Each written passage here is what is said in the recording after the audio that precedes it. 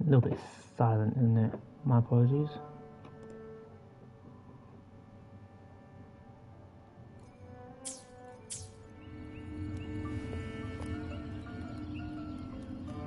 Yeah, but you can watch over Carlotta for me.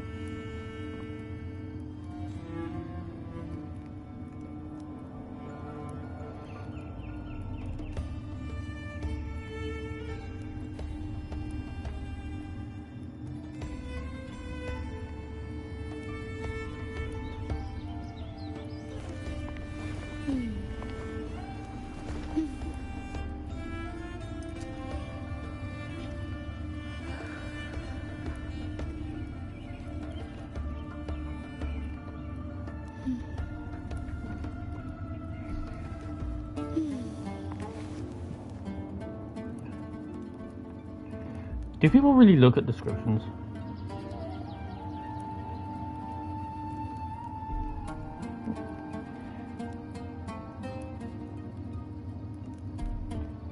I actually don't. I think I think people more times than not probably don't.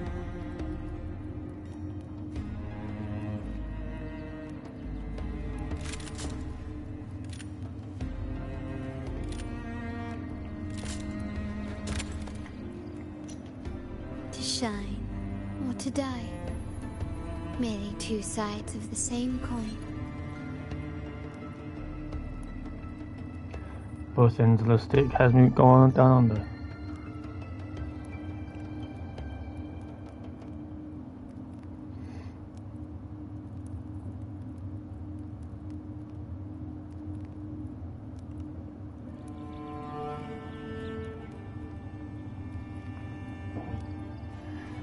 Alright, am I sounding alright?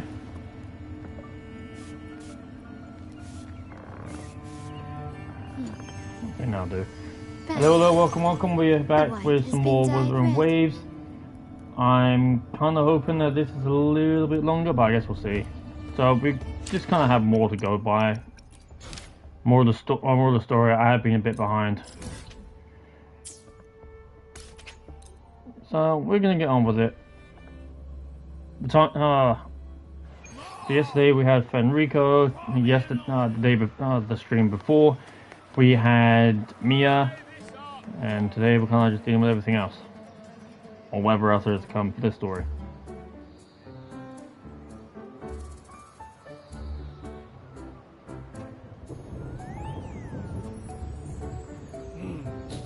Muggy day.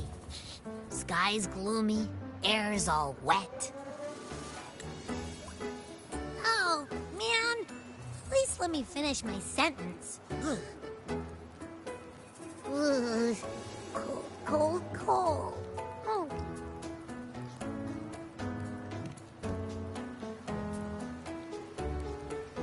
All right. I'm famished. We barely had a bite sprinting all the way here from Raguna. Are you sitting under an umbrella? Whoa! Pinch me! This is a feast and a half!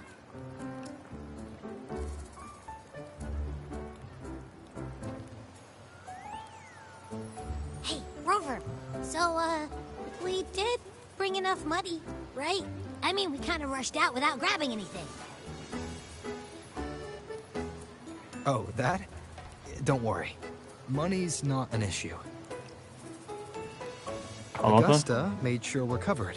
Oh. All our food and lodging here in Septimont is billed straight to the F4's palace. But I think the owner might have overdone it a little. Ha! Better get used to it. You're the champ of the Great Aegon. And you know me. If food's on offer, I'll be a scoffer. Yeah, no leftovers, guaranteed.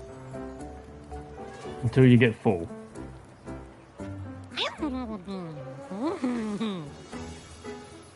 Free stay, free meal. This effort really knows how to treat guests. Maybe we should, you know, hang around a bit longer. No, we can't overstay our welcome. This smells amazing.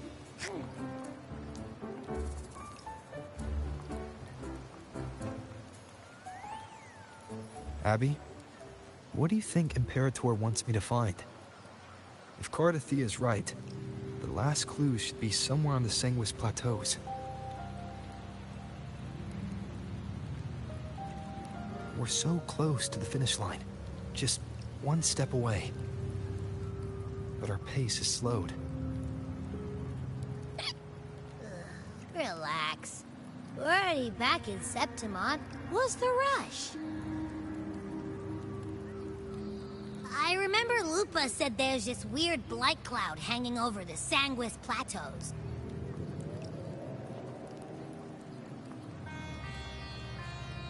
And when the high tide, or whatever, rolls around, all the gladiators go there to hunt tacit discords. Dark tide, but Wait, go on. is the high tide coming up soon? The Affer's invite did say something about a big hunt. How wild. Huh, that reminds me. Aren't we supposed to meet her today?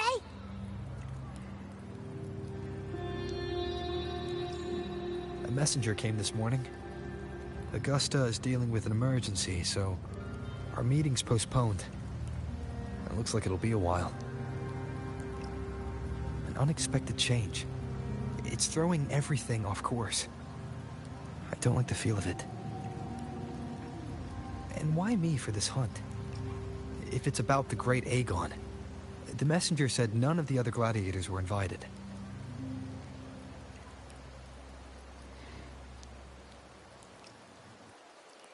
Who knows? Maybe she just wants to test her strength against you. Typical Septimontian, right? You think so? I've only met her a few times. but I doubt she acts on such simple impulses. And as the F4, can she really thoughtlessly do whatever she wants?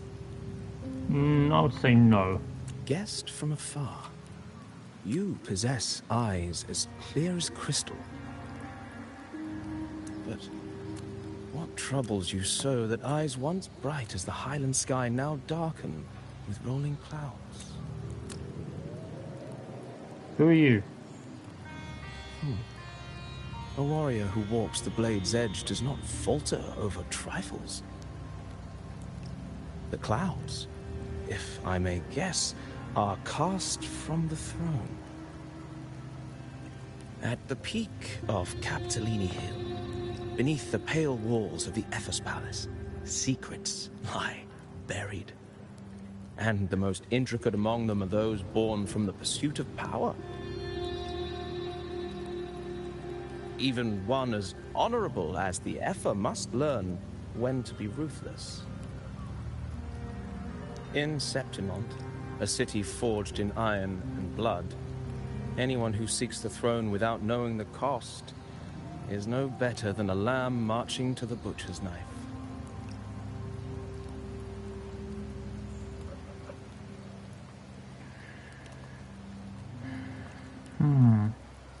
I am Nestor, a traveling poet.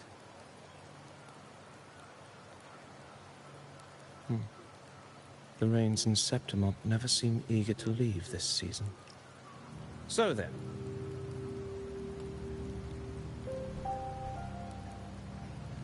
if you are curious about the Ethel, then allow me to say that nothing would honor me more than to offer even a modest service to the champion of the great Aegon. Wait, how do you know he's the champion? And all that stuff about the F4, too. Oh, your eyes. Were we talking too loud? To see and to hear are but two of the many ways to perceive. Trusting the senses is a habit, a natural expedience, but not the only option. Truth be told, I've been gathering inspiration for my next epic, and its protagonist is none other than Augusta, the Epher of Septimont. That's why I speak of her with some familiarity. I have a feeling your tale with her will soon be written. And knowing more about those who walk alongside you is rarely without its benefits.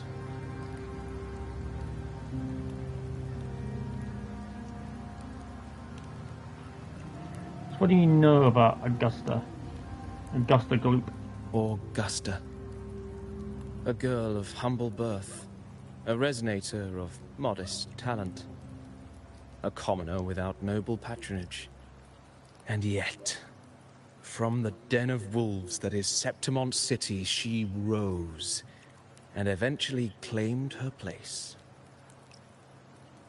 Just like the burning sun was once a cloud of dust.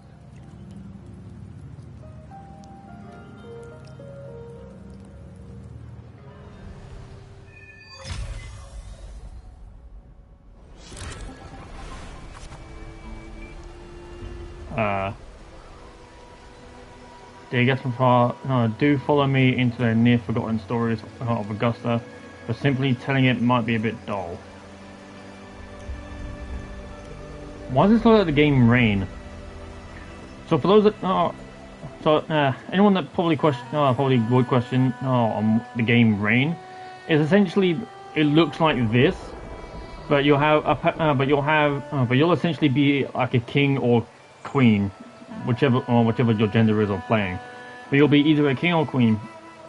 You'll essentially be a ruler.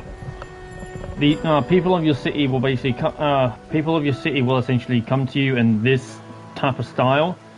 You'll have to swipe either left or right depending on what your choices are, and your choices will depend on which attributes go up and what attributes go down. If either attribute hits 0 or 100, you're going to get overthrown.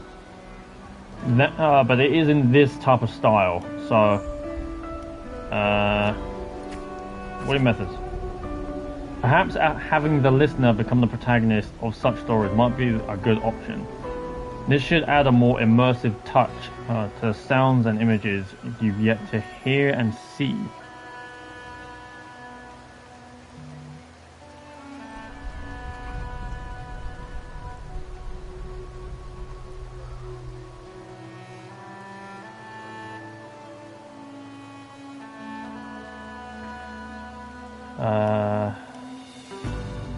Continue, I guess.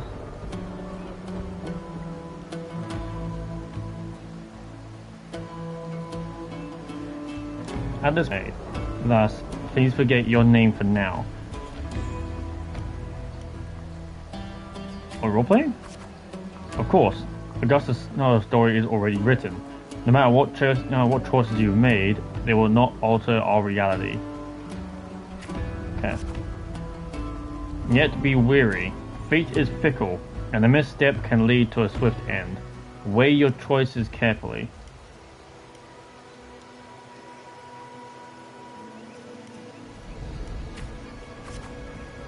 Well then, let the story begin.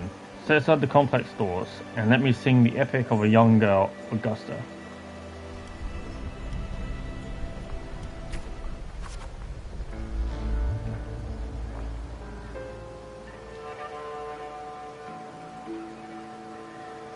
A gentle warm light begins to blur your vision, and you slowly close your eyes. When it clears, a small frightened girl clutching a sword stands amidst the ruins. A group of solemn Septimontian gladiators stand guard around her. Continue. Hey kid, are you alone? Don't be afraid. We know what the Dark Tide did to your home, and we're here to help.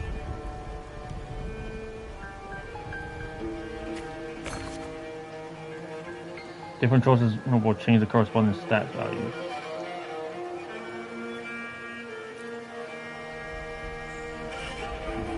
So, okay.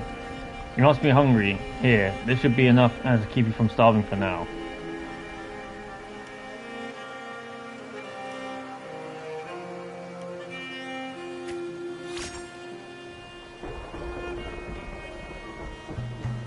We can take you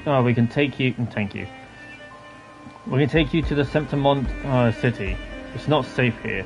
We don't know when the next disaster will strike. Staring at these ruins won't change anything.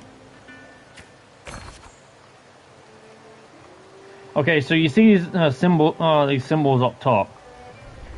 This is essentially what I'm on about. This is just put in a different manner. Reach 100 reputation.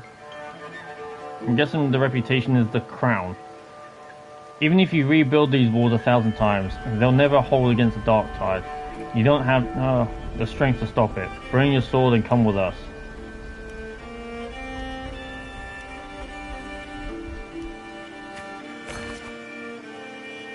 They shake their heads and pat your shoulder.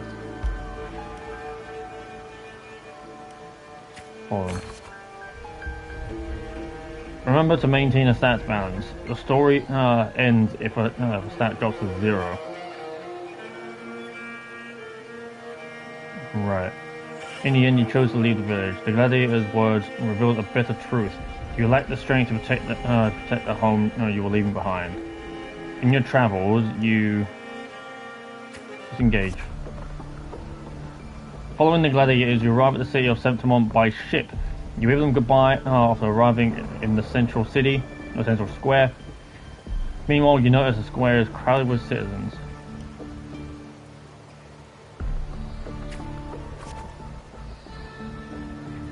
A poster of the gladiator's Aegon is pinned to a wooden board. The air is filled with heated chatter about the upcoming match.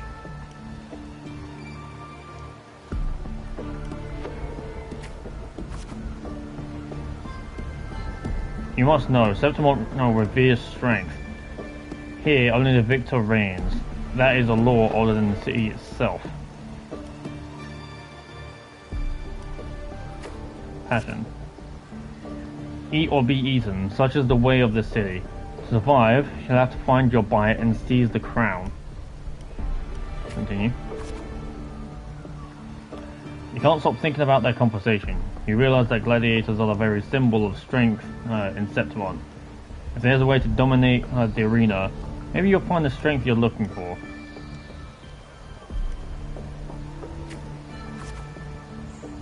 As you leave, you notice that 3 words stand out in the instance chatter: identity, status, and talent. They seem to be an essential part of gladiating. There are always those commoners who view the Aegon as mere boring displays of butchery, but we're hardly entertained by the sight of rats shrieking in the dirt. What we crave is true magnificence, a warrior who can make roses bloom from blood. Continue. Want to have a little bet on how many mangy rats are going to try for the Aegon this year? Them and their stench will be stinking up the place. Ignore 'em. You are determined to step onto the arena. The rules demand a mentor at your back. Someone to keep death from claiming you on your first day. And perhaps even teach you to see the fight through to the end. Continue. After hitting several dead ends, you eventually come across Kato. Kato is a retired gladiator star, but takes on a few proteges. Continue. If you want to join the Aegon, you say. Why don't you start by telling me a little about yourself? You recall the discussion about gladiators, identity, status, and talents. People in the city of Septimon seem to value these more than anything. You choose... Let's be honest. The dark tide took you home and you came to Septimon seeking strength. Is that so? You've got some metal, but that's not going to cut it here. Continue. Go home. People like you always show up with nothing but fancy dreams, only to see them crushed and trampled. I've seen enough of idiots like you.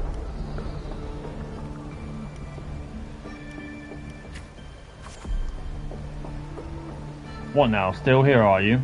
You think your stubbornness will change my mind? Pathetic.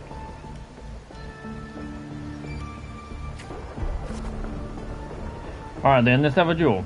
Land 1 strike and you win. If you manage that, I'll teach you how to be a true gladiator. This duel here is your entrance trial.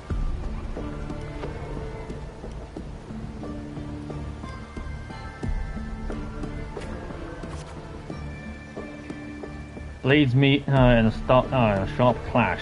Kato moves with pristine ease. You are quickly defeated. Strengthless. Do you realize how weak you are?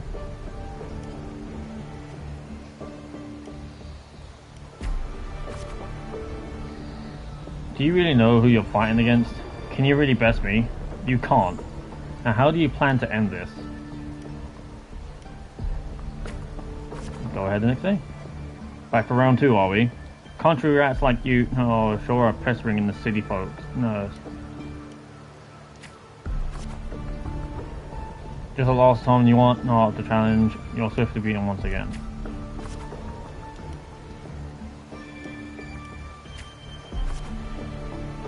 Too slow, too weak. I'll go faster. Is that your best? How naive. Well, I guess a rat that lives in the dark is never meant for the sun. Checkmate, you've lost. Just keep going. Still not ready to give up? Why don't you sell your sword? I'll get you some food at least. You stand before Kato again, dragging your exhausted body nearly at your limit.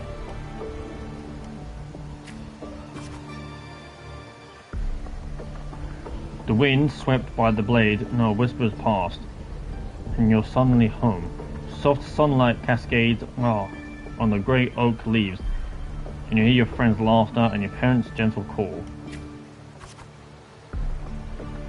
But in the very last breath, a bone-deep chill engulfs you. That touch, you know it all too well. Thoughts race across your mind, and your hand instinctively grips the sword hilt. You seize an opening and land a hit on Kato. Kato hands you his sword and turns to leave.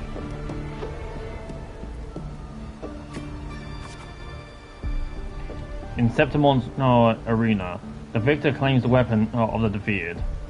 A symbol of conquest. The sword is yours now. If you're determined to bite off that crown, do not fall before you get there. Augusta, that's your name, isn't it?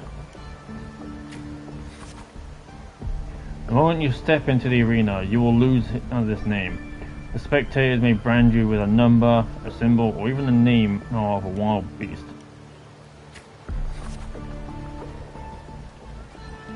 And only the last one standing has the right to reclaim their true name. While then, all will be chanting your name, Augusta. You'll have conquer their hearts and win their applause, even without identity, status, and talents. Tell me, will I see that day? I'll make them know my true name. I will make the crowd cheer. Training starts tomorrow, 6 sharp, right here.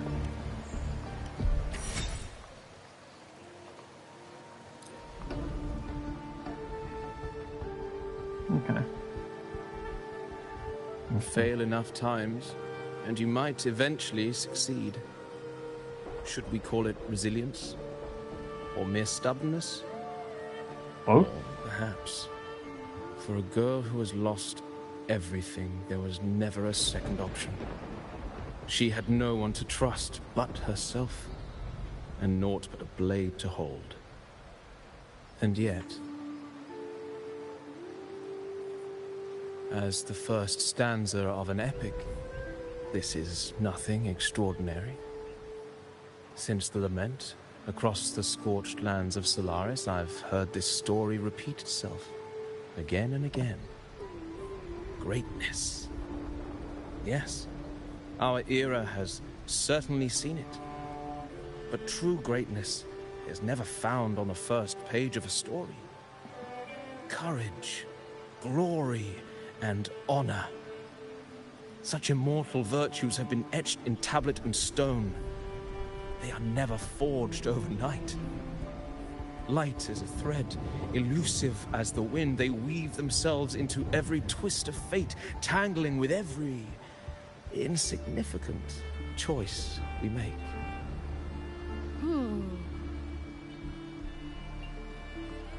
I don't know. It's just unbelievable. The Augusta he's talking about, and the F-word we saw in the arena. No way they're the same person.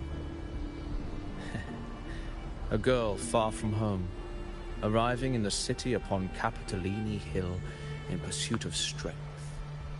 No title, no status, no wealth. I doubt anyone at the time could have imagined her rising to where she is now. Do you mean Kato? Kato. Do you believe Kato handed her that final victory on purpose? And that his scathing words were a test of her resolve? Then Kato must have been an idealist to place his faith in a girl with nothing to her name. Now, why don't we keep this question in mind and see where the story leads us?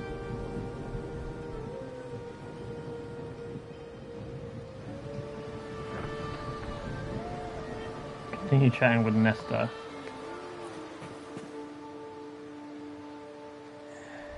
Well, that's what we're here for. Let's do it. Dawn breaks with a pale glow. A month now has already passed under Kato's training. Today, the grind continues. Oh shit! Reach 100 willpower.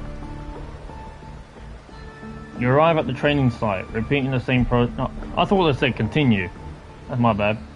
Repeating the same moves over and over has begun to wear on your patience. You notice some gladiators training in moves you've never seen before. You decide to keep your own training. You reflect on your training. It's always you alone, facing the wooden post, patching yourself up over and over. Keep pushing. Days slip by, and the gladiator's Aegon draws near. Today, Cato will give you one final lesson. I've done all I can to prepare you. Now, you're on your own. Here's my final task for you. Tell me, why do you want to become a gladiator? What pulls you through all this training?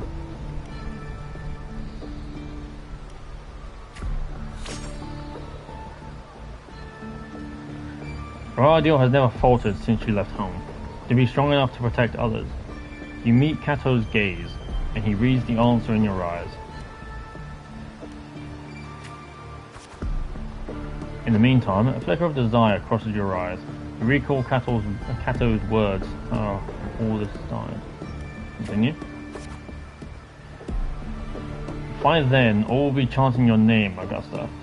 You'll have to conquer their hearts and win their applause, even without identity, status, and talents. Tell me, will I ever see that day?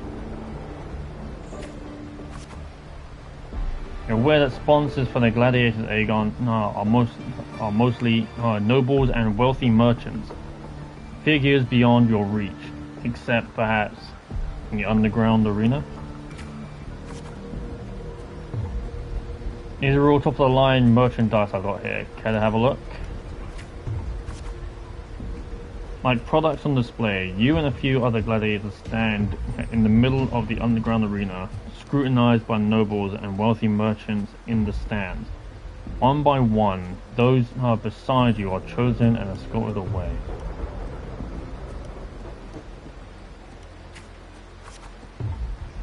The audience cast their eyes in your direction. However, all you receive is constant laughter in return.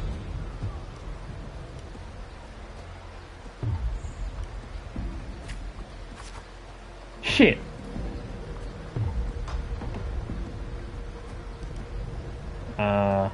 One high places are also...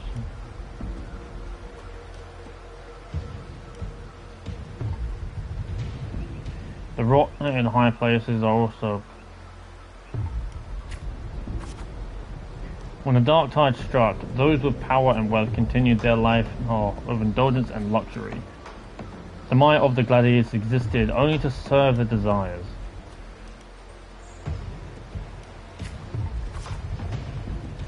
Well, a village girl with such unremarkable forte, dreaming of power and strength. I can't remember the last time Septimon had a joke this amusing.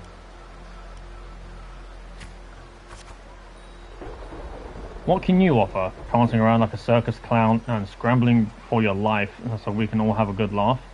Or do you think playing innocent will win our favor?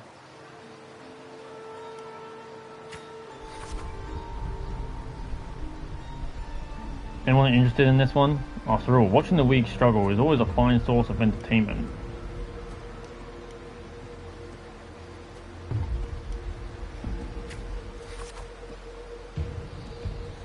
Entertainment, you say? In Septimon, strength defines worth.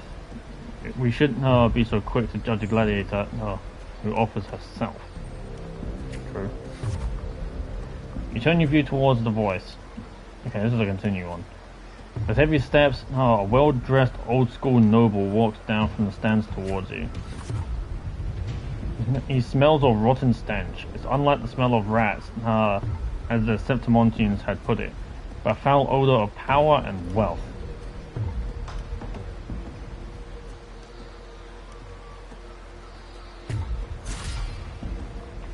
I engage only in profitable ventures.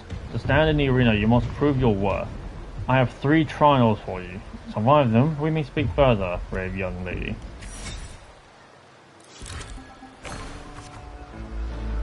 You accept 50 reputation and 100 willpower.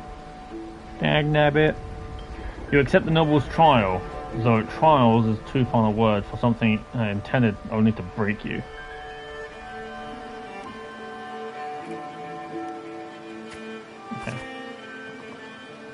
Outside the walls of Septimon City lies a wasteland plagued by the dark tide, your homeland.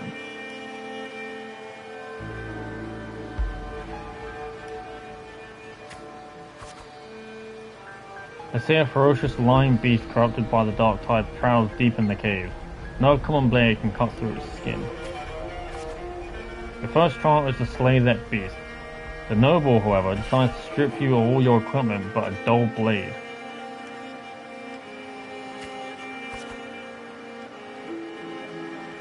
The mountain trail winds like a serpent. Among the charred tree stumps, dozens of bleached skeletons lie scattered. You suspect you're getting close as you continue forward against the unpleasant smell. When the first rays of sunlight splits the clouds, the cave reveals itself, breathing death. Before you get a clear picture of the cave, a crushing force presses down upon you.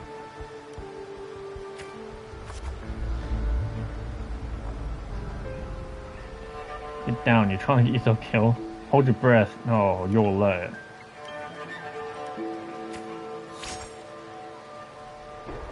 You turn around and see a hunter. Just then, a massive beast roars and walks past where you are hiding. After the lion beast has left, you apologize to the hunter. It was thanks to him the beast did not notice you. Gone by those clothes, you're a symptom gladiator, eh? I used to be just like you. Lost a big match, got tossed out by the nobles, ended up like this. But nothing but their playthings. The skills honed for battle are now merely tools for survival. Septimon has abandoned the strength that it desperately needs. You pity such for...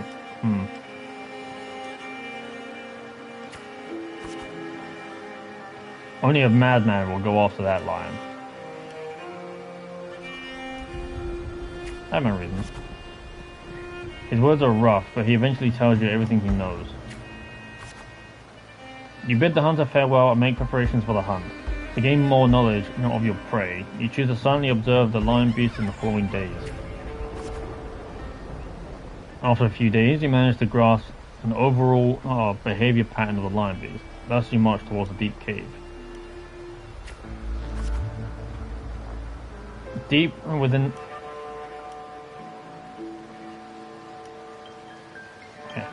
the cave's dark embrace, you tread softly, and then suddenly dread freezes your steps. Between the flickering torch flames, a monstrous shape appears, the lion beast. Fire from the nether dances amidst its golden mane, while claws like scythes tear. As you expected, your sword failed you. It's ineffective against the lion. Before you can take a breath, the lion's thunderous roar storms you again. You decide to...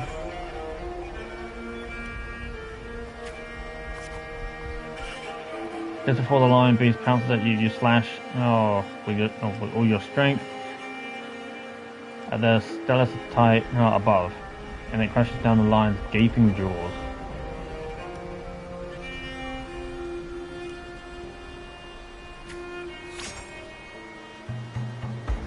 You land on its neck. It lunges to seize you, but your swing dodges force that is claws into a deadly knot around its throat. Seeing your chance, you give a final pull and the beast strangles itself into a frantic struggle.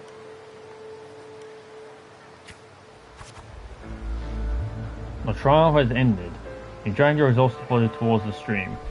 Clear water cascades down into the mountain valley, and the dense forest slumbers quietly. Nature. Continue. You rinse your blood-stained hands in the water. The clear storm slowly turns red. The birds scatter and the fish vanish.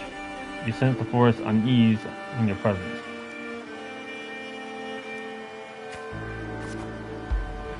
The critter's panic plunges you into reflection. For the first time, you realize that power can instill fear.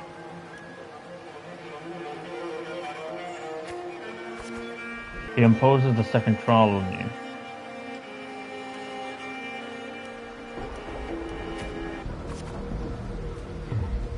Killing a mad beast is hardly an achievement.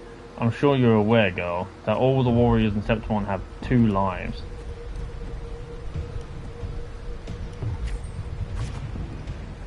one by their parents and the other by their sword. You may consider the sword in the gladiator's hand as their life in the arena. For your second trial, bring me 100 lives. Yes, prove to me you are worthy by standing in the arena.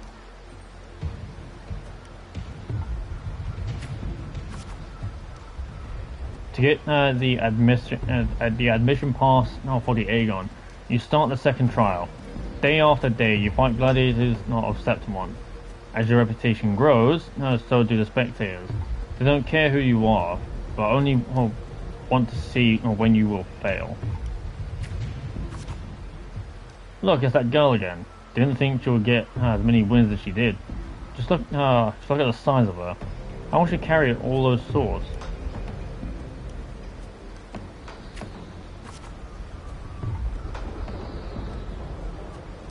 You have grown used to this kind of noise.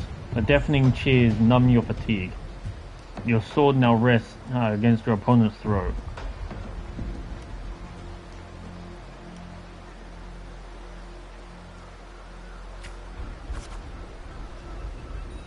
One by one, the gladiators you challenged grow in numbers. Those you defeated kneel before you, offering their swords, symbolizing their honor with both hands.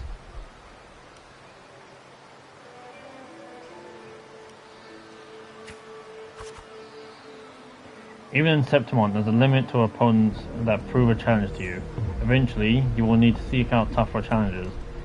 You have targeted Victor, a frequent champion of the Aegon from one of the noble houses. Do you have any idea who Victor's father is? His lordship is the largest sponsor of the Aegons. Power, wealth, those aren't things but brute strength can rival. Victor has the best mentor, the finest weapon. The house behind Victor comes to you with an offer, a perfect job and a substantial fortune if you walk away from the duel. You reject the bribe without a second thought. Humiliated, the noble servant spits curses into your face.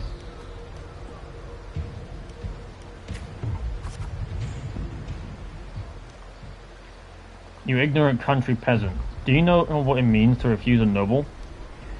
Then you shall suffer for your arrogance. When the time comes, don't expect any pity, as you won't get any.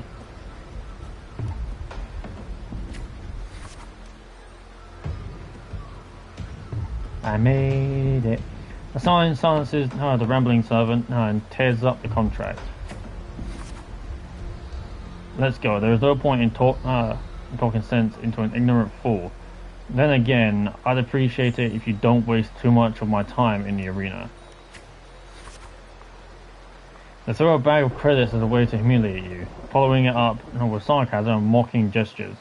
They attempt to overwhelm you with their pride. The day arrives. Victor accepts your challenge with his honor and nobility as the stake. You remember, the haughty look he wore a few days prior. The nobles wield only words, not swords. Victor knows nothing about swordsmanship. You easily defeat the weak, incompetent scion and casually lift his pretty helmet for the tip, with the tip of your sword.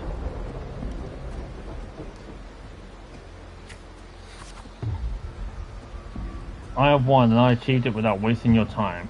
Do you see? Your gilded lies shatter before real strength. Talk about. The crowd erupts in cheers and applause. The nobles, unable to deny your triumph, lower their heads.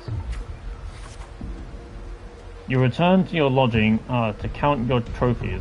99 swords, 99 opponents defeated. Now, only one life is left to claim. Most gladiators have long feared your reputation and dare not challenge you, except one. Aradel, the rising star of the underground arena. Unlike you, he was born with powerful forte. He was undoubtedly the king of the arena.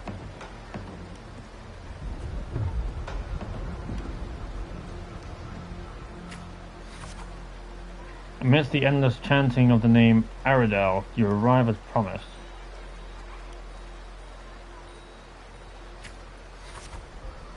Your opponent's towering physique dwarfs you, or dwarfs yours, and his crushing presence brings the mind of fearsome lion beast. After several exchanges, you notice something unusual. The floor is too slippery to gain a foothold, and Eredor's armor is unusually heavy.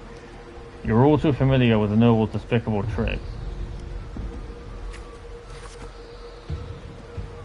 You then shift your pace, luring Eredor into the very trap meant for you. After a few more rounds, his steps grow loose, his reactions sluggish.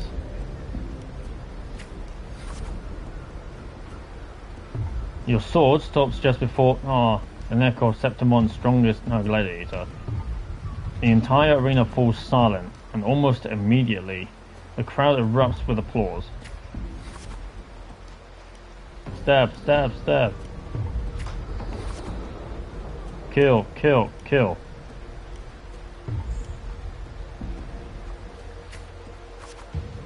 Eredor closes his eyes and accepts his fate.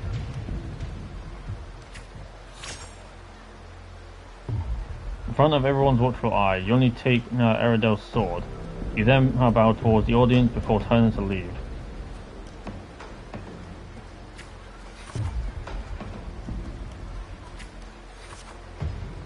Live, live, live!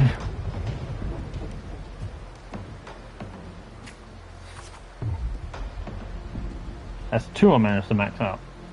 The next day you arrive before the old school nobles with 100 lives. Eredor was merely made of Septimontian's flesh. Above him stands a far greater force. Your third trial is to earn blessing of Arsenosa.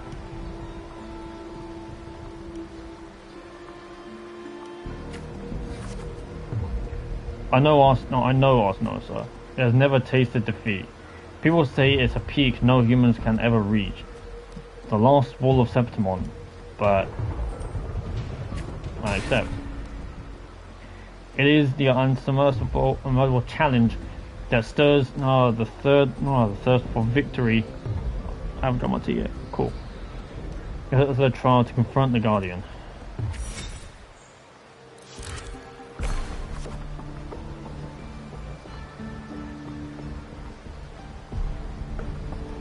Oh, I'm just gonna drink my tea quickly. Sorry, guys.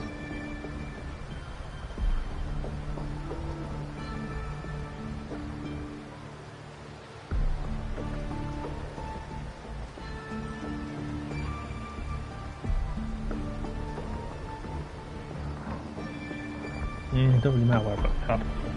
Alright, on the eve of the trial, you return to the training grounds once again. While you wait for Kato, you find yourself standing there before a familiar wooden post. It has been your most enduring companion in your pursuit of true strength.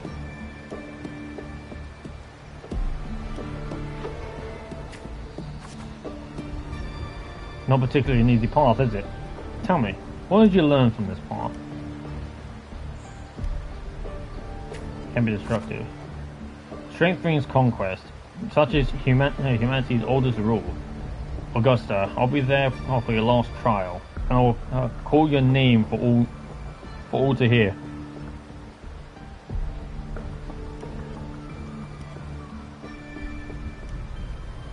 Thank you. Back in your room, you stare blankly at your stacked collection of swords. These trophies symbolize strength and conquest, but how will you show them to the world? You once heard the tale of a legendary gladiator, a warrior who would always fuse their opponent's swords with their own after victory.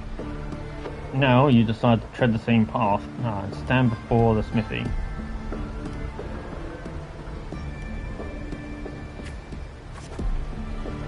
You wish to demonstrate your strength, yet now you still seek to do this with power not of your own. Watching the blacksmith's hammer rise and fall, and seamlessly impractical ideas merge. In the end, you use your forte to fuse all the swords into one.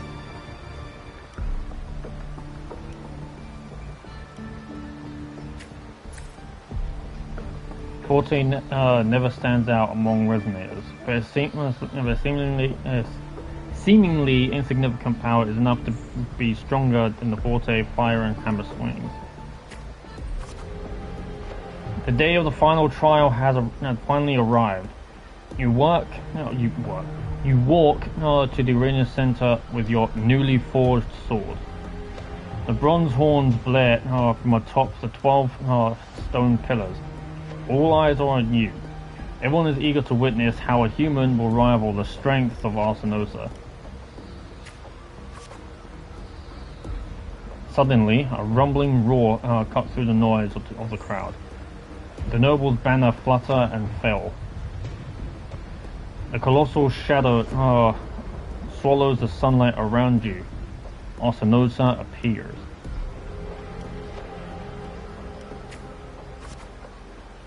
It's awake, a noble shrieked. Arsinosa stands silently opposite you. Slowly its eyes are open, coldly watching you.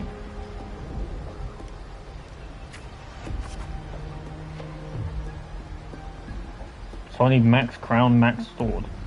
I'm not really getting a lot of crown things right now. With the sudden sweep of her tail, the lioness shatters the stone pillar. You roll aside, barely dodging the flying debris. A chill seeps through the tear in the cloth of your left shoulder. Take a defensive stance. The screams from the stands are soon drowned by the lioness's roar. A wave of sound and dust rips past your ears. You can taste blood on your lips and tongue.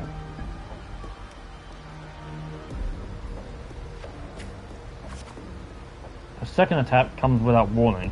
You barely have time to react before your sword rises to meet her descending claws.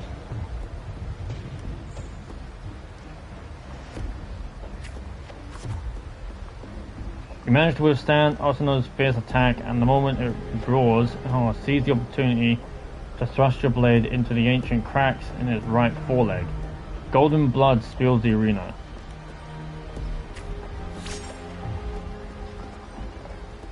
Arsinosa seizes her attack, her mane brushing against your blood-stained face, before she lowers her head.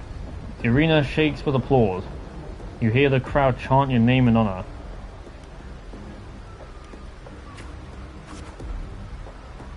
Voices.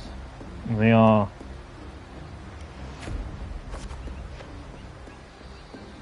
How much is that growing?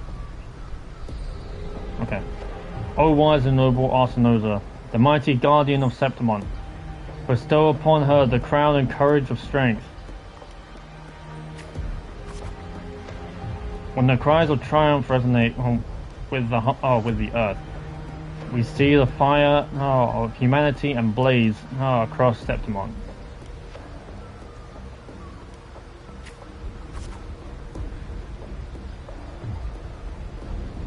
O Sun and Moon, witness this extraordinary feat. Witness her epic dedication to Septimon. As the platform rises, you realize that by earning Arsinosa's blessing, you have been granted a privilege. You are crowned the champion without the great Aegon. Nevertheless, you have already conquered countless gladiators with your strength. Under everyone's gaze, glory now bows at your feet.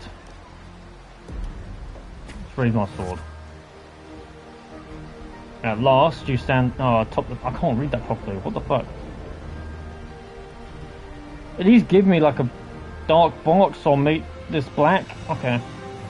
At last, you stand atop the summit. The champion with only now with battle fire cold in your veins. Do your wounds raise their voices in protest. You have shattered the decaying order with strength, and through strength you shall reshape new rules. You shall wield the gladiator's valor on the righteous path.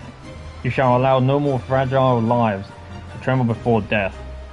You shall ensure that your homeland's tragedy will forever be undone.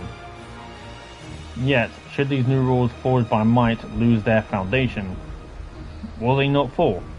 A cold whisper of unease coils in your chest. Well then, no time for pointless pondering now. From this day forward, your sword, your honor, your 2 lives shall serve Septimon. That was a tale and a half.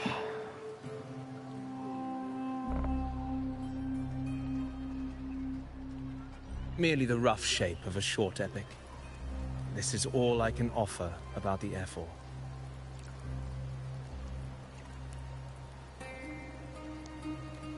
Now, as a listener, what do you make of my narration?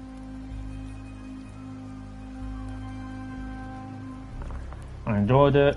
Nothing special. I still don't know the F4 enough. I mean, that's a good thing in the past, I'd say. I appreciate your kind words, my generous listener. There's a lot of reading, though. I am only a humble wordsmith, spinning verses and rhymes. The essence of poetry is granted by those who dare defy their fate. But there is one thing I must confess. I must Through not my kill you. words, your knowledge of the F4 is partial, at best.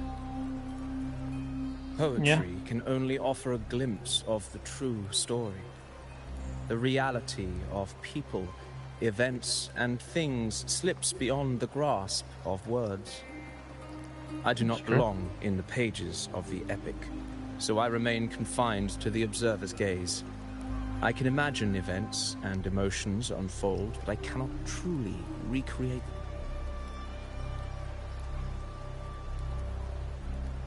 Here's some advice for you, though I hesitate to call it such. If you want the truth of a story, step into it. Become part of it. The opportunity stands before you now. As I've said, the tale between you and Augusta, the hero of Septimont, is only now turning its next page. You seem to know exactly what I'm about to do. It's not difficult to see. Fate flows like the stars, tracing their course. Your destination is written in the steps you take.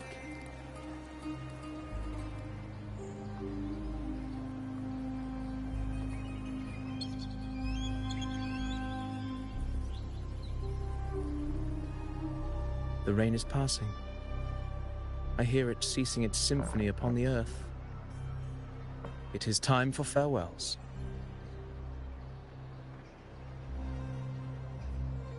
Before I leave, may I ask you one last question? What is it that has lifted Augusta to the seat of power? What is it that makes a ruler? That's 2 questions. Well, I'd say strength. Determination, Let's I'd be say. real. There's no way Augusta could have passed those trials without strength. Rover, what do you think? I think determination. Strength and conquest, unyielding resolve. It was born from the hardship of the past. I think an unyielding resolve. That's near enough determination. You needn't rush to answer now. Keep it in mind as you continue your journey. When the final chapter is written, the answer will reveal itself.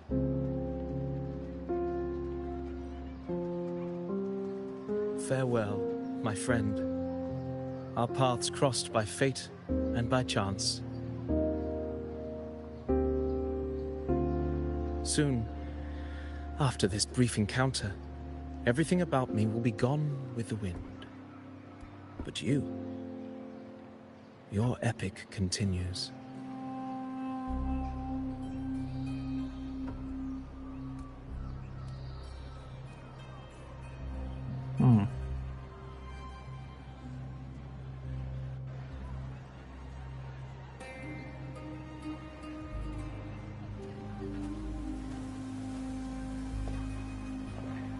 Let me change that origami.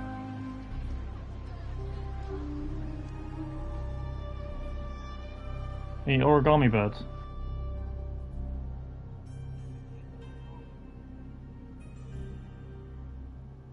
Your Excellency, you have indulged her too much. Huh? As the priestess, Yuno is far too unruly in both action and word. It's a disgrace to her title. Indeed. She entered the palace unannounced, uninvited, and with no decorum. A blatant affront to the authority of the palace. Same as always. Senators, all she crossed was a doorway. One too insignificant to carry the weight of our authority, or defend anyone's fragile pride. Let us not forget, it is not the walls of Capitolini Hill that command fear. It is my will, my sword, and our relentless conquest. I know your fear. You fear a priestess's voice drowning yours, and a rebel challenging the Senate's rulers. But listen well.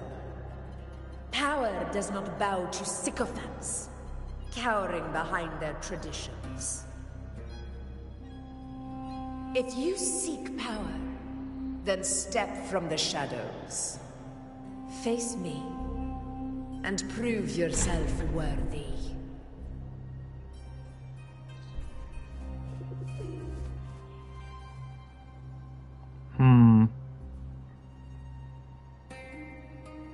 Took you long enough, Augusta. Handling the senators takes time. You know that. Well, to keep our esteemed priestess from waiting, maybe next time I'll just leave them to their own devices. I'll make sure they record every detail of your feat, and relay it word for word to Grandmother Lilibet. Priestess Yuno. Unruly behavior left Tetragon Temple without permission, and trespassed into the Ephor's palace. I wonder, who will lose it first? Lilibet? Or you? Let those old foxes report me all they want. If they step into the tetragon left foot first, I'll shoot the left. Right foot first, I'll shoot the right. Hey, I'm with you on that one. The Senate should be reminded now and then that the Tetragon's kindness is not a reason to take Priestess Yuno lightly.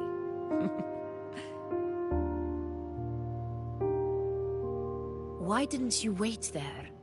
I had everything handled. We depart for the hunting ground tonight. If anything changed, you could have reached me by my terminal. You didn't need to come all the way here. I want you free of duty until that day arrives. You're overthinking it, Augusta. I'm here to see that person. Who, me?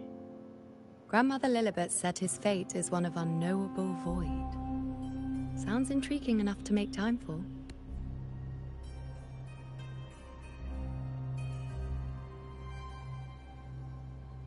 So that's it? Too bad.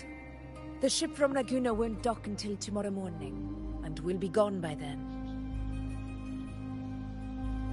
Ugh, what a hassle. Patience, you know. The warrior has accepted the invitation. So, you'll have plenty of time to meet during the hunt. The hoot. Is there something else you want to say? Do you want to see Hans? She's a hoot. I read Grandma Lilibet's book of prophecies. The hunt and our plan, neither end well. Are you sure we should go through with this? Risk does not trouble me. Peril simply requires greater strength. But really, when did you start caring about the temple's traditions?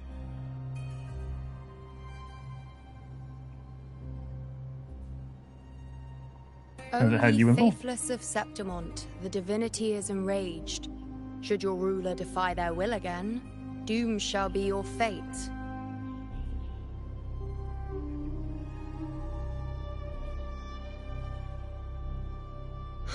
Lately, I've been hearing murmurs from the nobles again, about the ancient prophecy from Raguna. I will admit, those words once carried weight. But when our ancestors crossed the waters and climbed these hills, Raguna's divinity didn't get a seat on the ship. And the priestesses all said the prophecy was incomplete. Only the hero of heroes, wielding extraordinary power, risen from the dark tides, shall bring eternity to Septimont. Then shall the waters quiet, the tempest still, and glory return with the blood of the old king. Do not forget, this is the other half of the prophecy. Fabius, Attilius, Valeria, one after another, these heroes have saved Septimont from the brink of ruin.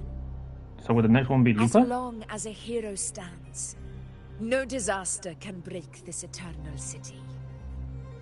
What if this time is different? What if ruin is our fate? Then I will sever that fate with my blade.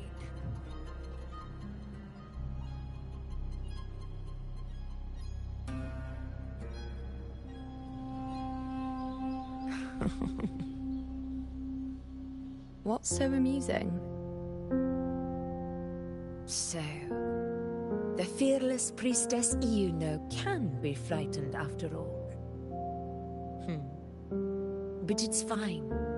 If you're afraid, don't push yourself. I can handle this alone.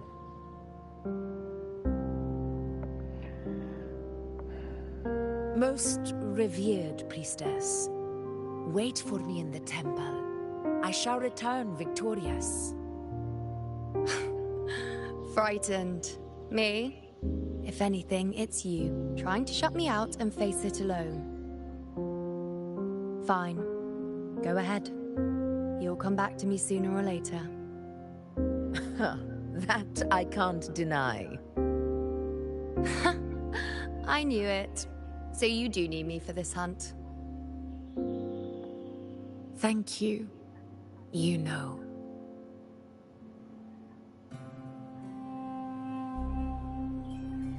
Why are you saying this?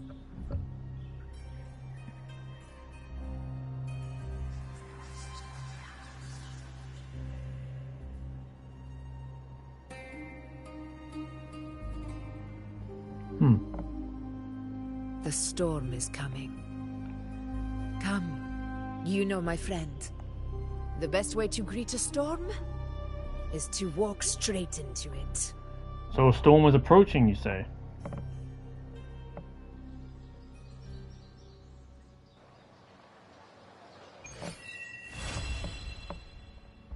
Nah, that's bullshit, there's more to it.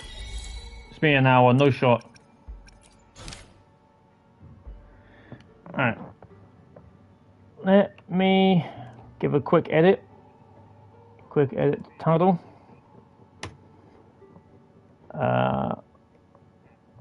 Where's my plus? Where's my plus sign? There's my plus sign.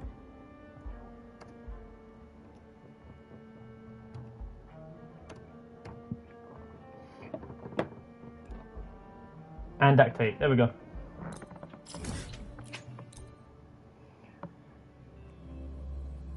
It's been an hour of, like Pokemon having a stream for an hour.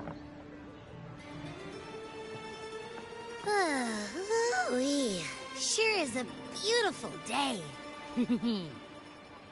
So, any news from the F4 rover? Or are we still chilling like we've been for the past few days? Good day, Sir Rover. Hello. I am Damien, an attendant in service to the Ephor's Palace. By direct command, I have come to deliver you Her Excellency's personal letter. It concerns a matter of utmost importance. I'll make sure to read it. Thank you. Me and my big mouth. It's bound to happen eventually. Hey, what does it say? Scooch up a bit. It says Augusta is taking care of everything on her end. She's ready to meet us at the Ephor's Palace as agreed. It's most likely something to do with the hunt.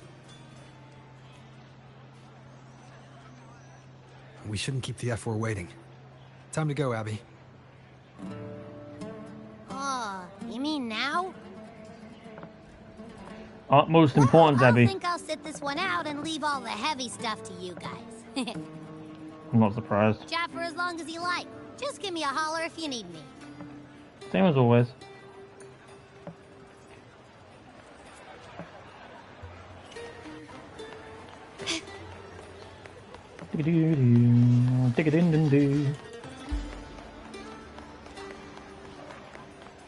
You know. The Ephor's Palace is just ahead.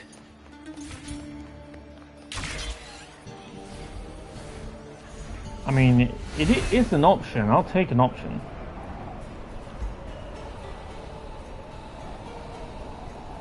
Looks like Augusta's already taken care of everything. Let's do this. Hello. Housekeeping. Oh, maybe not.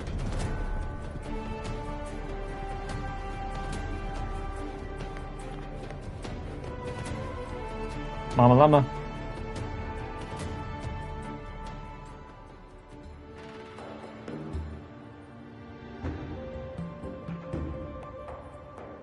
She's gonna and like suddenly appear in front of me.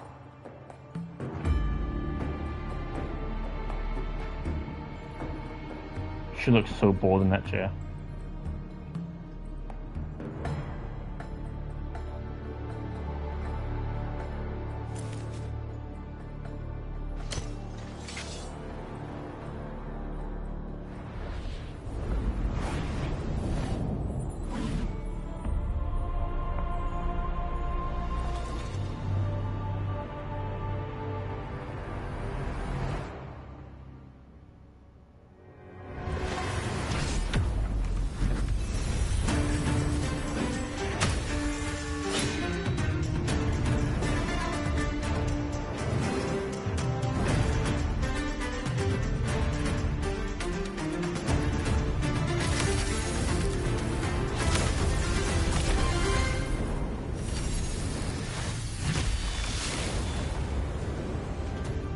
Huh. Well, that's quite the greeting, isn't it?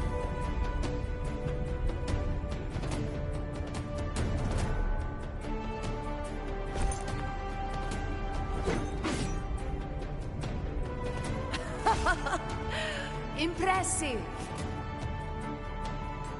I expected a challenge, but your performance far exceeds what I had imagined. Just as I thought, watching from the Colosseum's balcony is no way to understand a warrior's true spirit. Only by crossing blades can I feel the will to fight pulsing through your veins. Come, step closer. Laureate of Raguna, champion of Septimont, favored gladiator of Arsinosa. By the honor of these titans, it is only right you stand by my side. So can I beat you up and take your title? I, Augusta, Ephor of Septimont, offer you my highest esteem. A unique way of greeting. Simple and efficient. No need for pleasantries. Here we let our blades do the talking. The Septimont way. I have no doubt that you and I will have plenty of opportunities to get acquainted. But that's not why I called you here today.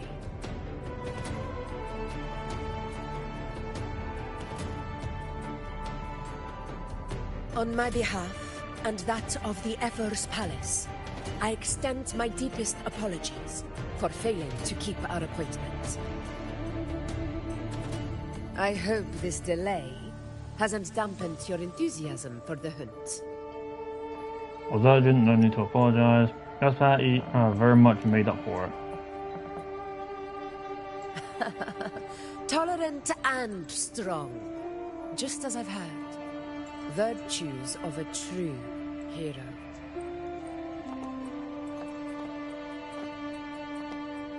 Well then, seeing that your interest still holds, shall we discuss it? The hunt. In Septimon's long fight for survival. It holds profound significance. That's a cool picture. It is both honor and duty. For 100 years, countless gladiators have taken up the hunt and met their end in glory. It is no exaggeration to say that the blood of gladiators still burns in every inch of the Crimson Sanguis plateaus. Our ancestors built the defenses that lined those grounds.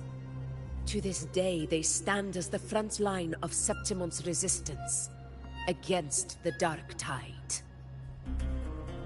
You've surely noticed the lingering blight cloud that hovers over the Sanguis plateaus. Since the first Dark Tide outbreak in Rinascita, that place has become a breeding ground for its horrors.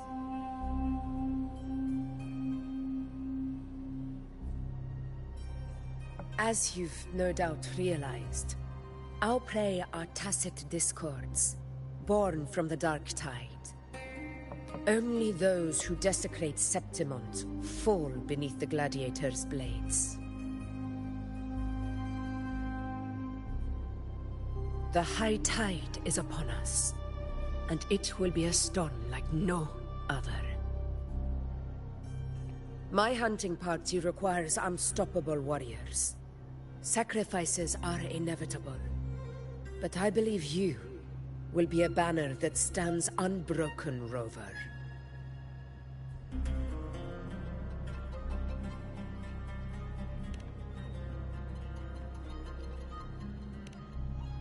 I share your sentiment.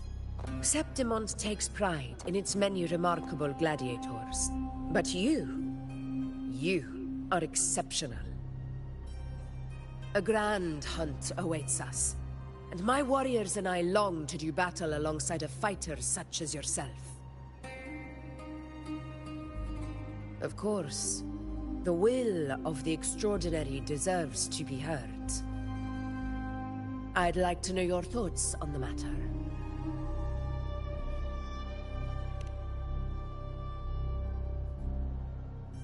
A straightforward answer.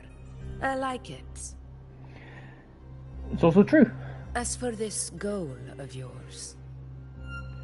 Show what you've learned about the Sentinel's relic and the journeying paradise.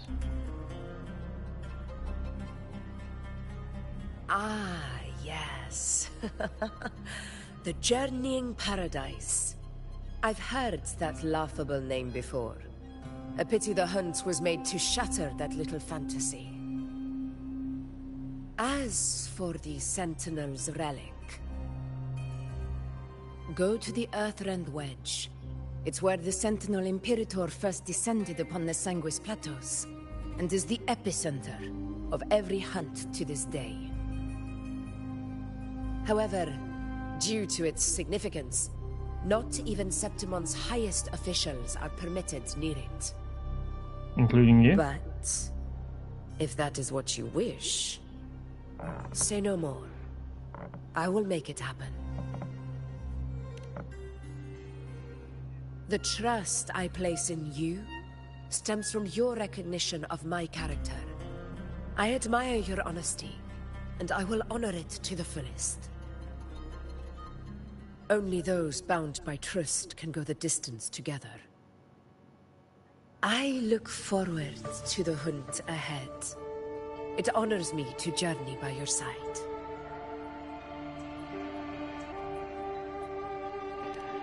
Alright. Patience, my friend, is the first step to becoming a hunter. And by that, we have to beat you. When the Got storm rages in the skies southeast of Septimont, I will await you at Tempest Cliffs.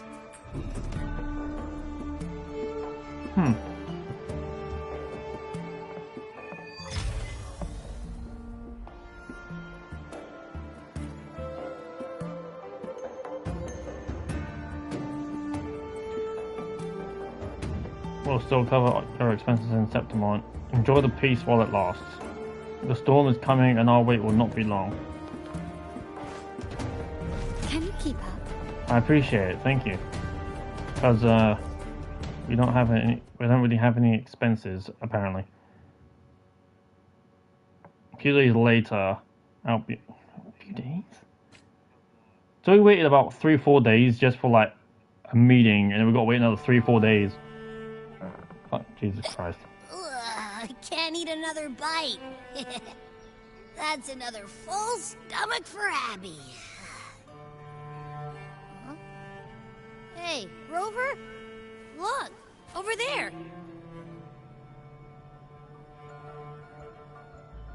That's a storm. Which means it's about time to meet up with Augusta. Tempest Cliffs. I remember that's where she told us to go. Well, you better hurry. So I'm going to stay in your hand until Same then. as always. Call me when you need me, and I'll be out in a flash.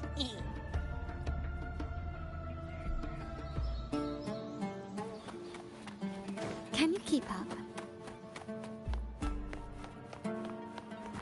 Yeah, in a flash.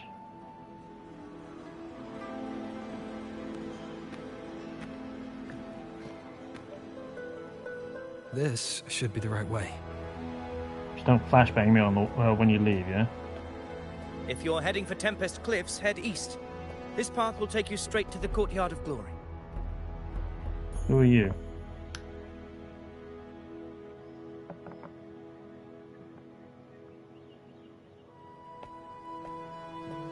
Or perhaps, would you care to travel with me?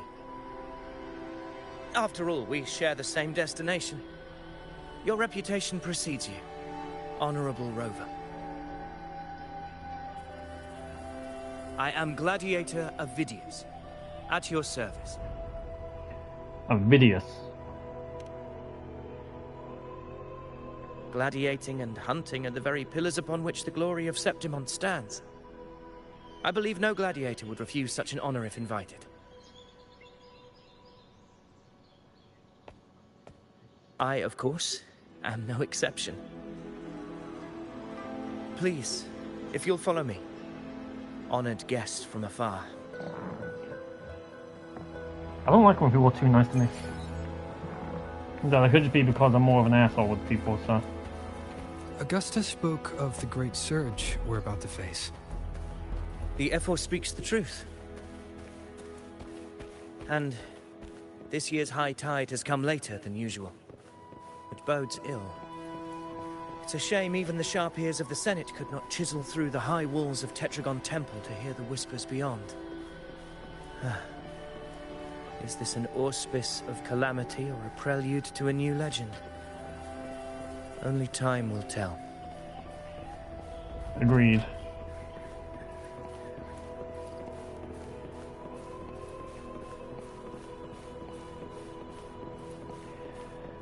Unfortunately.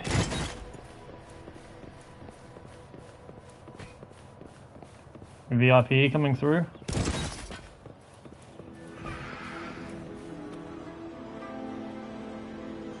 Come on, give me a hand. Did you hear? More behind. This one's serious. No light. All set? Yeah, almost ready. The pleasure of escorting you to the Ephor has been fulfilled. For now, my duty ends here. From here, we march onward to the hunting grounds, where the Dark Tide's creations may await us. When the time comes, it will be a true pleasure to see your skills in action.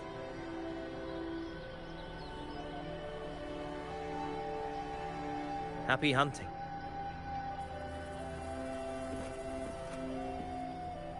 Come, join us, Rover. The horns signal our departure.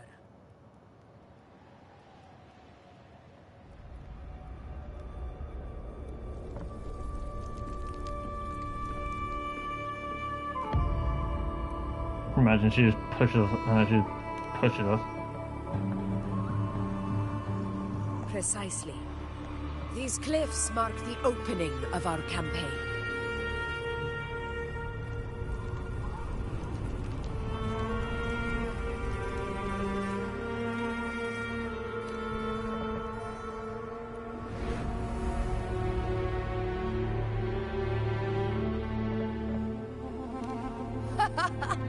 Take courage, my friend. The path to glory will reveal itself under the feet of the brave.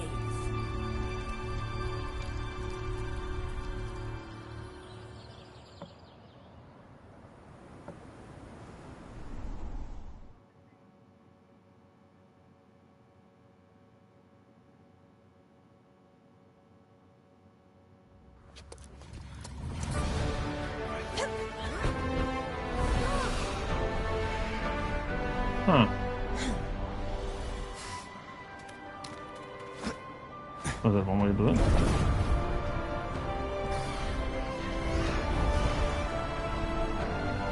So I imagine they move out the way, like, nope, not breathing enough.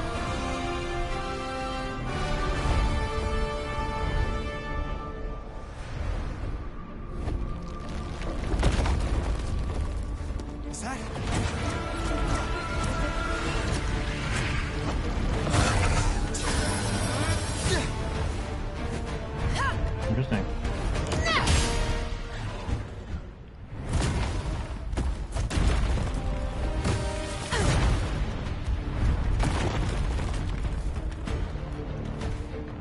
This thing looks like a dino.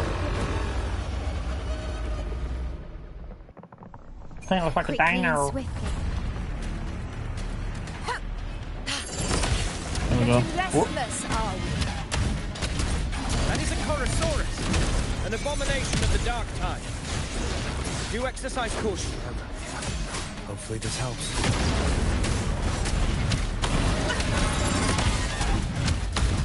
To the lands above.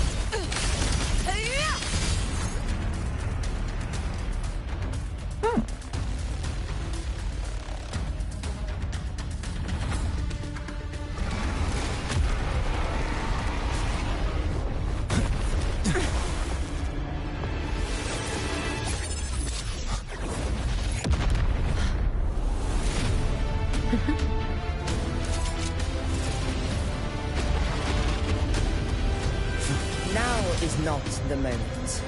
Let it flee. The path it takes leads deeper into the trap we laid.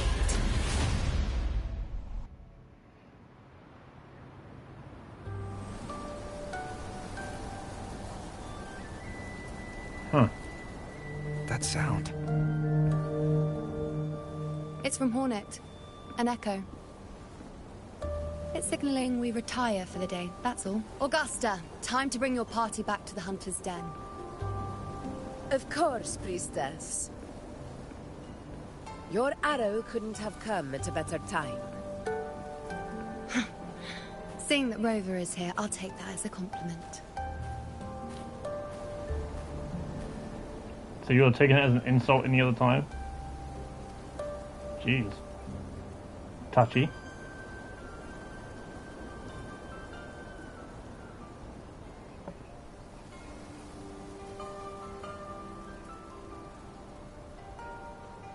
The Hunter's Den.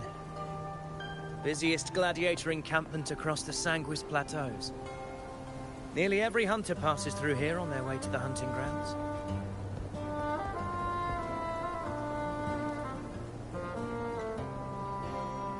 We will rest here before setting off for the next hunt. I must admit, this place is rather magnificent. I suppose my predecessors forsook the peace they ought to have enjoyed, just to share this hard-earned land with these hunters.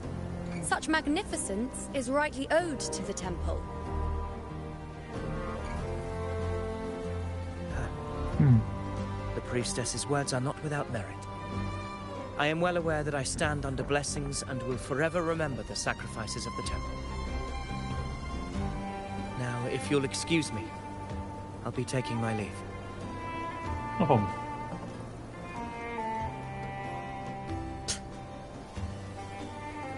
Damn. Though we've already met, I suppose a proper introduction is in order. I am Yuno, priestess of the Tetragon Temple.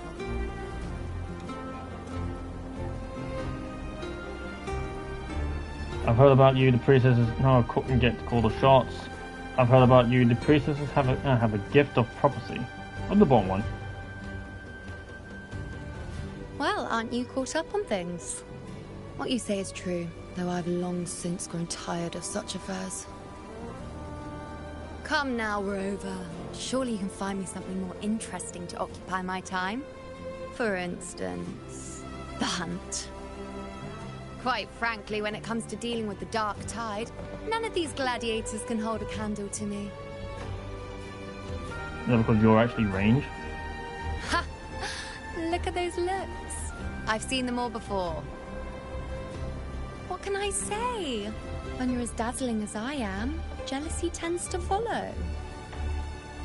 I'll be making my way back, Augusta, lest my shine further sting the eyes of certain people.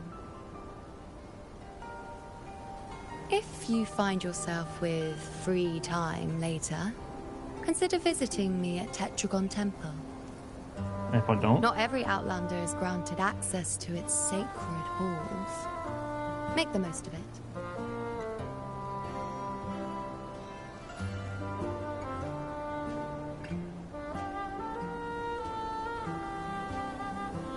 It's rare to see Yuno hold back like that. You must be someone different to her.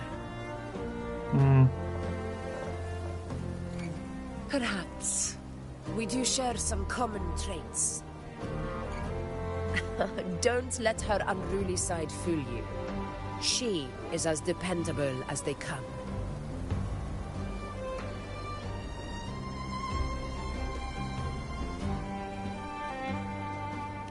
A Chorosaurus. Avidius was correct. It is a tacit discord born from the Dark Tide. What he didn't have the chance to tell you is that it is the deadliest Chorosaurus of them all. We call it Tyrannos. A vanguard of the Dark Tide that rides its surge to reach our lands. The Threnodians' attempt to plague Septimont never came to fruition. But do not mistake that for victory. Our enemy will not bow so easily. The Dark Tide, immortal and indestructible, carries out the will of its creator, the Threnodian Leviathan. Only the Earthrend Wedge, that bears Sentinel Imperator's power, can sever the link between the Dark Tide and the Threnodian, burying the calamity deep beneath the Sanguis plateaus. The hunt is how we disrupt the Dark Tide's frequencies, by capturing and eliminating its creatures. However, the Earthrend Wedge's energy range is limited. Our mission is to deliver a true death to our prey. Meaning we need to hunt and kill the beast near the Earthrender. Is that how we stop the Dark Tide from spreading? Yes, and it must be done within Maroonwood. This confrontation with Tyrannos was expected, but it's not a fight anyone is eager to face. Don't. That beast is well aware of our plan. It's no mere prey. In many ways, it's a cunning hunter itself.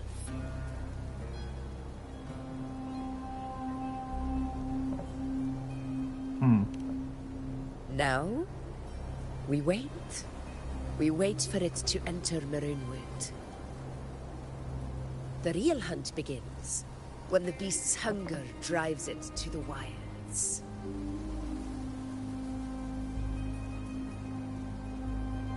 Who are you? Your Excellency, the senators request your presence in the main tent. It's to discuss plans for the hunting operation. Looks like I'll be occupied for a while. So it seems. Relax. Take a walk around camp. The Hornet's blare will sound our next departure. Wait, that's the It's Hornet? a sound that can be heard across the canyons. You won't miss it. Damn, that thing's got to be miserable.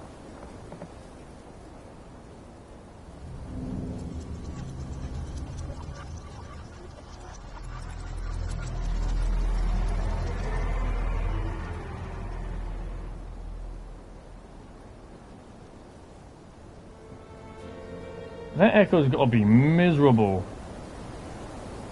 Imagine being something that's like known to be, you know, a living thing, but it's like your only function is to essentially just be a massive fucking horn. Like that's your existence. That's so depressing. The high tide of unprecedented scale. Could this be the one in the prophecy? The harbinger of Septimon's doom. A high tide is a high tide. Every hunt is a gamble with our lives, no matter the size. Just keep your blade sharp. Whatever comes, we cut it down. Don't overthink it. It's a fair way to take it. Did you hear about Avidius and the Senate? Power struggle. Nothing new. But going up against Augusta is a steep hill to climb. Without a strong forte, Augusta's strength was always going to have limits. She lacks the extraordinary power mentioned in the prophecies. Hard to compare her with a hero of heroes of the past. I wouldn't put it like that. Knowing how Augusta operates, Avidius wouldn't even have risen to prominence if she hadn't allowed it. That kind of grace is the mark of a real ruler. Yuno mentioned visiting her at Tetragon Temple. Got a bit of free time, might as well pay her a visit. Fair enough. Let's go.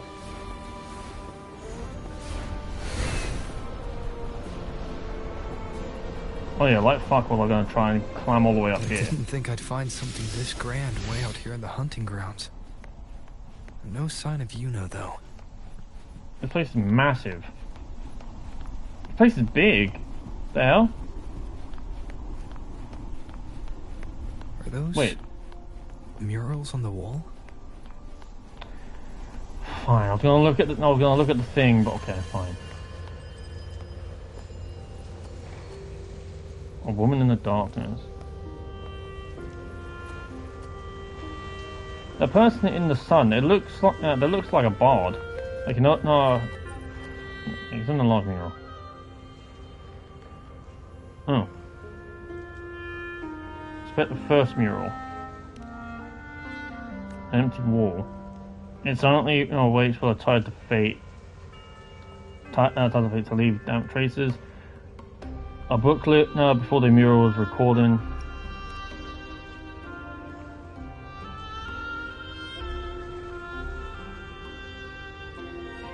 Should blank be blank again, then blank be the fate that awaits Septimon. And that one, an empty wall.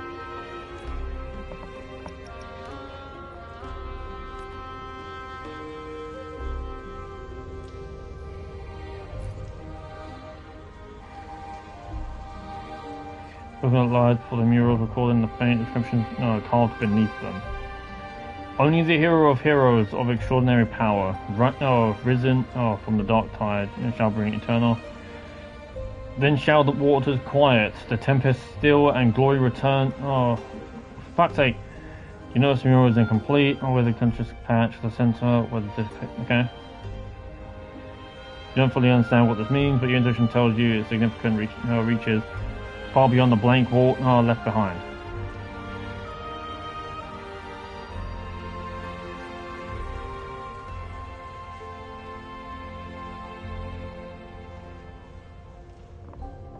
Good day to you, Sir Rover.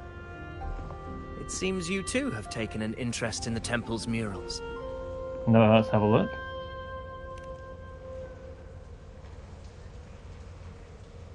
They are the works of past priestesses. They depict prophecies glimpsed in the sacred flames. Ones already fulfilled, and ones yet to come. In any case, all these murals point to two prophecies of importance. The first is a Ragunasi prophecy condemning Septimonte's lack of faith in the Sentinel. Hear this, O faithless ones of Septimont. The divinity of the high heavens has grown enraged. Should your monarch once more stand in contempt of their will, annihilation shall be your fate. The second is a continuation of the Ragunasi prophecy, delivered by Septimonte's priestesses. Only the hero of heroes of extraordinary power, risen from the dark tides, shall bring eternity to Septimont. Then shall the waters quiet, the tempests still, and glory return with the blood of the old king.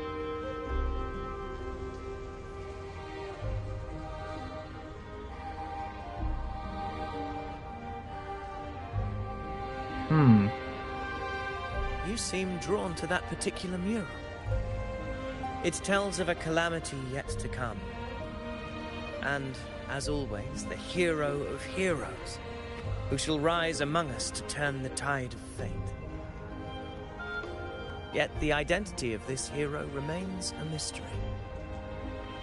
Coincidentally, much like the absent part of this mural, the prophecy of our victory over the coming disaster remains untold.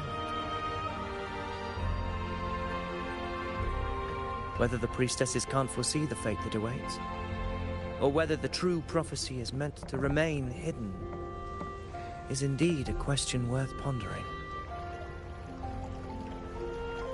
Our would-be hero of heroes, lost in daydreams again. What is it this time? Staring at an empty wall, hoping one day it will bear your name?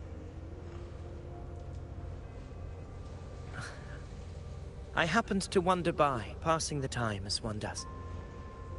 No need to trouble yourself with someone as inconsequential as I, priestess. Inconsequential? Come now. Everyone knows you're the Senate's golden child. Those old loons wouldn't spare me a glance, but they hang on your every word.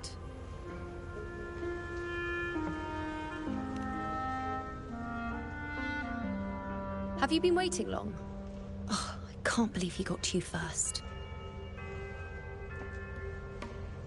She seems to have a Paying hatred to him. respects to the heroes fairly commonplace. Surely we needn't allow rivalry to come between us, priestess. I'm not blind to your tricks, Avidius. Do you really think Rover would take sides with you? Let me guess. Eliminating Tyrannos and the Dark Tide before anyone else would be the perfect act to prove you're the prophesied hero of heroes. 4 expeditions to Main's Deep, plus a Home Leaf medal, and now you think you can usurp Augustus' place? Don't make me laugh.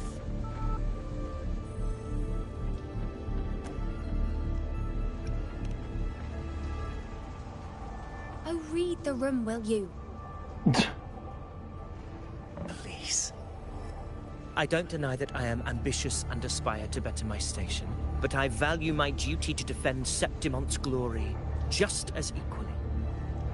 Should I become the next hero, Septimont would be spared when the next calamity arrives.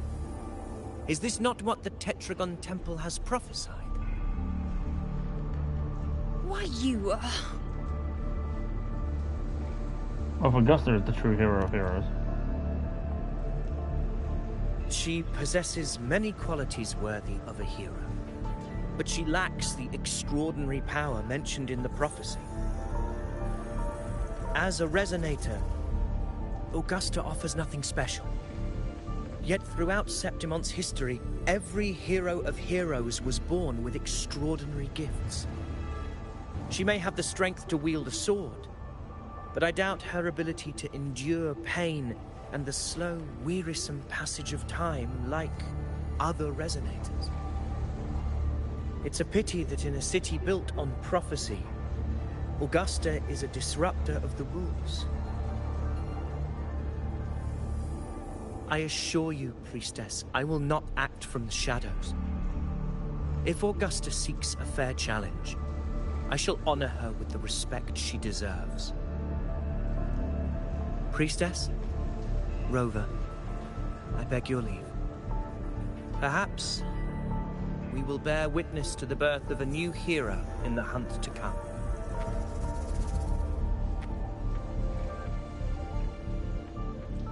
Well, there you have it. That's the gist of it. Finally, some time together, and now it's all ruined. I don't understand. Given Augusta's prestige, the Senate has no real advantage in seizing power. What's their angle? It all started when Augusta shook things up the moment she became Ephor, especially in rooting out corruption within the gladiators' Aegon while ignoring the senators in the process. Naturally, it ruffled some feathers. Some even accused her of undermining the spirit of gladiating. In reality, they're just upset their piggy banks got smashed. More importantly, this is exactly the kind of chaos Augusta wanted. That idiot. She even went so far as to say, the citizens of Septimont only need to be loyal to Septimont, not her, Augusta. And then, like it's nothing, she tells me that the Ephor position only matters when a strong gladiator wants it. She's even more stubborn than I am.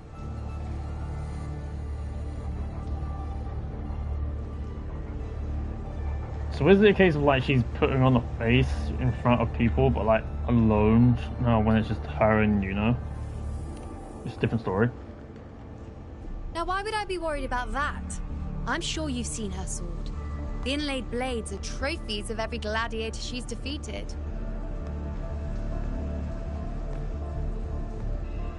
Even ones with decent resonance powers like Ovidius, she eats for breakfast. Though Ovidius makes me rather uncomfortable. It's got nothing to do with his stance, it's more of a hunch. Something about him feels unnatural.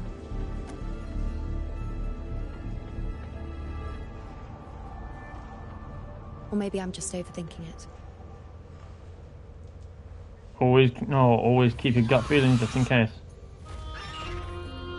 It's the Griffrex. It appears our prey has finally come out for some fresh air. We'll meet again later. But next time, I'd like your undivided attention. No distractions,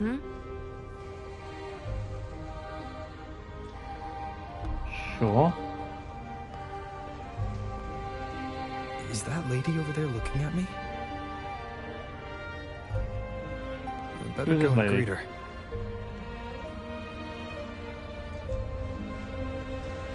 I overheard a few gladiators guessing who the next hero of heroes might be.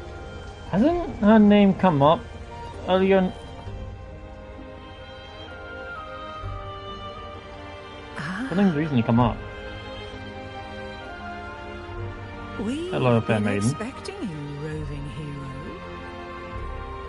I see. A void. An unknowable fate. Worry not, my child. A void is by no means nothingness. Follow its guidance, and let it lead. It will open the path to boundless possibility, guiding us through the fog to shores untouched by any before us. That kind of sounds like the Fool Arcana from Persona. empty but full of possibilities. That is kind of how main characters function, I guess. Like with ones like, say, Rover, or say if we go over to Genshin with Ether and Lumine, for example.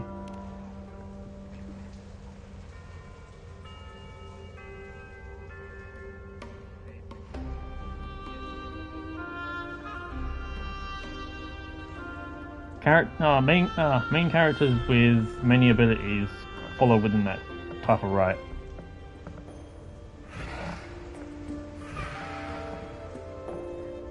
Perfect timing.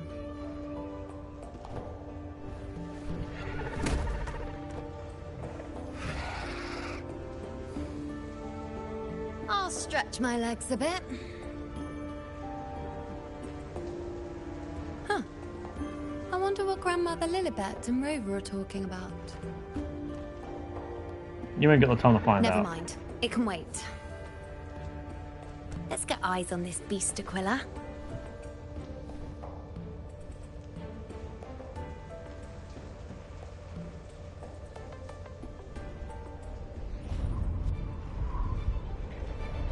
Again.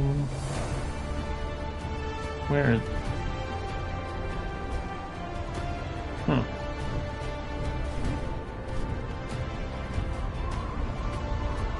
Okay, so we need to show me what this, where this fucking thing is. Unless I'm going to be controlling this thing.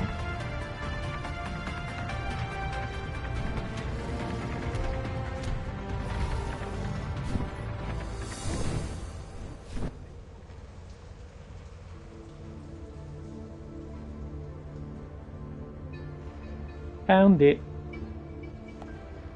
Spirits of the hallowed land, answer my call.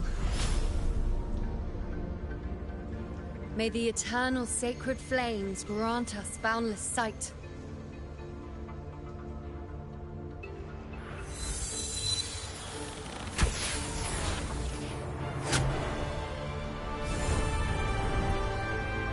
I've still yet to max out, you know, if I'm honest.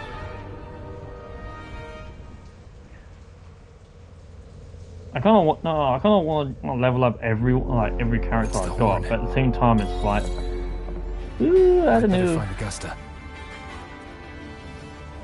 Can I talk to you? Can I talk to you? Oh, the game says no. I can't speak to her. I've noticed people come in and out. Why is it saying 2 though?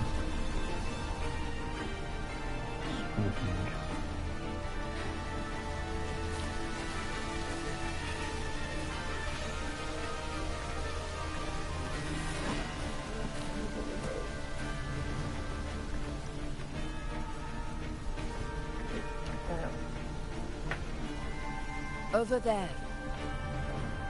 Over where?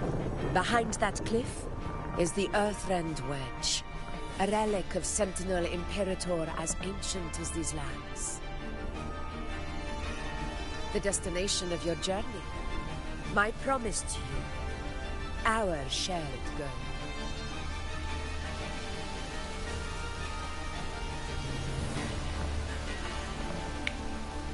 What's this?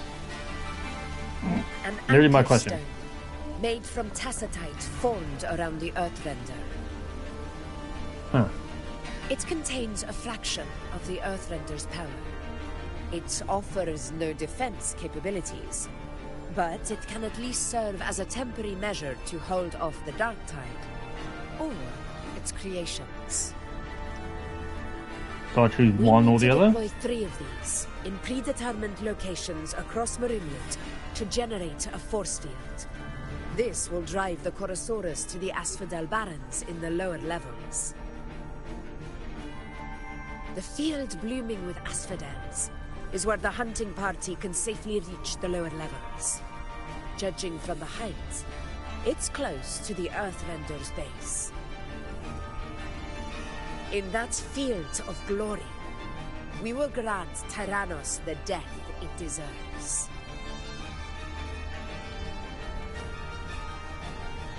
This sounds like a lot for one beast.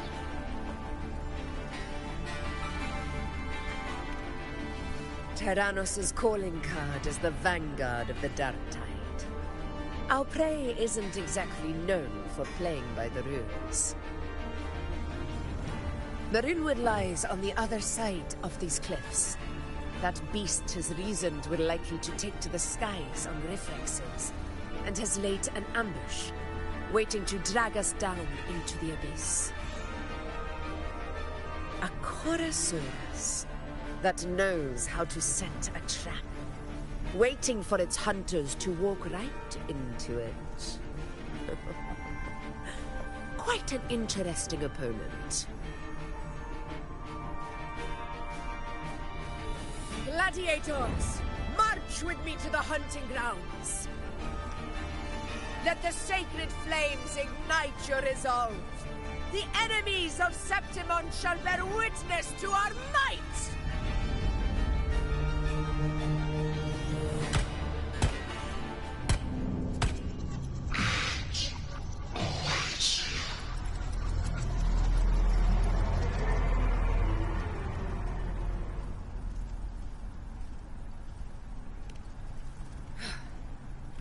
Let us be on our way.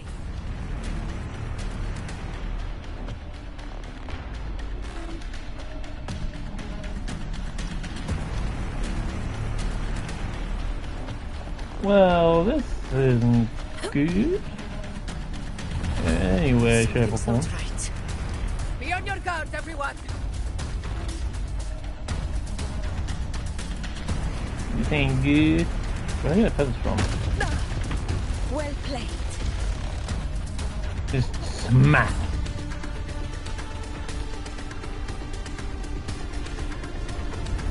Ground is collapsing! Watch out! That's not fair. Honor cannot be sunk. Over there! Getting excited, are we, Tyrannos? Watch out for those molten rocks. Use the pillars for cover. Move!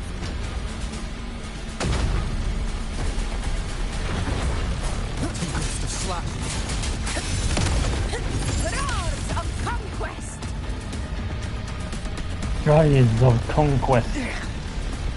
Cunning bastard. Everyone, onto the... We're almost at Onsor. Victory is still far from reach. We're not in the clear yet.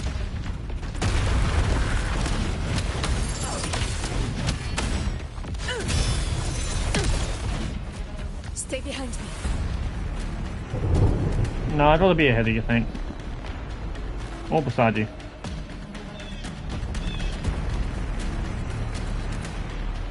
Rocks above!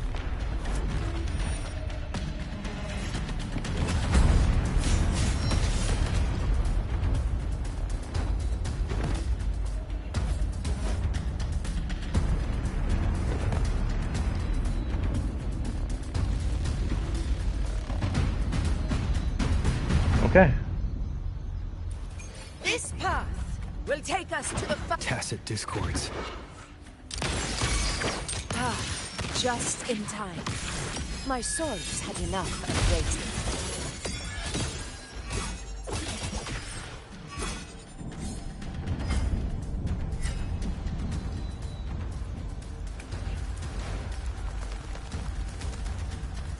I'm essentially floating as fast as it thing can fucking fly.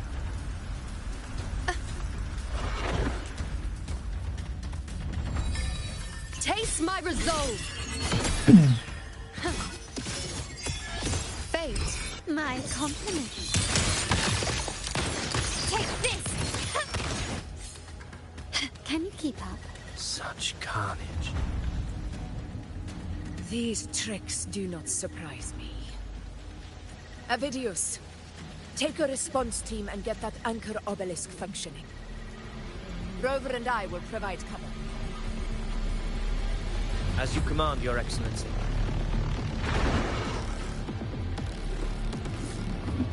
In control. Annihilation! Hopefully this helps. Roars of conquest!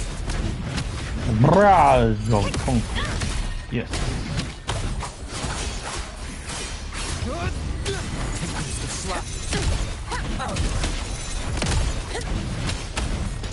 That's one way to put it.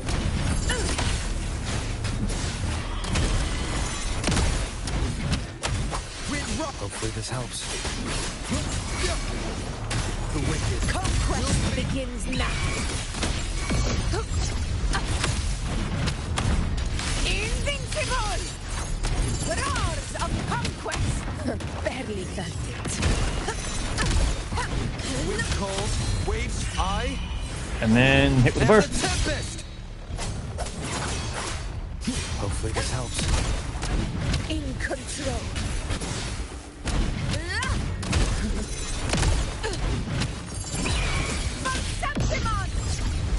Avidius' team should be almost done, Augusta. I'll head over to join them. Of course. See that it's done. Your aid couldn't have come at a better time. We were just about to insert the anchor stone into the obelisk. I think it's big. Insert the anchor stone into the anchor obelisk to activate it. Once activated, it repels the dark side. Okay.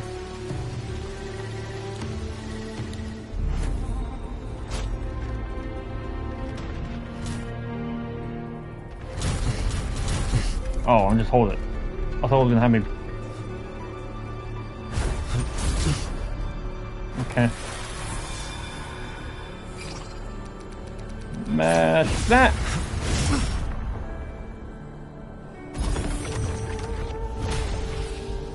Michi, mashy, mashy, Michi.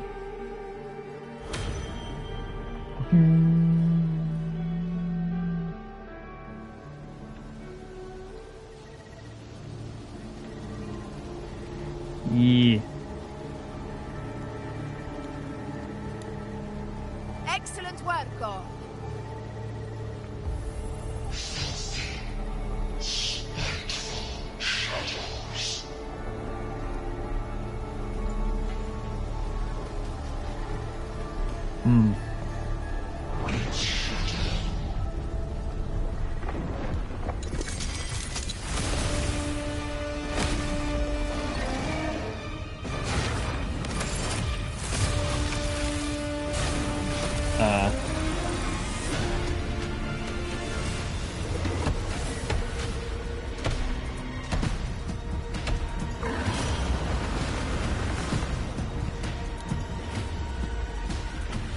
Inside these hunting grounds, the hunter can become the hunted at a moment's notice. Think that beast is running away. Just a trick to throw us off. Let Augusta humor its little performance. Beasts who think they've won are always the first to die. Let her handle the Chorosaurus for now. We have more important matters to take care of. Do we?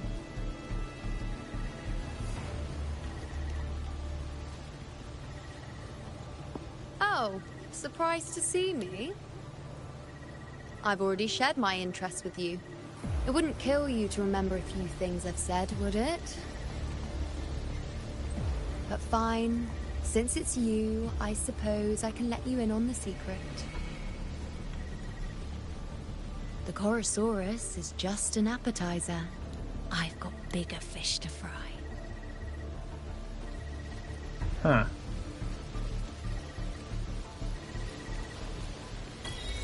Absolute anchor field. Trophy earned.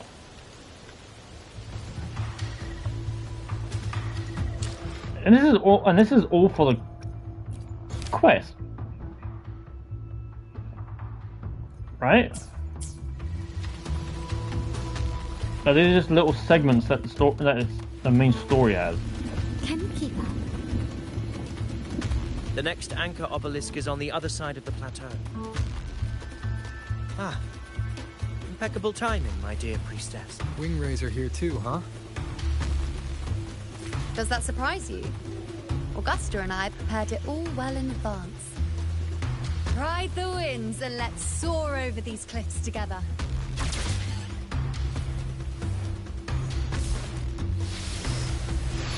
Can you keep up? Oh. We've lost sight of Augusta and the Chorosaurus. Let me see your terminal, Rover. Why mine?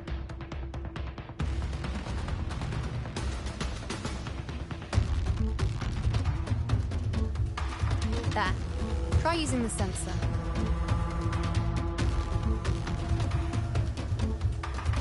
You catch on quickly. My resonance power can reveal hidden traces of the dark tide for a short time.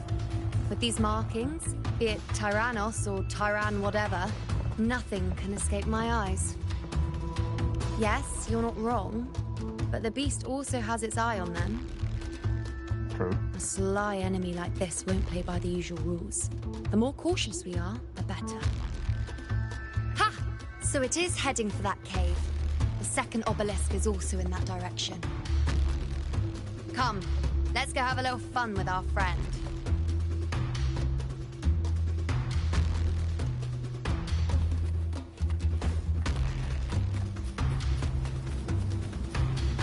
I mean, with big fucking feet. Oh.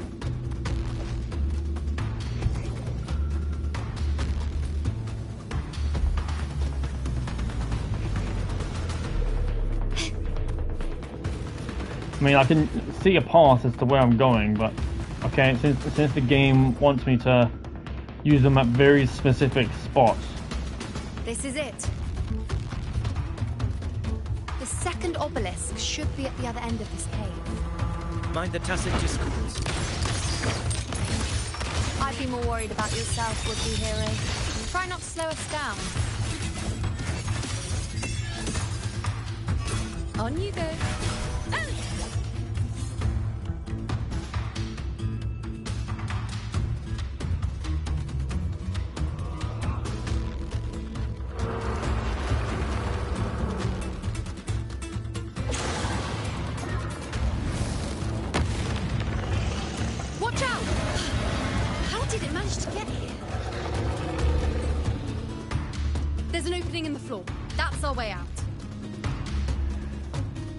I want the chest though! Can I get the chest? I hate you.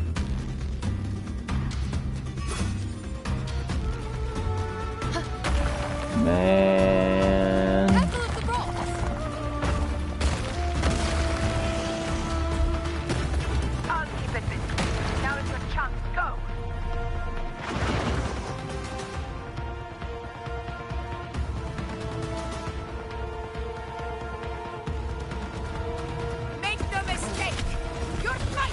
With me.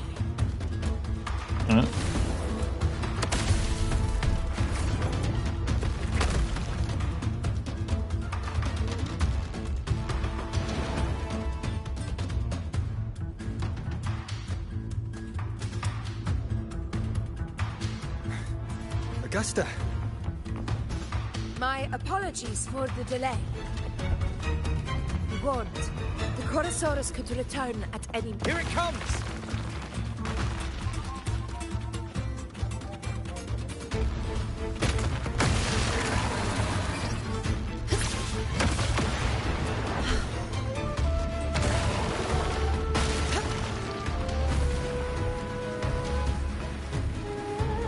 Oh, yes, this These is what we're doing now. formations seem solid enough for a quick pause.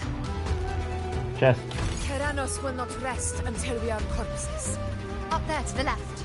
That stone seems loose. Pull it down, Rover.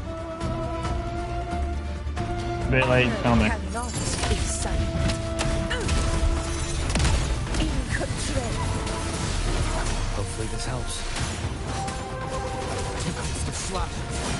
This is the way forward. Annihilation!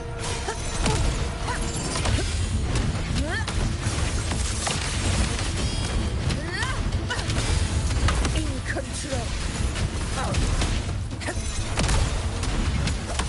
The wicked will face judgment! Conquest begins now. In one strike. the obelisk. Leave it to me.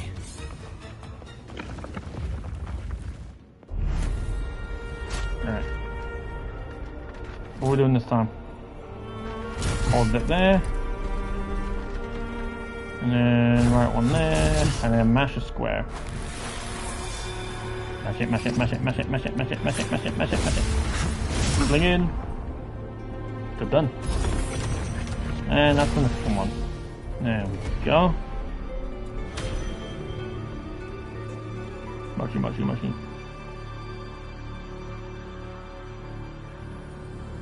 Mushy, mushy, mushy. Splendid. Let's keep up the momentum. On it.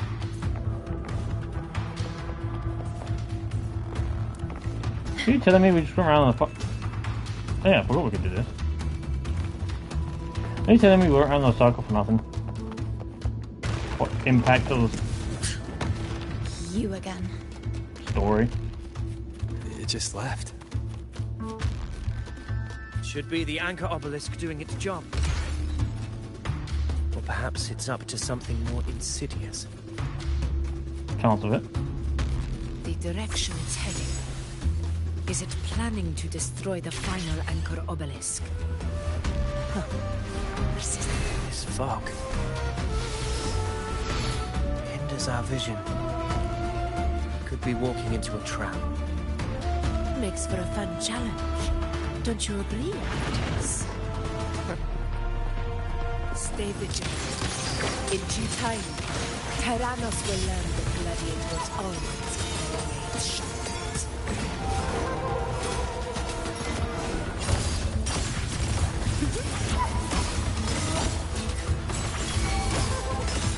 This just looks so fucking chaotic. My compliments. With pleasure. In control. Fate in my The obelisk is right over there. Yes. Craftsmanship. A wise investment.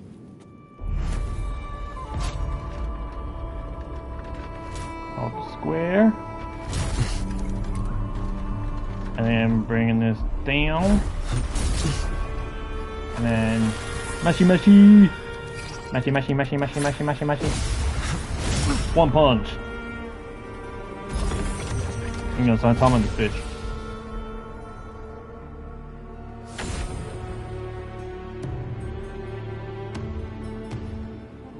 Well, we call this Saitama for now on. Saitama. Never probably seen that. Never really seen the anime myself. You did well not to disappoint. And you don't disappoint others? Can you keep up?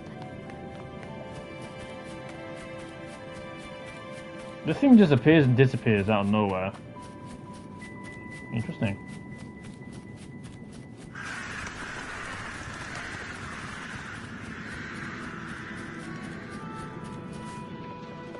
Appears and disappears at will. Augusta, Tyrannos is heading for the Asphodel Barrens. The net has been cast. It's time to reel in the prize.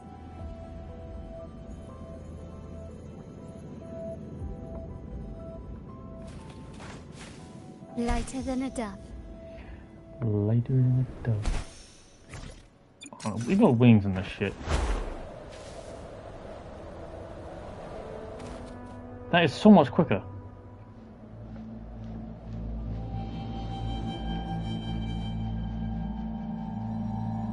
That is so much quicker.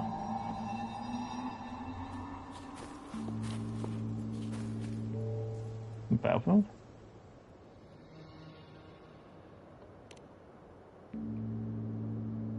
A field of corpses.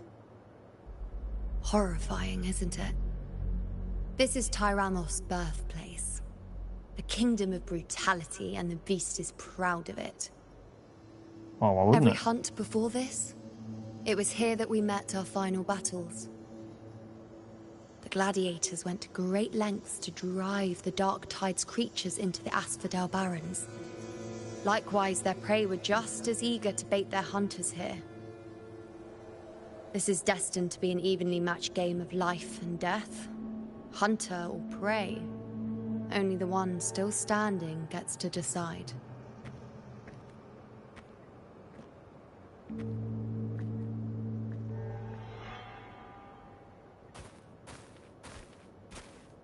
Avidius, descendant of the hero of heroes Attilius, decorated for the 4 crossings of Main's Deep. I see the desire in you, your desire for power. Yet if you wish to be my opponent, then this level of resolve is far from enough. Step forward. Stand next to me and pursue your desires without hesitation. Let your ambitions burn even hotter. As you wish, Your Excellency.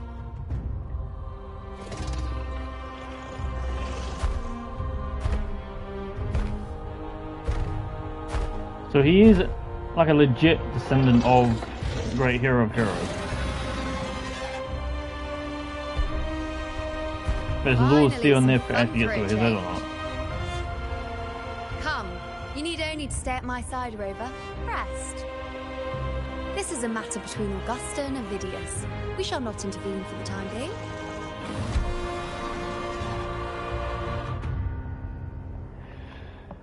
Oh, dearie me.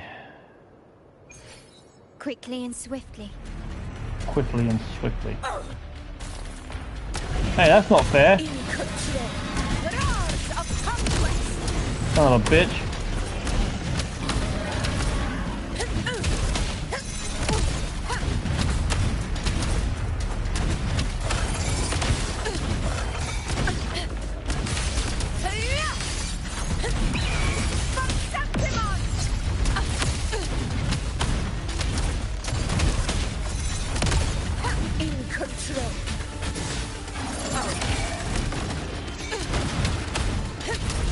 In this whirly whirly.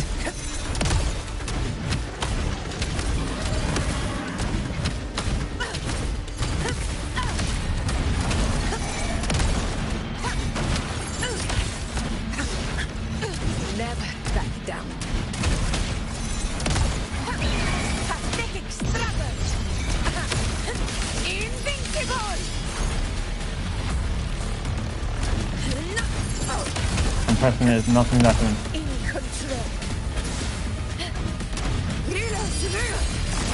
Oh. Winners win! It ends now!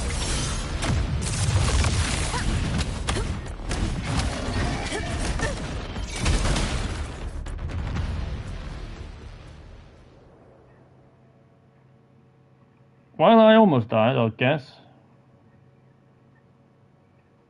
What happened? Oh.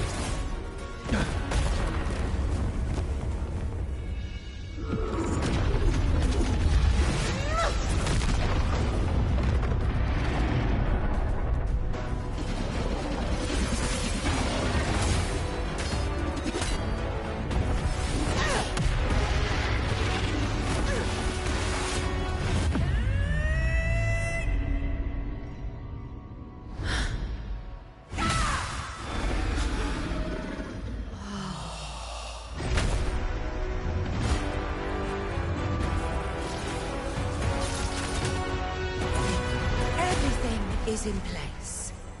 It will take the bait. Huh. That's our cue. We're going after it. All this effort we've put into setting this trap.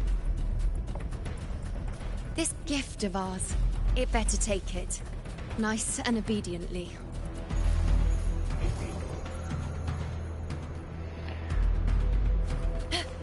Over there. Alright, I'm going. I need the sprinting.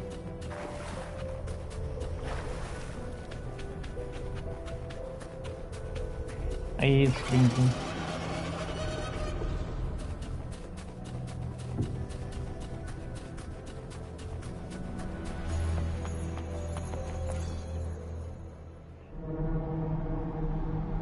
did give a suggestion that maybe Augusta could have been a great hero of heroes.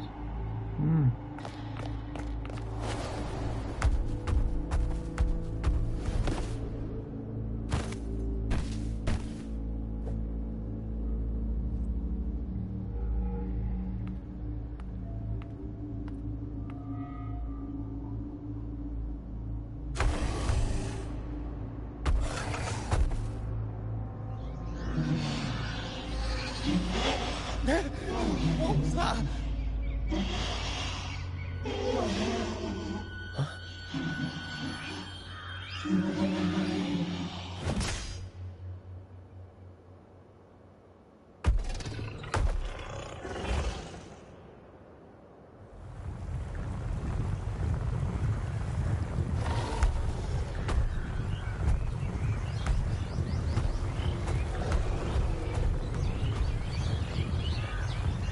So this thing's afraid of the dark side too.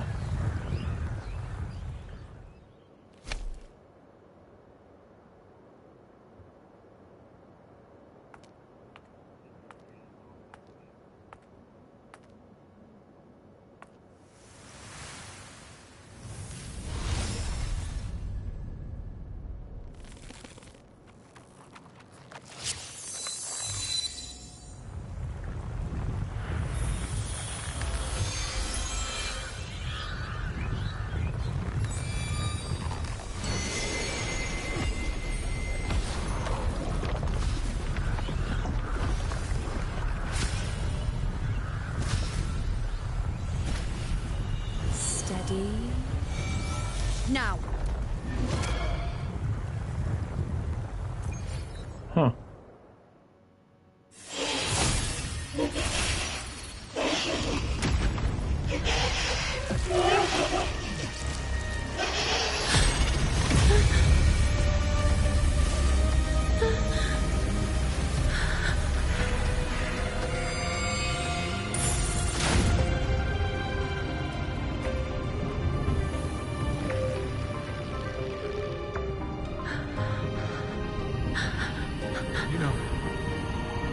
You know.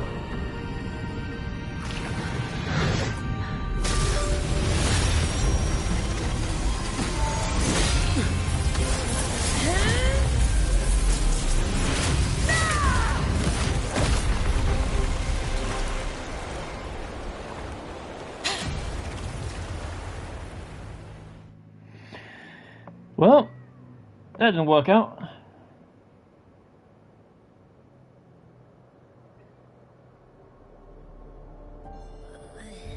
What was that about? And that black fog? It was all mushy. I couldn't even finish it. Ooh, oh boy. Did I take a huge bite out of that one? My head's gone all swishy. I need a quick timeout. How are you Okay, holding stabilize up? yourself.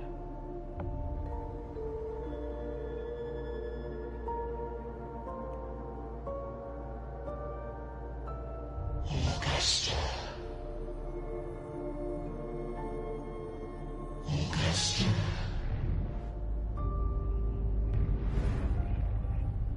Now you've seen it. His tiny little echo, silencing the dark tide with such ease. Resonance power, such might, such perfection. Confined to this frail human form, you will achieve nothing. You nearly lost everything, as you once did. Augusta, do not resist the gift of divinity.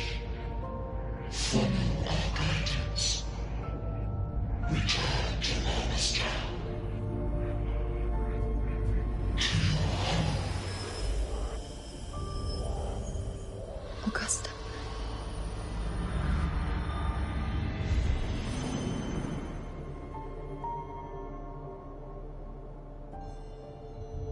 Augusta. Oh dear. And I say, if Septimon's fate has already been decided,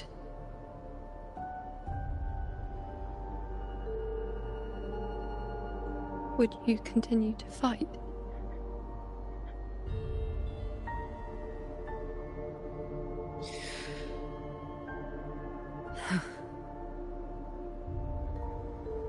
A ruler assumes their place by accomplishing the impossible for their subjects.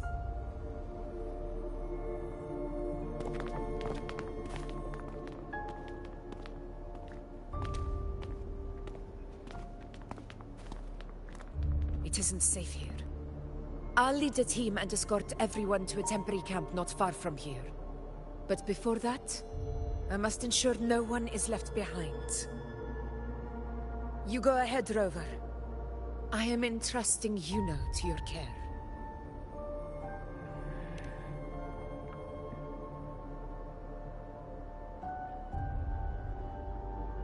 The dark tide speaks.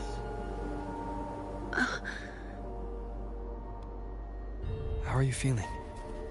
Do you want to rest a bit? I appreciate your concern, but I'm not as fragile as you think. This road is nothing I can't handle. Well, take a seat. That's my say to you. Take a seat. You can set me down here.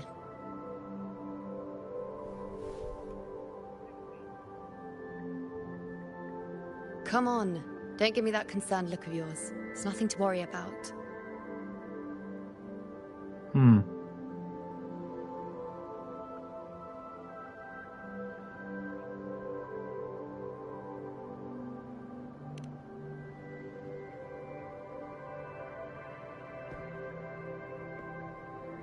Wait. You have questions. Don't pretend you don't. Not like you're in much shape for me to, or for you to answer. Spit it out. It's only a minor injury. I can manage.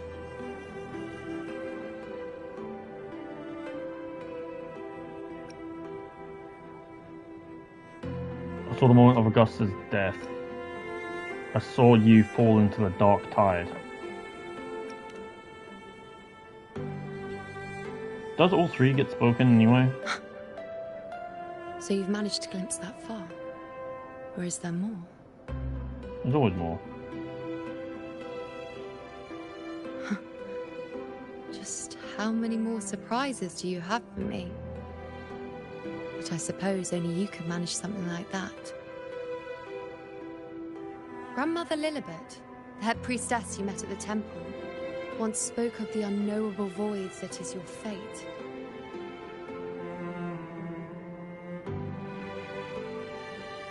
I've yet to fully interpret what she meant by that, but one thing is clear. You are the most unique among us all.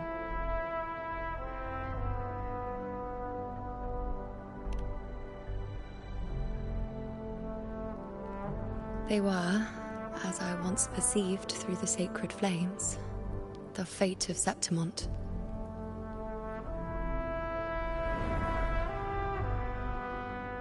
Just as you saw, the dark tide will bring destruction to Septimont and the death of Augusta.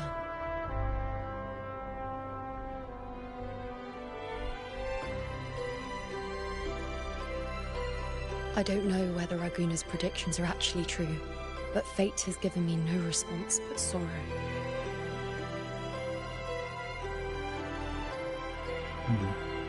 Though I would deny it to the end, as it is now, I cannot ignore it any longer. The dark tide is a force to be reckoned with. Its terror lies not in the illusions it shows or the lies it spins. Rather, it uncovers the parts of us we hide the most carefully. The parts of ourselves we least wish to face.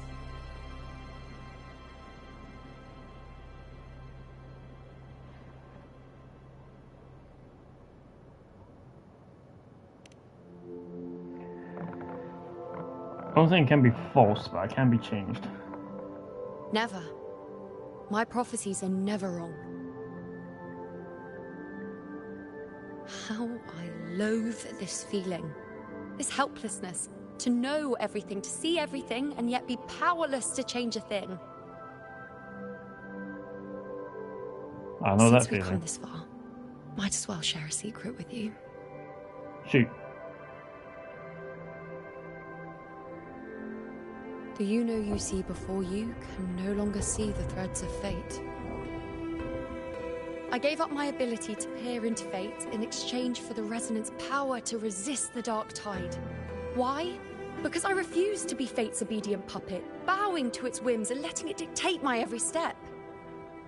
But in the end, despite all the sacrifice, we still couldn't escape its grasp.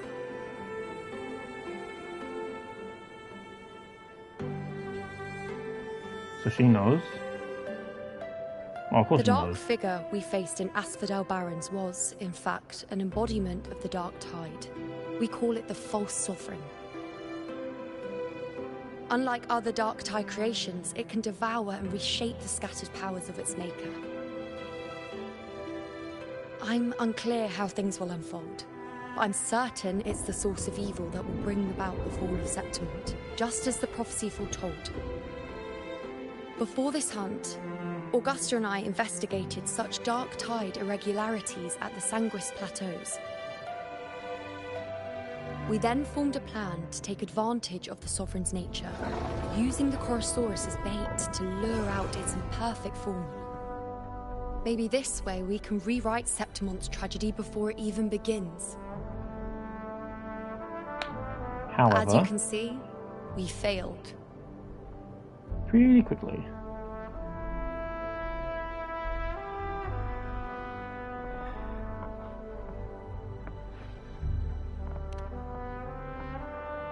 That is what we're here for. Fate doesn't lie. Perhaps death is the only choice we're given in the end. But knowing Augusta, I'm sure that fool would fight till the bitter end. There is one thing I'm not certain about. For reasons I can't explain, the fate shown to me by the dark tide feels different from what I remember. What is it exactly?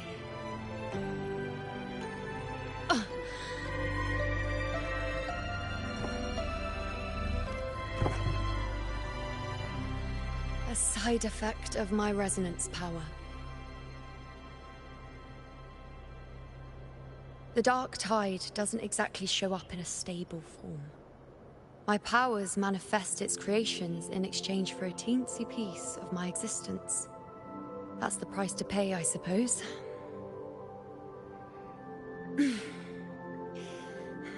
I admit it sounds a bit complicated. In short, just know a little sleep will relieve these side effects.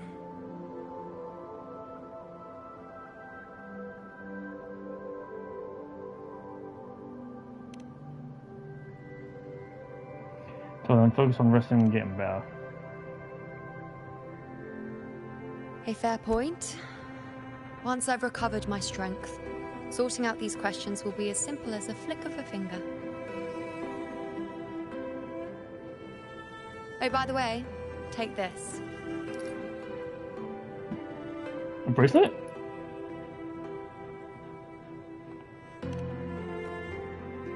A Lunarum bracelet containing a small portion of my resonance power. It was passed down to me by my predecessor when I became a priestess. It's quite dear to me, you know, so be sure to take extra good care of it. And don't expect there'll be a spare if you lose it. Make it sound like a wedding proposal. Rely on it in my absence. Who knows? It may even help fill in for me and help you and Augusta in my place. Either that or like a parting gift. Now, why would you say that? I'll only be taking a short nap. Don't you or Augusta even dare think about leaving me behind, is that clear? And what's that look for?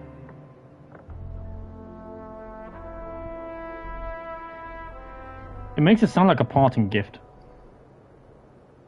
I should It's the see most how dearest things are thing. with Augusta now. It's one of my most dearest things.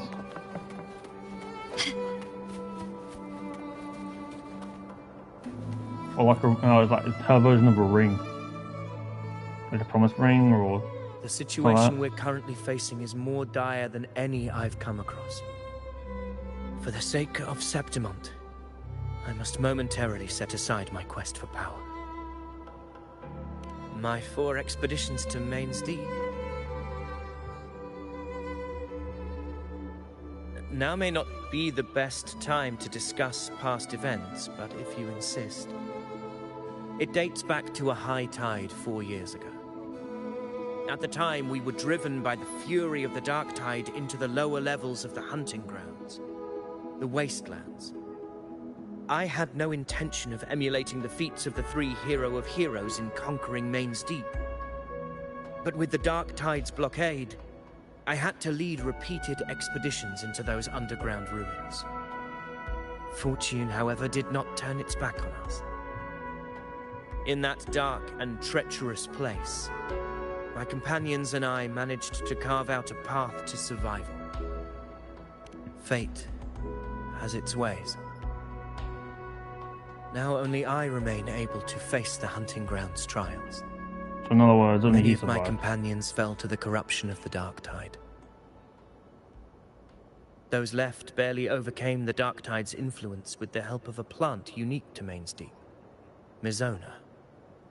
Even so, they still suffered from the torment it caused and were forced to cut their time as gladiators short. This Homeleaf medal was granted to me by the former Ephor after the crisis. A victory, yes, but one laced with pain. My companions should never have suffered the dark tide's disgrace.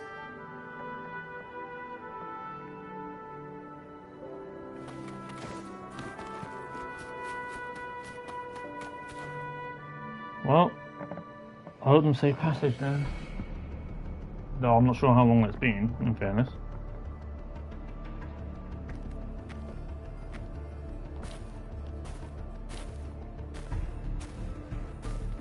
May they rest in peace. Messages have been sent to the encampment and all sectors of the main island, and defenses are currently being deployed per your instructions, Your Excellency. Good. Ensure timely reports on any new developments. Yes, Your Excellency.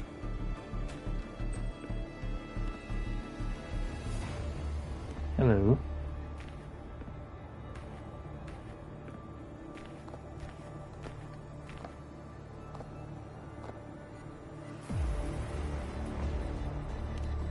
I've made arrangements for the war effort.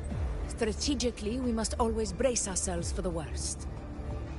True. Communications with the Black Shores are also underway. The Ephor's You're palace contacting has my nation? previously established a connection with a consultant in the Rinascita region. We've reached an agreement granting the Black Shores permission to access Septimon's resonance nexus.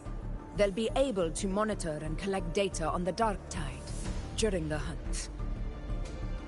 In return, should any complications arise, the Black Shores are to fulfill their side of the agreement and provide us with the necessary technical support. Sound about right. A consultant active in Rinascita? That's right. Her name is Wuthering. An interesting young lady. Left quite an impression on me. Oh, her. So it is her. Why don't you let me handle contacting the Black Shores, Augusta? We talk from time to time. It'll help make things smoother for us. Of course. I'll leave it to you then. You didn't want to say that he's from the Black Shores. Why? Is that wait, what? Saying that we're from the Black Shores would have probably made things worse. Damn.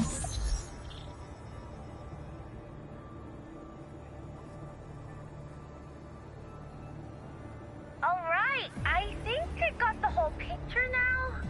Ugh, Rover, how do you keep ending up in messes like this? This is one tough cookie, alright. You mean... Let me tell you. The latest data we got from the Resonance Nexus isn't so pretty. Something's really off with the Dark Tide in that Sanguis place. I don't remember it being this crazy before.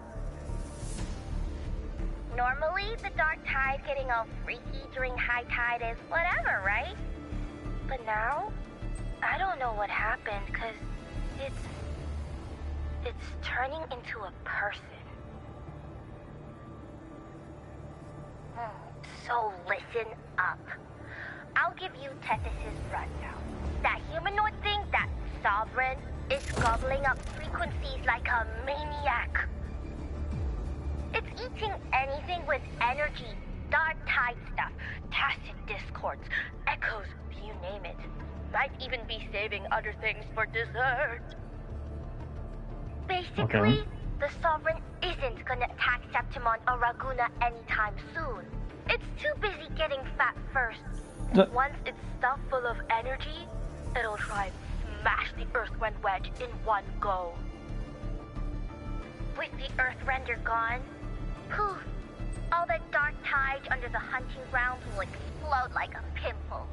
When that happens, it's game over for Rinascita.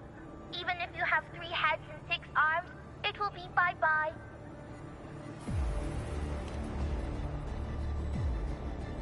So we kind of have to do it while it's getting fat.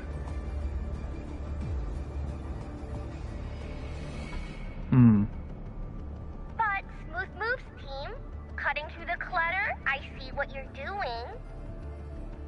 This Corosaurus is just the bait to hook the big fish, isn't it? Your real plan is to stop the Sovereign before it fully forms. Nip it in the bud. Am I right, boss? You are right on the mark. Heaven and Earth are in harmony.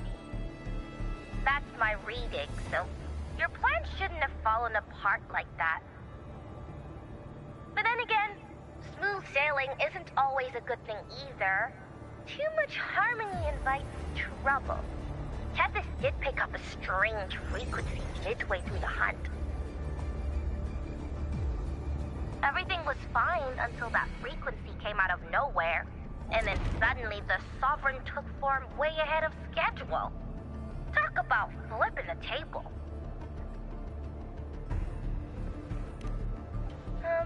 Well, let me get another reading. Oh, the cheese all messed up.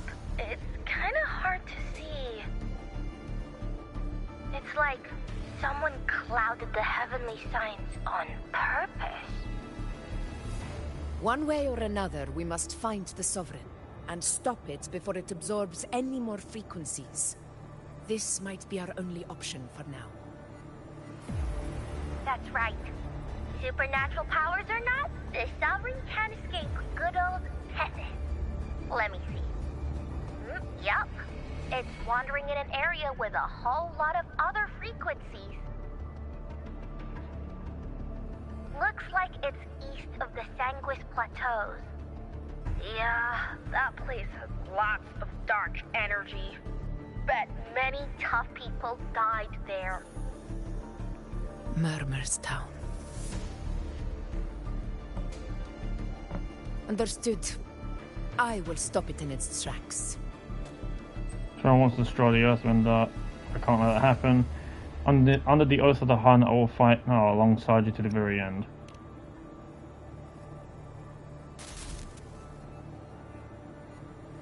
Your Excellency, with your permission, I wish to accompany you to Murmur's Town. I know this request may seem bold, and I'm aware of the dangers ahead. But as a warrior of Septimont, I cannot simply stand by. Gladiators! We are united as defenders of Septimont's honor. I do not claim the right to ask this of you. But in my heart, I believe everyone here has earned the glory we bear. Let our deeds today reflect that greatness. He's right. He's right. Septimon needs us. That's a good point. We have to fight. Yeah. Get up. Yeah. Well, This is a lot more said. voices than people. Gladiators of Septimon fear no challenge. When the storm approaches, can an eagle soaring in the skies remain content as a fledgling beneath another's wings? Your Excellency, we will follow you anywhere. Very well. You have sworn your allegiance to Septimont with your resolve. Your bravery is witnessed not only by me, but by the fallen heroes lying in Capitolini Hill. They take pride in your courage. If you wish to fight together, then so be it. I will afford your fervor its due respect. Come, take up your blades. For Septimont! For the name of heroes eternal! The wise choice, Augusta. It is time. Return to where you belong. Far beyond what has long awaited your homecoming.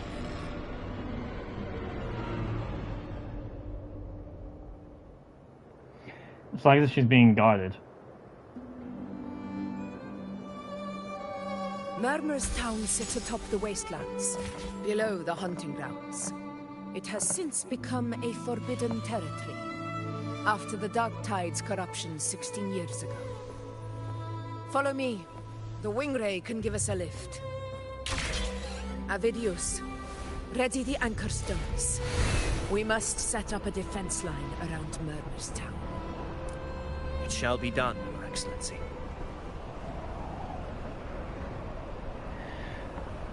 Alright. I have no idea where we're going, but this is the time to say the least. The wastelands. We're wasting?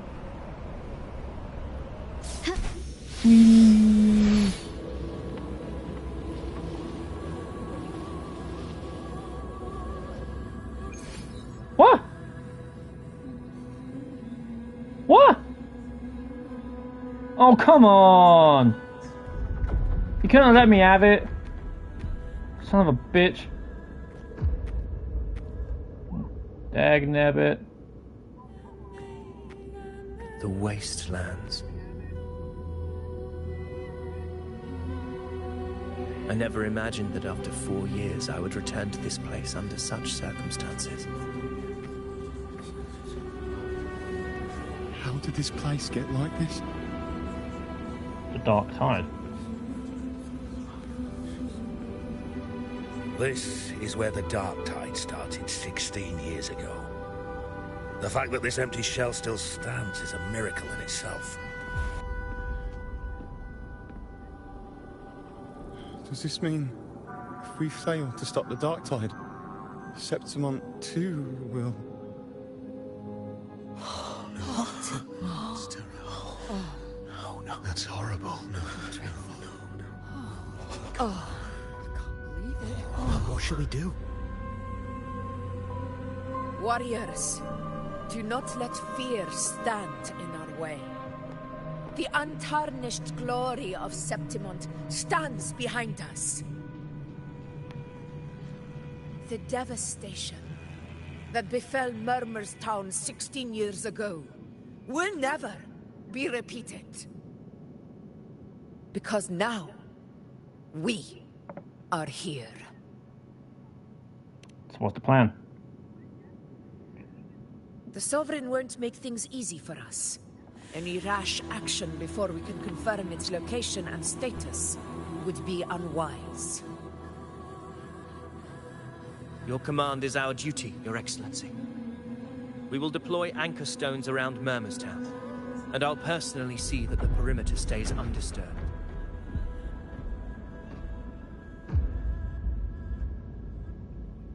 Yes. This will trap Sovereign inside the town. Good. Proceed as planned, Avidius. Now Avidius. It falls to us to track down the Sovereign's whereabouts, Rover. Time is short, so we'll need to split up. Okay. Keep your guard up! Those hollow figures do not be fooled by their stillness. Those are just the shell. And watch for their songs of corruption. They were once our own. Brave gladiators, loyal citizens of Septimont. The dark tide not only twisted their minds, it also raised their corpses and turned them into mindless puppets. Not even death could set them free.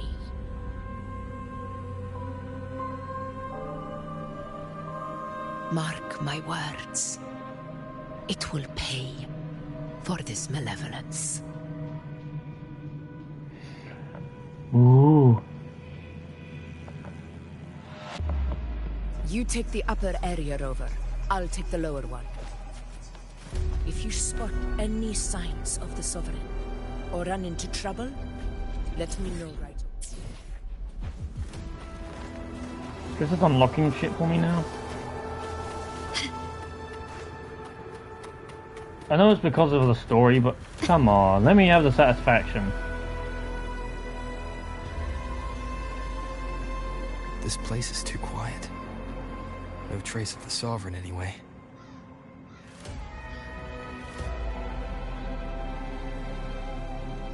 Hey, Wuthering. Can you help me track down the Sovereign? You got it. Give me a sec to scan things. I like how Wuthering is just always ready. Sorry, boss. The frequencies around you are all over the place. I can't get a clear reading. Any base idea? Sovereign's a slippery eel, eating up every little frequency like it's popcorn. Now the Tethys system's got nothing to work with. It's playing hide and seek with us on purpose. What trouble?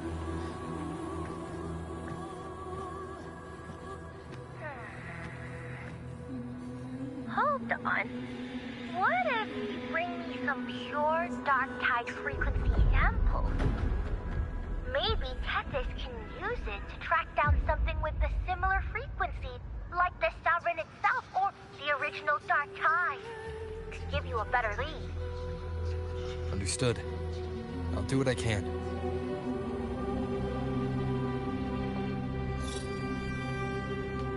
Abby? Abby? Wake up. What's going on? Ugh, I'm so sleepy. Ugh, that dark, spooky stuff I ate earlier is still gurgling in my belly. I'm sorry to hear that. But if my clever, brave, stylish, and sweet Abby could help me out, that'd be amazing. Aw, you're making me blush. Okay. Your best buddy Abby's on the job. Go on. So, that thing we tangled with before has gone into hiding around here. I need your help to sniff it out. Yeah, easy peasy. You know I have a good nose for searching.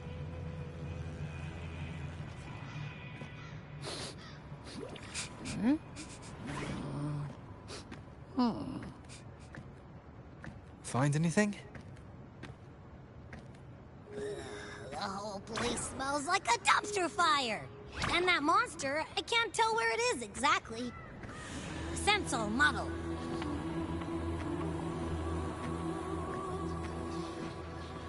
I'll just follow the path a little bit. There's something weird over there. The hell is that? Is that a waystone? I've seen those back in Septimont City. They're like signposts for Outlanders. Huh. All right, let's check it out.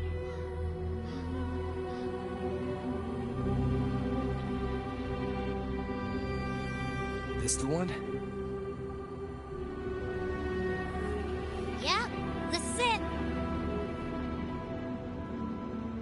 right arm is missing. Isn't it supposed to be pointing in that direction? I guess.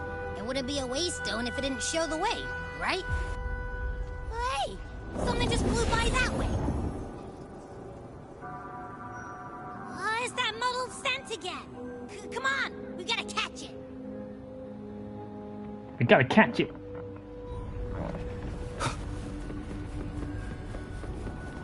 Whoa! Oh. Look! It stopped over there!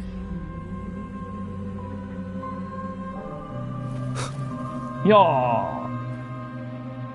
Whoops. It's gone. Is it hiding among those strange statues over there? Wait, are they singing? They must be the hollow figures Augusta mentioned. And that song. No, I can't get any closer. Maybe I can split off the Dark Tide's influence.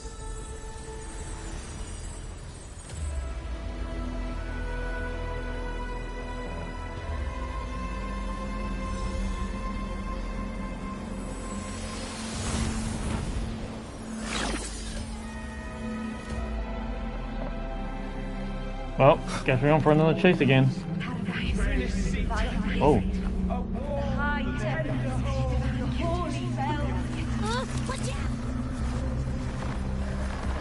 Moving light dots will awaken the sleeping hollow figures along the way. Proceed with caution. The awakened hollow can be shattered. Approaching the hollow figure will cause it to charge up and explode.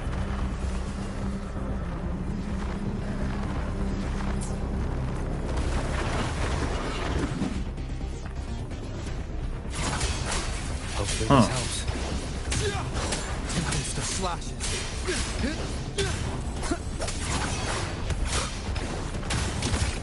I suppose that's something. Nope. That troublemaker's off again.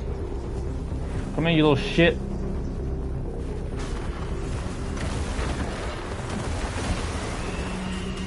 Dag nabbit. Hopefully this helps. The wicked will face judgment.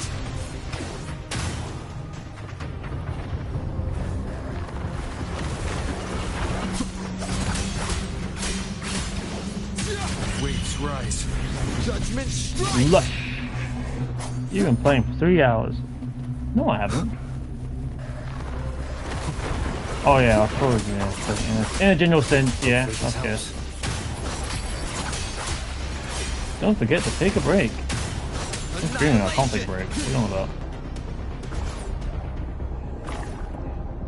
Now it's hiding inside a tacit discord? Boo! Don't worry. We'll flush it out. Hopefully this helps. The wicked. This thing blows. Wind rises. The wicked will face judgment. Wind howls. Unfettered by bounds. I do like how the game actually does tell you though. I remember Warframe would tell you that every hour. This helps. Wind rises. Hide and seek game is over. Time to finish it.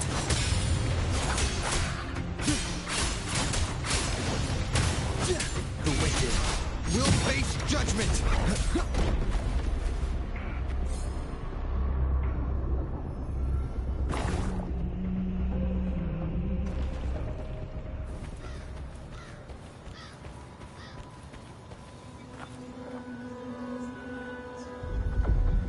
Yeah, Warframe will tell you every Piece hour. of cloth. It looks like something from a gladiator's gear. But why here? This frequency is something else. Is that the same muddled scent you mentioned before? Well, it's got a bit of that smell, but the fabric's frequency is even stronger. It's not giving in. Kinda like a brave gladiator fighting a monster. I see. That waystone with the missing right arm had a sleeve that was torn. You going back? Why don't we take it to the statue? Maybe it will unlock the next clue.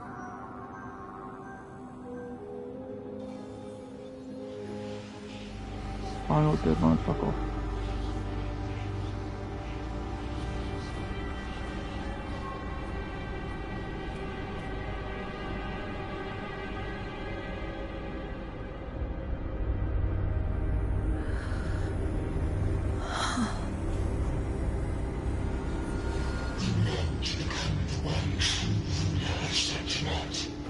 The one to end the unending tragedy of your people.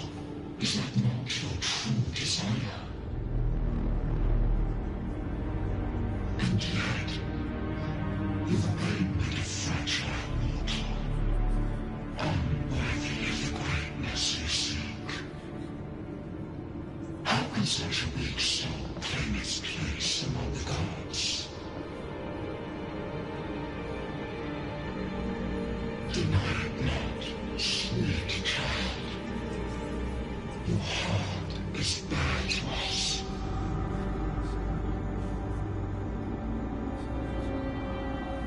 Take one more step. Grasp it. Feel it. Embrace it. Awaken this power through your forte, and shed the weakness of your pitiful shell. Well, now she's consumed.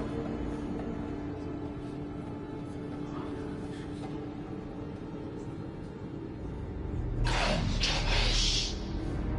Let divinity crown you in glory and might. Answer our call, and Septimon shall stand eternal, rising above all, with you as its one true sovereign.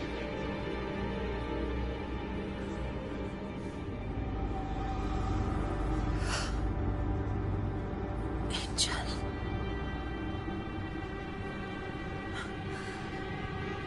A power granted rather than earned could never truly be mine. If this power strips me of my will, how can I be sure where my sword will strike?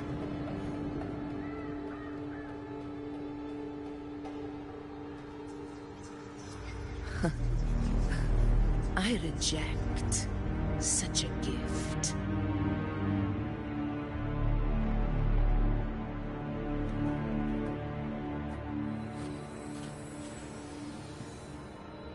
Augusta, I've got a lead.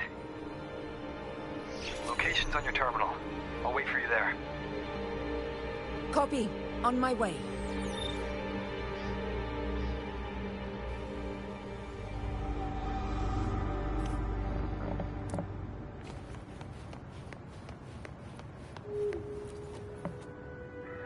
Giving it a piece of cloth. Statue.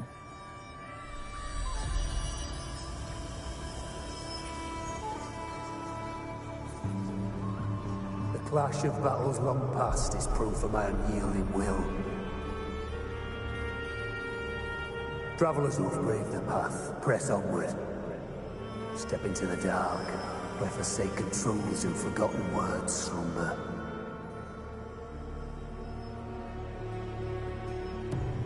This is a Sonoro! Ah, the muddled smell makes sense now.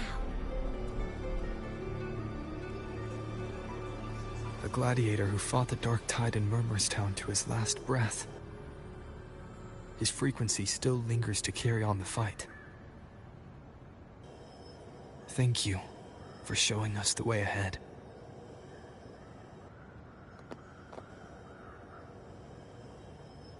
Augusta, over here.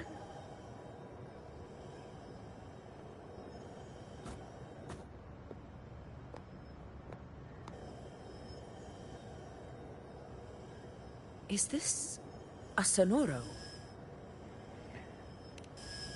A little bit more than that. All right, time for Abby's rundown.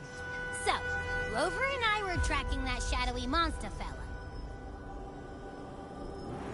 And I followed its scent right to, this Sonoro. Well, kinda. It's not the exact same scent, it's just really close. It's also kinda muddled. Right.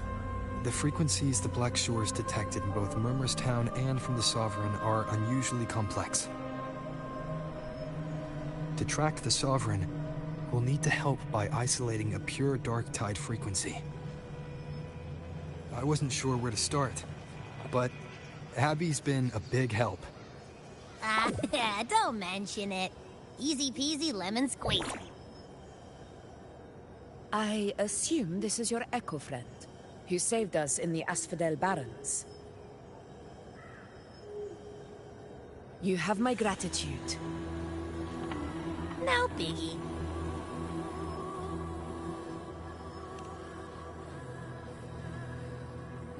The level of power it showed is indeed questionable for an Echo.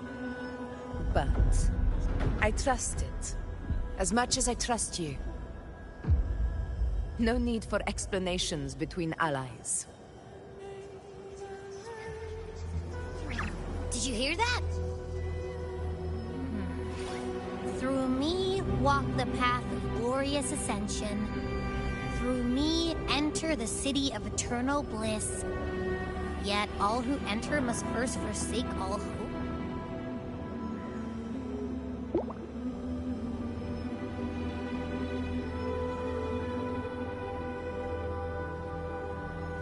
Strength. Sounds like a song. Those lyrics are pretty intense, though.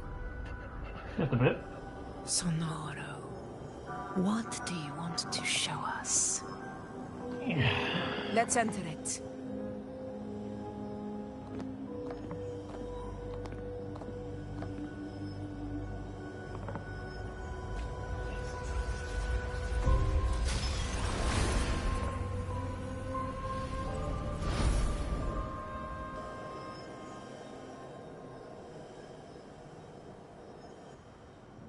Are we still in Murmurstown? No. There are small differences. How would you This know? is Murmurstown, only from the past. It was once called Fabianum, the town of gladiators, visited by Fabius, the hero of heroes. But the Dark Tide claimed it in the end, leaving behind a scar Septimont will never forget. Augusta, look over there.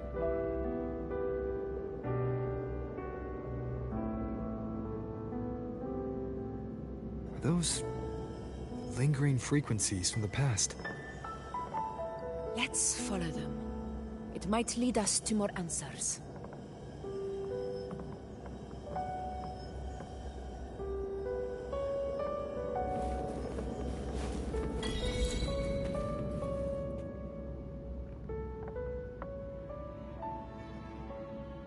I didn't see you by the Oak Hollow today. You promised we'd go explore Main's Deep together. Don't tell me you got roped into errands again. Sorry. Otto got hurt, and Uncle Philo shot on help at the shop, so I volunteered. But I lost track of time. All right. But isn't it odd how people always come asking you for help? We're children, after all. I don't know. Me neither. I guess it is high tide season. Uncle Philo must be busy at his forge. Even Ma and Pa are busy preparing for the hunt. If only we could find our way to Main's Deep. Maybe we'd hear the hero of heroes whispers and gain a mighty resonance, just like in Grandma Rosa's stories. If I were strong enough to join the hunt, maybe Ma and Pa wouldn't have to work themselves to the bone. You're strong to me, Angel. Sometimes I wish I could be as strong as you. I don't think I've ever had your gifts. Father always said, you swing a sword fine enough, but your resonance ability is average at best. Not gladiator material. Average? I don't believe that for a second. Come on, let me see your hand. Your tacit mark's there, right? Hey, why are you hesitating? Show me.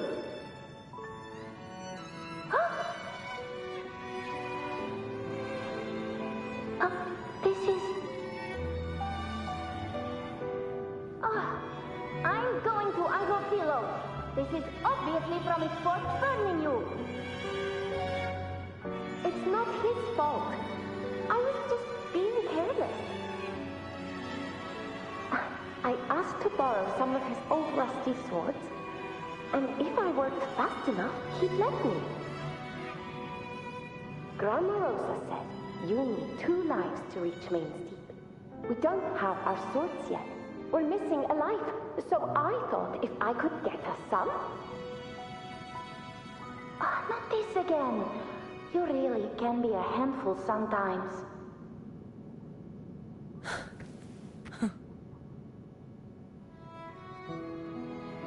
Yes, 16 years ago. Right before the dark tide hit. Huh? There's that floating thing again! I think it's trying to lead the way for us this time. We should follow Most likely. A bit of cloth. I'm gonna call you cloth. I'm gonna call you clothy. No, it just sounds fitting, your clothing. It's hovering by those phantoms. Just listen.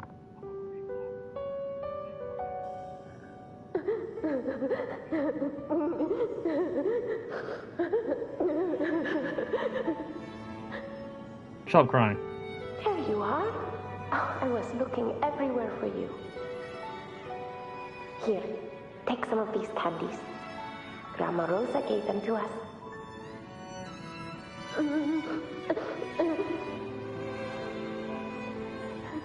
Hey, do you think what Grandma Rosa said about Main's Deep is real? Like, if I really had the hero of heroes Vispa in Okolo, do you think I could ask them to fix my brother's leg? With a resonance ability that powerful, maybe he could get better, just like how he was. The grown-ups keep saying how awful this dark tide will be. And my brother's leg, it won't heal. They said he'll never be a gladiator now. Gladiator. In that case, why not try your luck in Oak Hollow? You can take my sword. Just make sure to bring it back to Uncle Philo later. But aren't you coming too? There's no extra sword. You can't reach Main's Deep without your sword. It's okay. I'll wait till next time. I'll find a way to get more swords, so everyone can have one. That little girl. Does her voice sound familiar to you? That's Augusta. I feel like I've heard it somewhere before.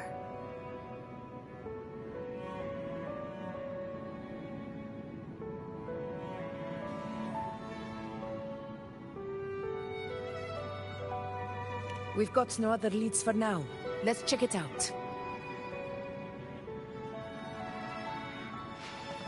More phantoms of the past. Oh, look over there! I see it!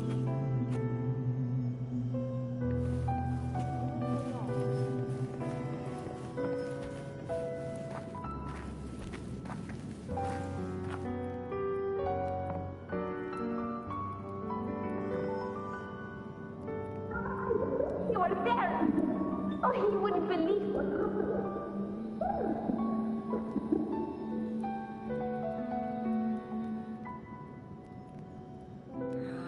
It's cutting out. I can't hear what it's saying.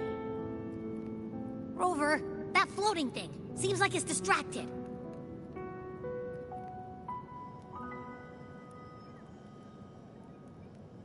Something's messing with it, but I can't see what. Feels like, I don't know, like there's an invisible wall cutting us off. Another waystone. That can't be just a coincidence. It led us into the Sonoro. Maybe it can lead us out. You're saying we should use it to leave the Sonoro, and that whatever's messing with us might be coming from outside. Could be. It's worth trying.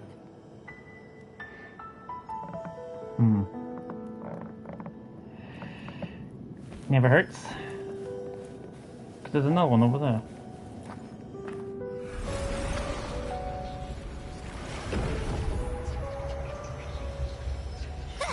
Can't believe we actually made it out. More hollow figures. Really was that. Don't worry. Leave them to me. Get rid of this shit. This should work. All right, team. Let's head back to the Sonora.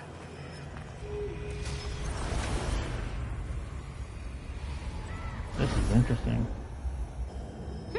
Seems like our little flutterbug has finally calmed down. Let's go look at the phantoms over there.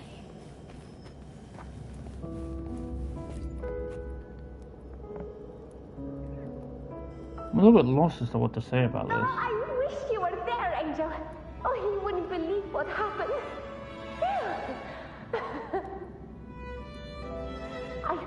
I only ran a few laps with Eric, and guess what? He got so dizzy, he tripped over his own feet and smack! Chipped a tooth! Hold still. I'm trying to get the salve on. Look at you.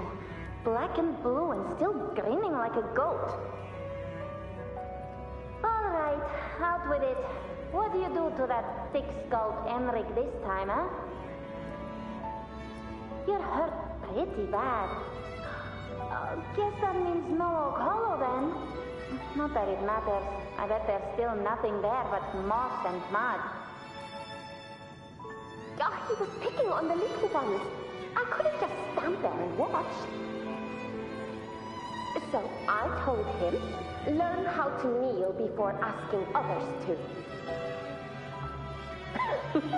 And that's when he snapped. Couldn't beat him, but still threw down.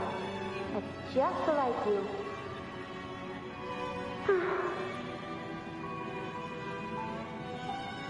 By the way, I heard things aren't going too well at the Hunter's Den. Ma and Pa haven't come home in days, and the whole town is holding its breath. We ought to return those swords to Uncle Philo, too. Anyway, Main's Deep will have to wait a bit longer. It's okay. We'll go after the high tide passes. Really? What if we storming around about it? What if the whispers are real? And the great resonance ability too? Maybe that's how we end up heroes of heroes, both of us. A hero of heroes. That's still what you want, isn't it? It is. I think everyone in the village wants that. The priestesses say that once you become a hero of heroes, even the dark tide won't scare you. Makes sense. Not just any hero, but the hero of heroes. Feels a long way off for us. But maybe it also means making people smile. If the dark tide disappeared, everyone would be happy, right? That sounds too easy to be true. But if that's all it takes, you've done it already, Augusta. But skip Emmerich. Making a life like him grin shouldn't count. Fair enough.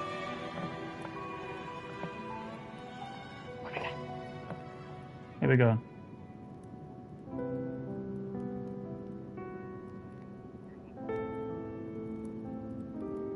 Augusta. That's me. I guess there's no denying it now. I thought I might keep my foolishness as a child from you. So, Murmurstown, I mean, Fabianum, is your hometown? Yes. It's been a long time. I never imagined I'd see my past like this.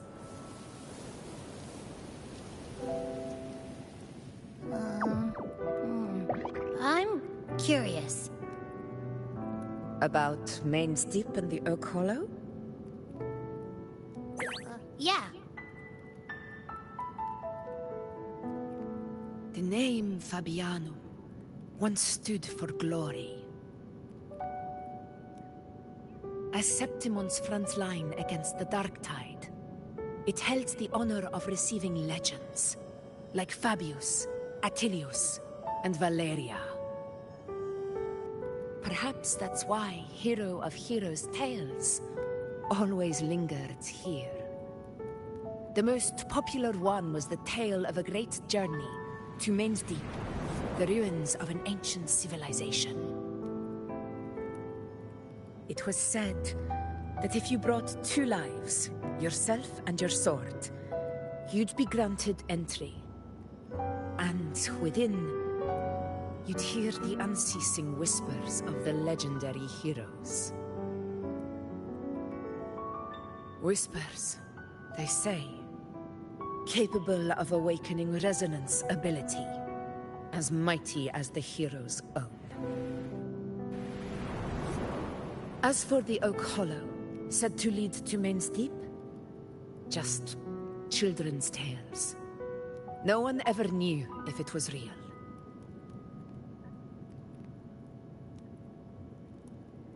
But Fabianum never found its hero of heroes.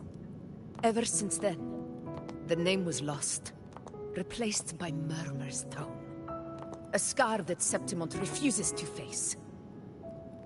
The whole town held out until the very end, yet no aid ever came from the city of Septimont. Later, I heard from the senior gladiators that on the very morning Fabianum fell, most of the Senate lords were still sound asleep in their warm beds.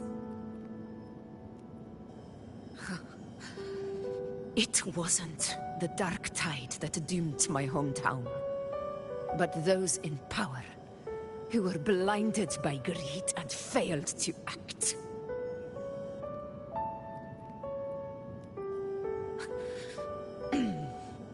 Forgive me. I let my emotions get the better of me. It's nice to see new sides of people. No such thing as only one side. I see. Then perhaps I should spend more time with you, like you once did. Anyway, why did the Sonoro reveal all this to us? Maybe it's helping us find that, pure dark tide frequency? The scent does feel clearer now. Less muddled. Or maybe it meant to show us something more.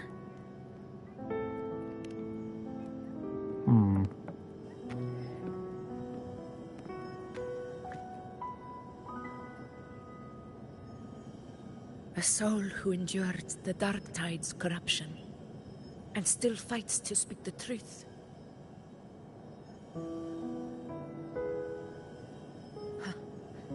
His spirit deserves to be remembered. I will go to witness that truth with my own eyes.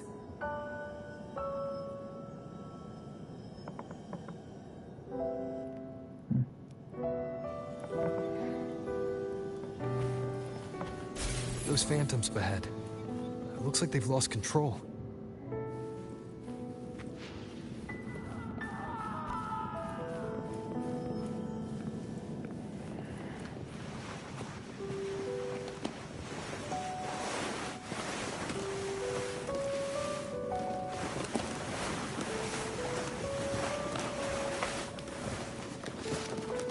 Here.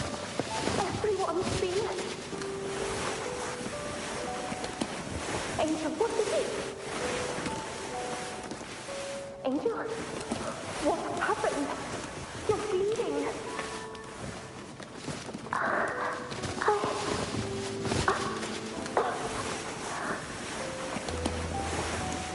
Stay with me. I'll get out of here. There are monsters everywhere. You won't make it. What do I mean?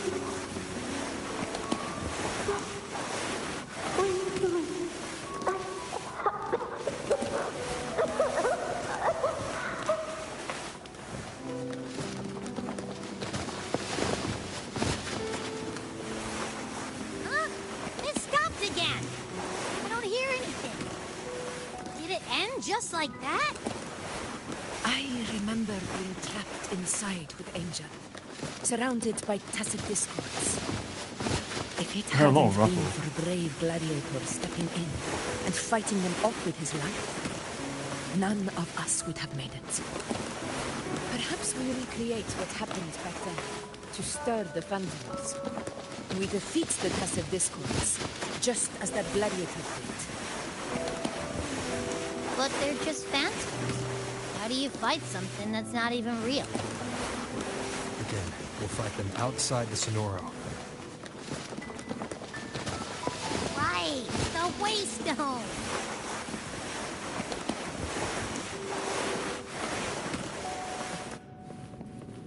Thank you for stopping the sound.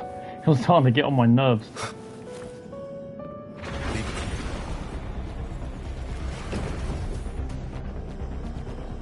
Tacit discords. Over there. Time to work. In control. Hopefully this helps. This is Mother. Of conquest. Yeah, it is generally a case of where I don't know what I can say about saying some of this stuff, so I generally just, you know, kind of like, well, have the story kind of do its own thing. But this is kind of cool though, I won't lie.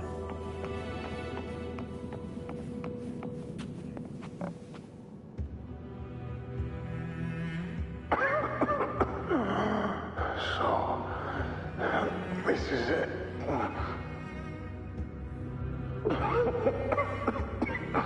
At least, I'm not on my knees.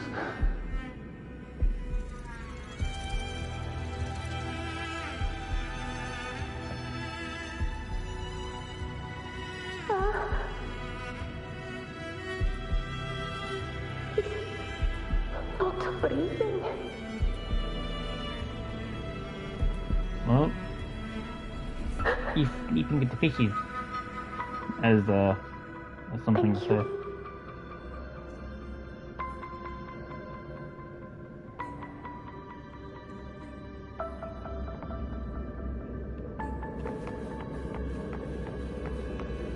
Stay close, Angel. It will be all right.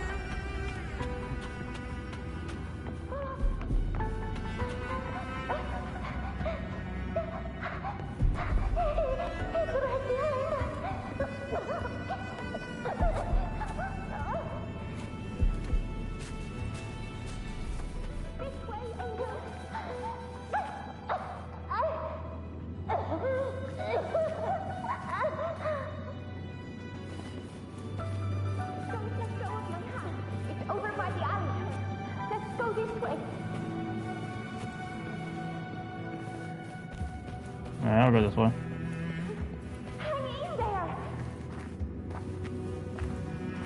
In a way, it would genuinely be nice if they kind of slowed it down a little bit. That they actually kind of captured the...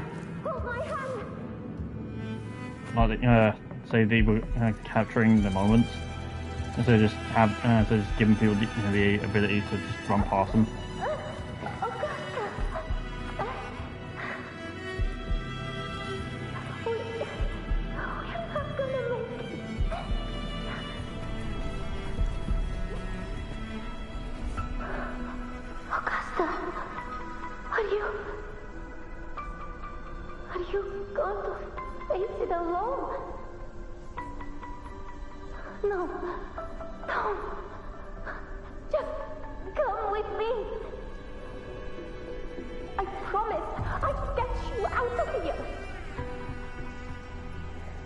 But I didn't say the same for me.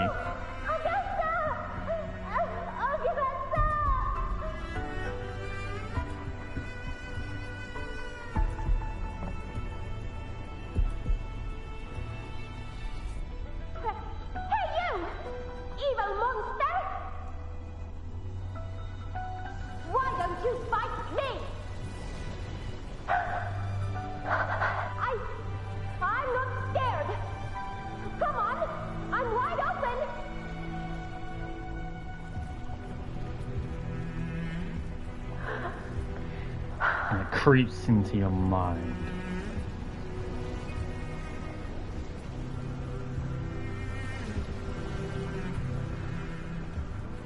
Don't look away! I'm not someone you can ignore. No! Wants a friend. Look out! Look at me! I said, look at me! Let go! The dark tide answers only to strength. Those without it are doomed to be forsaken. Augusta, my brave yet fragile child, your strength is far too feeble, unfit to sate the hunger of the dark tide.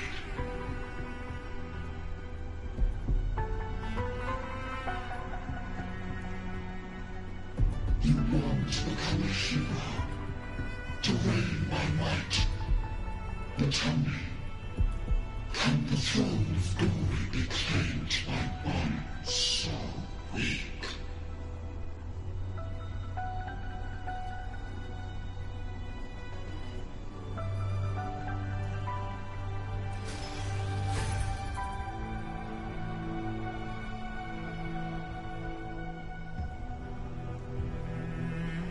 Easy.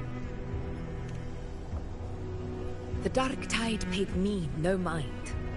Its target was always Angel. And the whispers, they were real, but not as the legends promised. What I heard were words of cruelty. None of it matters now. Those things belong to the past.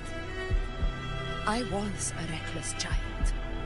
A hatchling, flailing with a sword I could barely hold.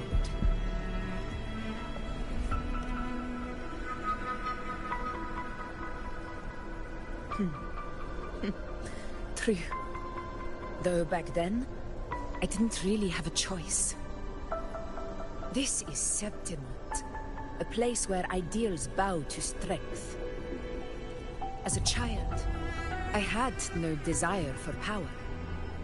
But in the city of Septimont, if I wished to rise beyond my origin and silence arrogance dressed in fame and fortune, I had no other path. Now, my strength speaks in my stead, and my blade cuts down every slander. All but prejudice. I know well what those parasites in the Senate are plotting. Draped in the Temple's name, they manipulate public opinion to secure themselves a place on Capitolini Hill. But their absurd schemes betray only fear. too afraid to face me. They skulk in the shadows, hoping empty prophecies might bring me to my knees.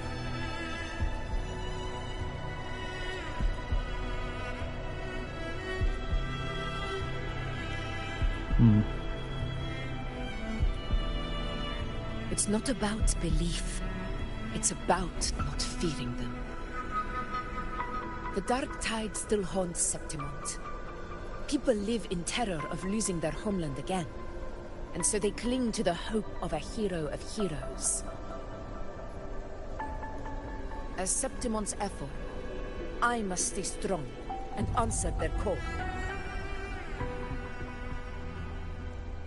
Our ruler has no right to falter. If my resonance ability raises doubts about my right to rule, then let the true hero of heroes step forth and challenge me. And if none appear, I will decide whether this title is worthy of the weight of a ruler's glory.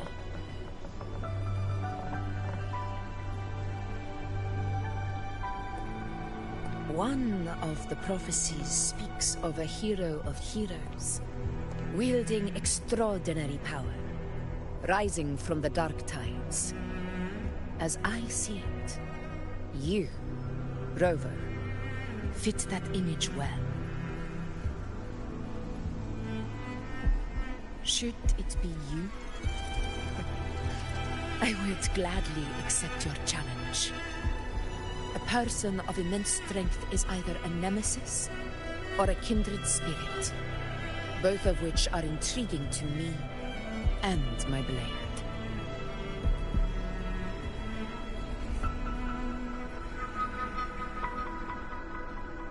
Me?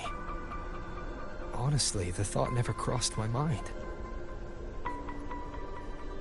From what I've seen, being a true ruler isn't about having immense strength, whether that's a powerful resonance ability or sheer might. I've met people from Huanglong to Rinascita who live with real integrity. Their skills and backgrounds were all different, and none of them were perfect. But what defines them isn't strength or anything that can be measured. It's the spirit they were born with. Resilient, unyielding. That can't be stolen. Believe me, Augusta. I see that same spirit in you. I see. You know once said something similar to me.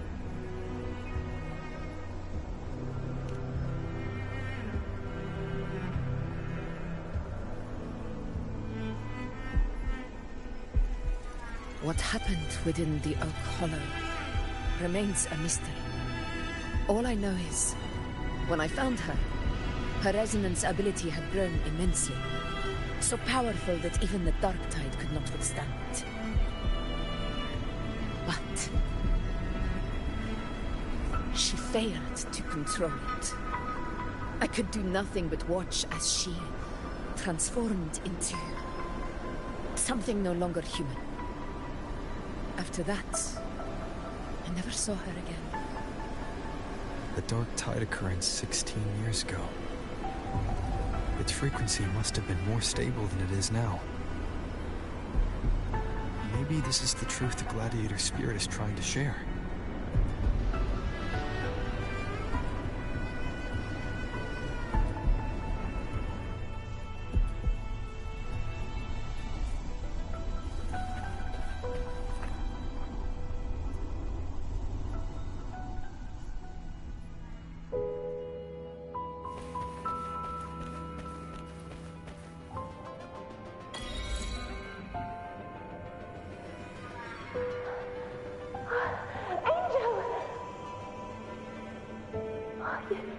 You've defeated the Dark Tide.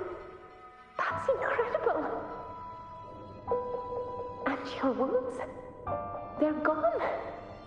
Thank goodness. Did the Whispers give you their power?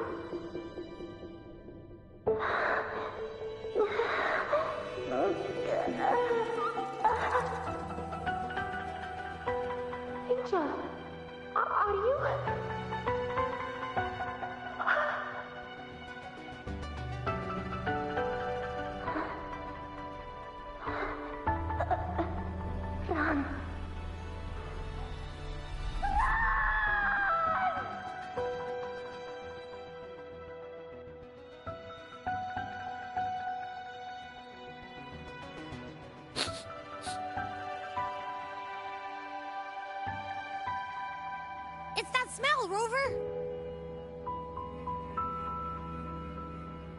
The truth, the dark tide, and the pure frequency. Are you certain that's what we're looking for? How could Angel be carrying the dark tide's frequency? If anyone can sniff out the truth, it's Abby.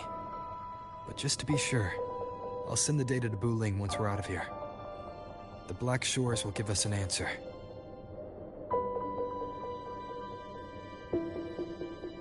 All right.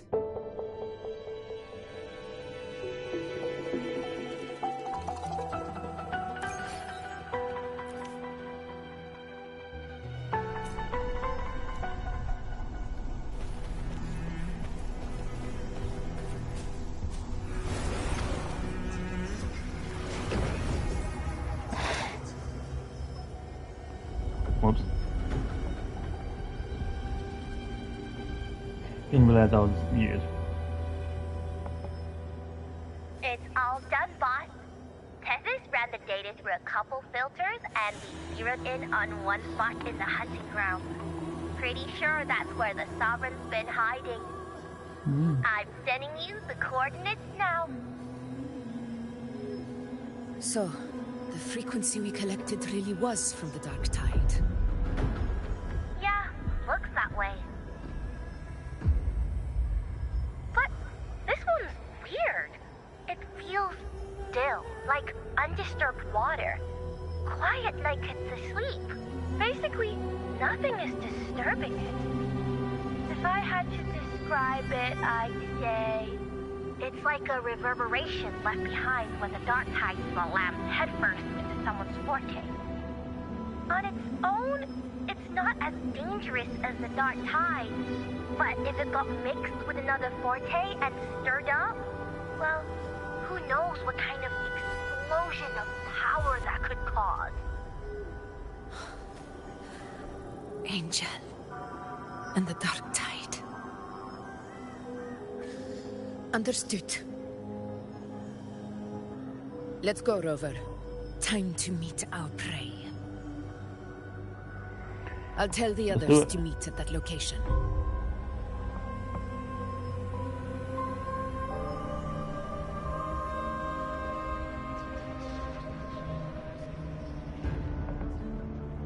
I thought I was gonna run there, but okay, I guess not. Give me the black screen.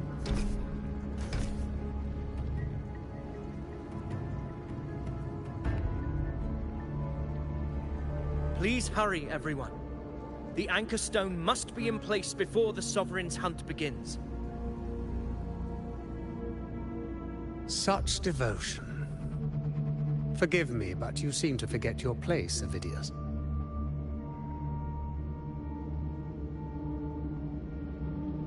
Who's he? Is that so? Perhaps you'd like to remind me, my lord. You must be aware of your rather underwhelming performance during the Tyrannos hunt.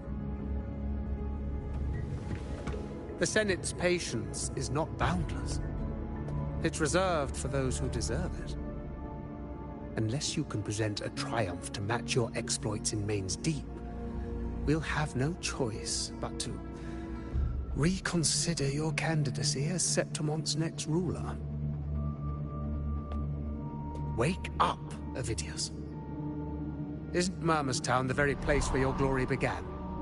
That, Avidius, is your true arena.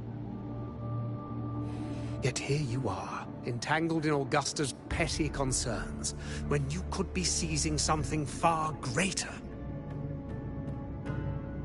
How very amusing, Lord Falco. You seek a ruler strong enough to lead, yet pliable enough to be led. You'd have better luck finding a needle in the sea. Were I in your position, I'd keep my mouth shut. If Septimont falls, so will your ambitions. He's got a point. Duke can run his mouth as much as he wants, but if everything falls and apart... allow me to remind you. I entered Main's Deep because I had no other choice, and my duty as a gladiator demanded it. The blood I shed, the blade I wielded, these were proof of loyalty, not entertainment for the Lords. If that's how you see it, then perhaps it is I who should reconsider this alliance. How dare you? Ha! Got some grit, eh? Haven't let ambition cloud your mind. I like that. Falco, what are you...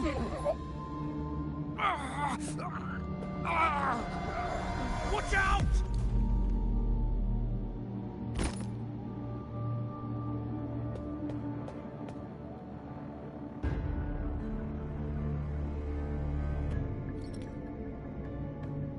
He may be under the Hollow Figure's influence. Judging by his behavior, the Dark Tide has already corrupted his mind. The Anchor Stone is nearly in place. Sir Hercule, would you please take Lord Falco to rest? This isn't far from the entrance to Main's Deep. I remember finding Mizona nearby. It's a herb that helped my companions and me resist the Dark Tide's corruption. Lord Falco has paid for his pride. But as a former hero, he deserves a death free from the Dark Tide's torment.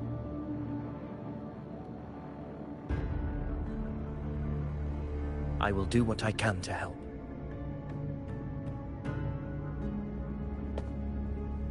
Sir Hercule, please look after him. I'll bring the herb back. I promise it won't take long. Don't worry. All right. You go do what you believe is right.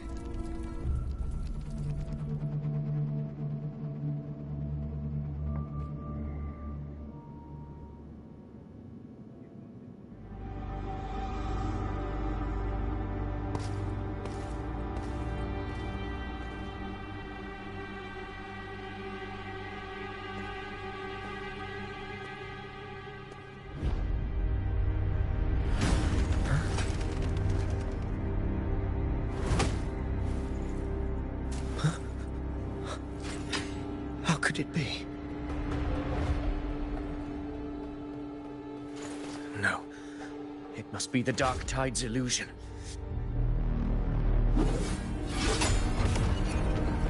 This wall. No. It can't be. My fellow gladiators, our prey has finally revealed itself. Move to the marked coordinates. It's time to hunt.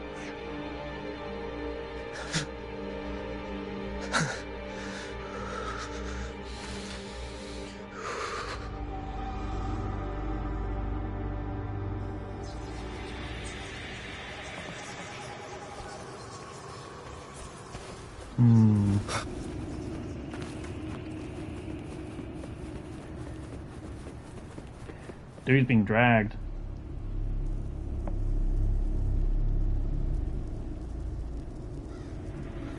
There's not really like an essence of like purely evil people in this game.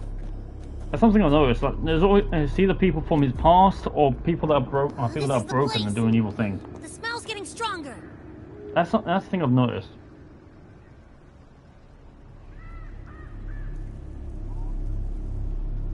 No traces of the Sovereign. It must be hiding again. We must force it to show itself. Perhaps this could work.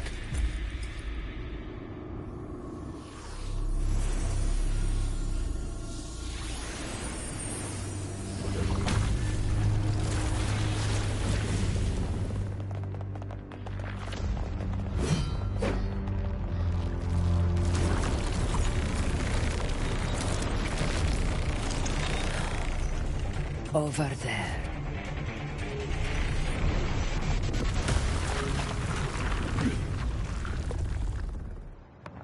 Oh. The false sovereign. Annihilation! Hopefully this helps. Wind rises! In control. Roars of conquest!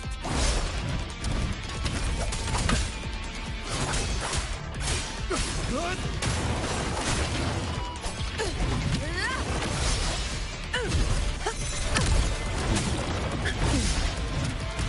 In control. Monster slashes. Hopefully this helps. This is my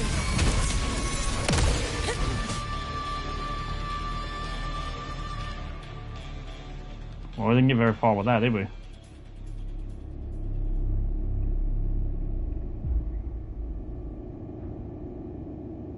Hello?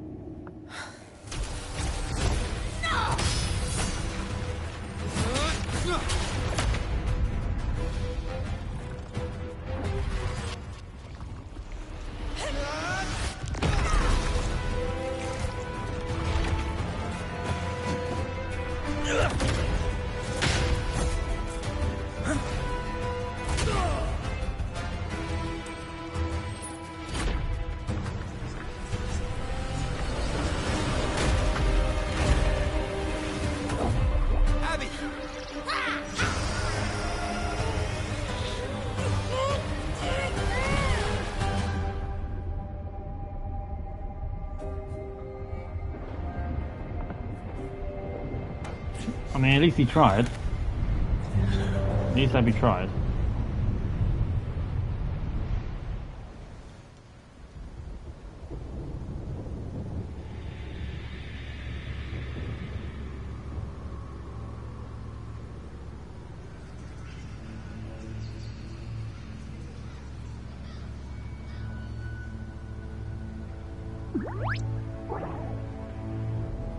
You good, Abby?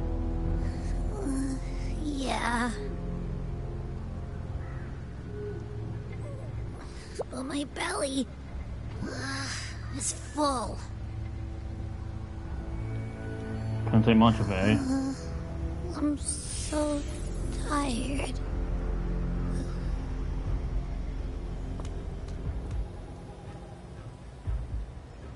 Oh, hey.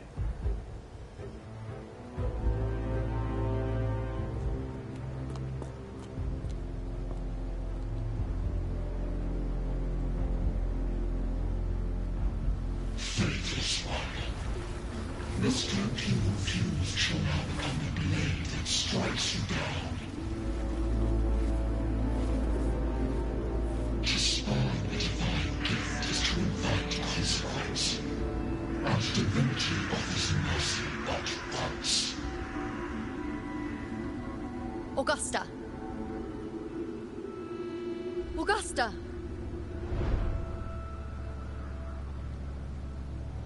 You know,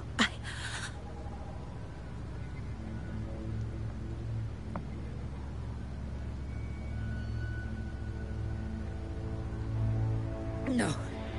It can't end like this.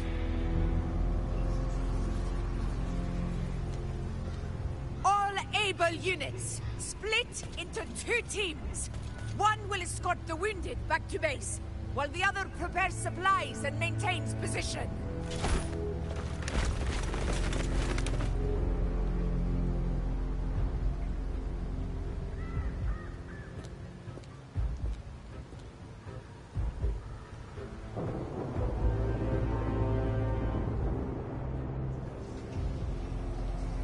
Huh. Boss, what's going on? I got a bad feeling just now and Tessus won't stop pumping out alerts.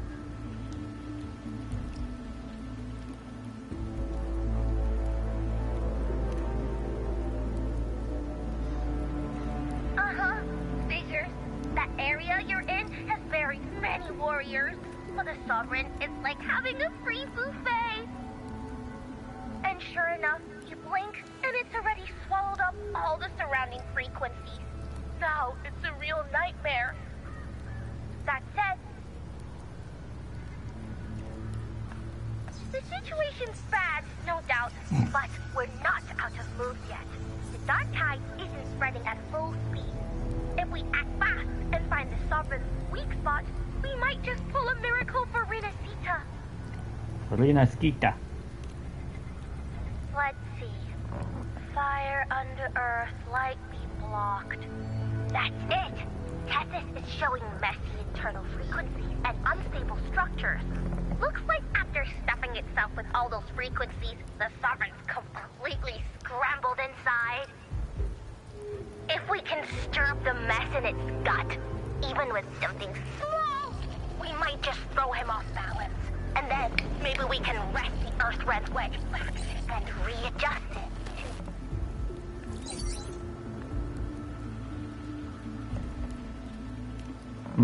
Terrible timing. Is there any other way to reach her? Probably not. Managed to send Abby, but he's too tired for that. It's the Dark Tide. The Dark Tide. The entire frequency range is under its control. In other words, we're completely cut off here. How vexing. The Dark Tide's inside. If we feed that monster something else. Right, the Anchor Stone.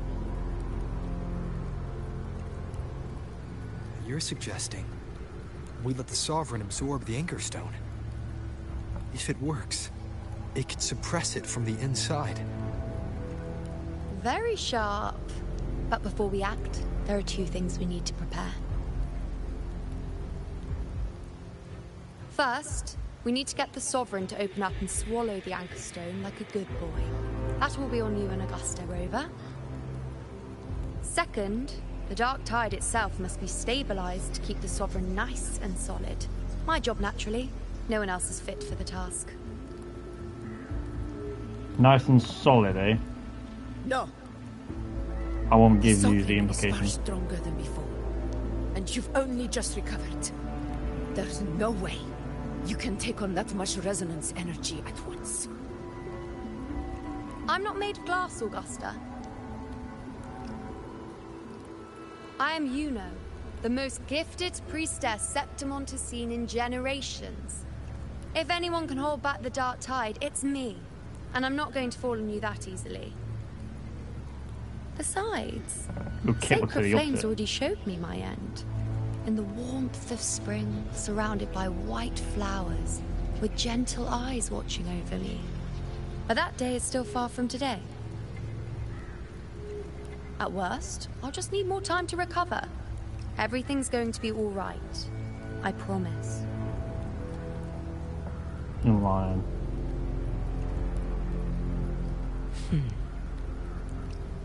Then it's settled. I'll let you prepare. Just give me a signal when you're near the Earthrender. I won't be able to hold the Sovereign's form for long, so make the most of that window.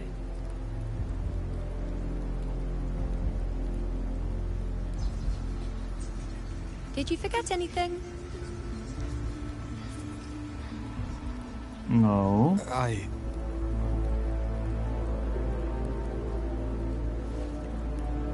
Oh, that's what you meant. Useful, isn't it? Keep it close. No matter where you go, a part of me goes with you. Got it?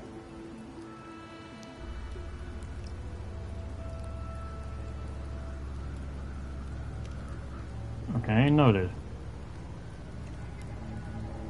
Since I've given you a tool so practical, I'll ask something in return. Just one thing. And that is...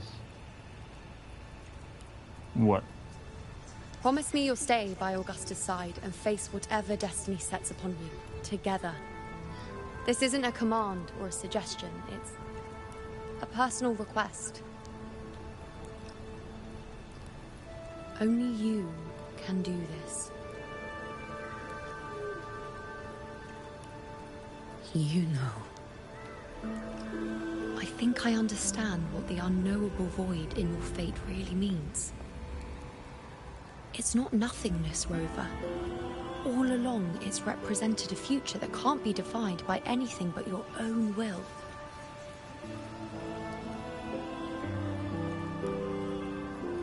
As long as that void exists, you control your story.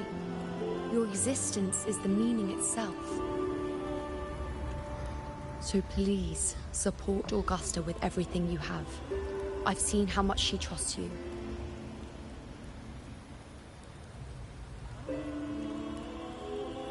So trust her in return. No matter what happens, you are not to doubt her in the slightest.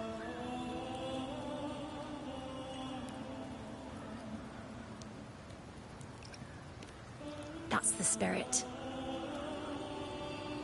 All right, you two. Stop standing around and get moving.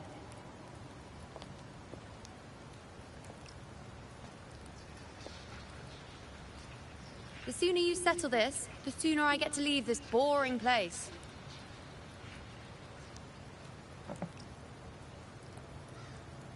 You know, one last question. I think I got that as a rough someone idea. without an unwritten fate, is it true they can never break free, no matter how hard they struggle?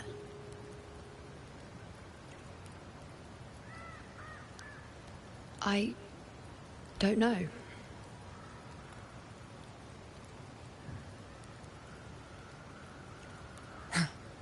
That's all right.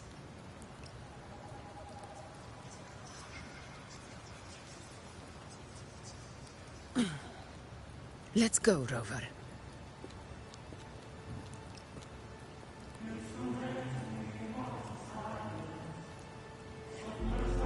I feel like Augusta has a rough idea as to what's possible to happen.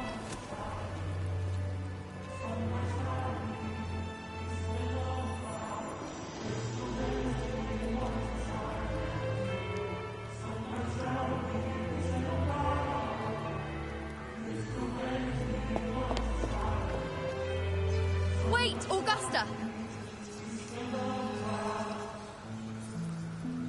I've been thinking. Our final fate might already be written, but how we walk that path is up to us. We as humans are meant to carve our own way forward.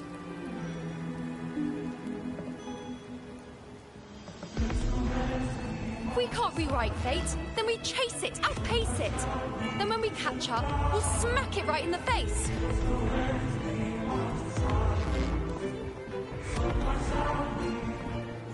Don't forget what you once said. A ruler assumes their place by accomplishing the impossible for their subjects.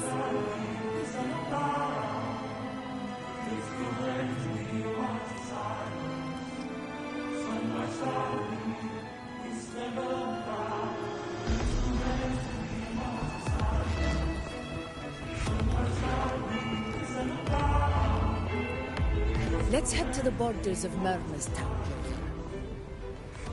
The anchor stone Avidius and the others set there could come in handy.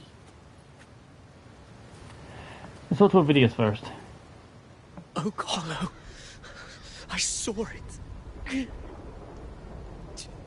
Mainstein. It doesn't exist. Is it because of me? My memories. No.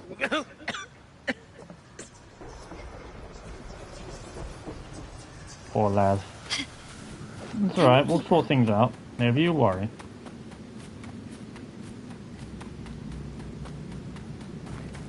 We're getting somewhere. Oh, I'm stuck on a stone.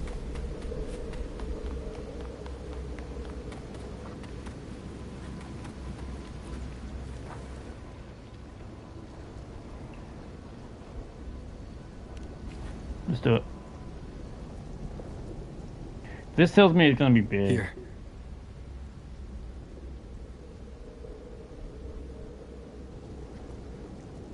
Good thing I have some stuff in my freezer.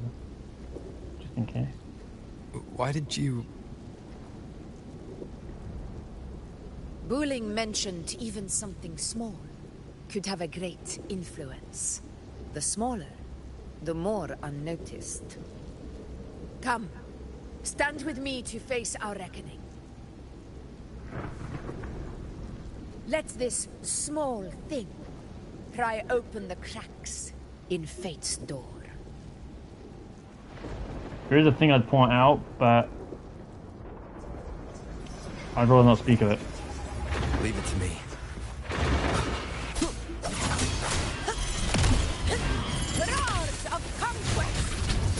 though I'm probably sure if you don't look, you're not gonna notice either.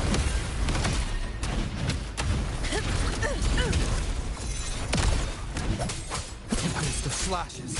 Hopefully this helps.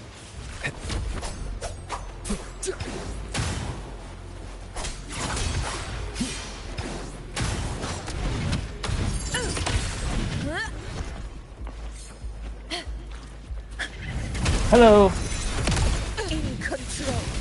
Just wanted to come by, see how fit you are. Hopefully this helps. I understand you don't have a gym membership, but we are here to help you today.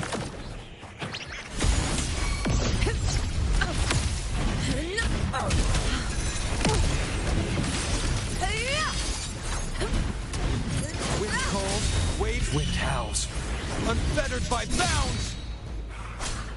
It seems you are not quite so fit as of late. Is something the matter?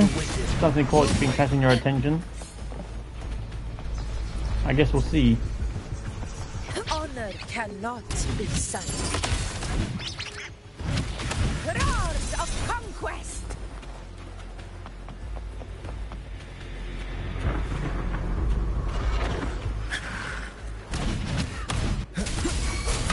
Hopefully this helps. Fight by my side. Sing of my triumph! Invincible! In control.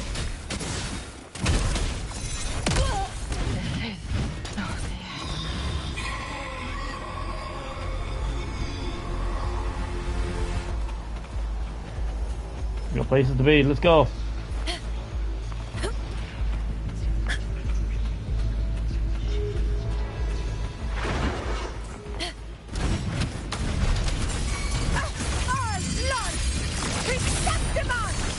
Yeah, I forget. I keep forgetting that it. That's a hold. Wind cold, waves follow. Hopefully this helps. I forget that that burst is the hold and not a tap. Because she essentially has two. She has two ults.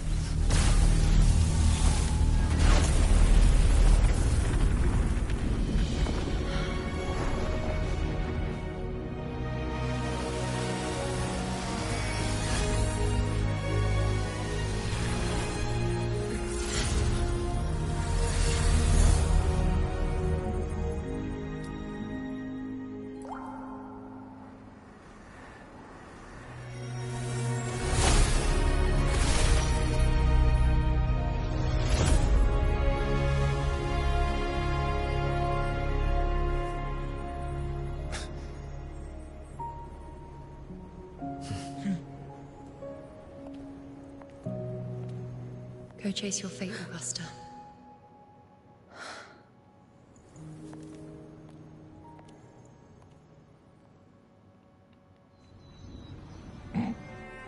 I got a screenshot of a black screen. Oh well. I've got the one. Oh, I've got the one. That should be fine. Wind, guide me.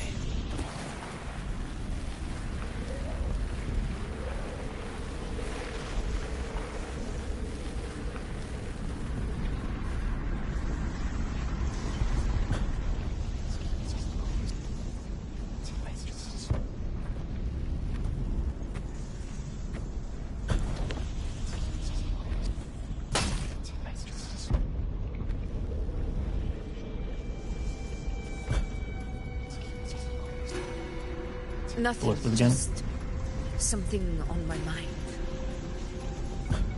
Do you still remember what the Whispers told me 16 years ago? The Dark Tide answers only to strength. Those without it are doomed to be forsaken. Now I think of it, it is rather interesting. I've never told anyone this before.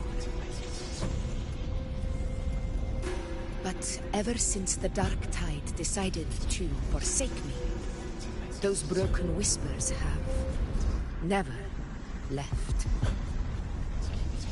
They echoed in every battle, telling me when to dodge, when to strike. But with each opponent that fell, the whispers began to fade.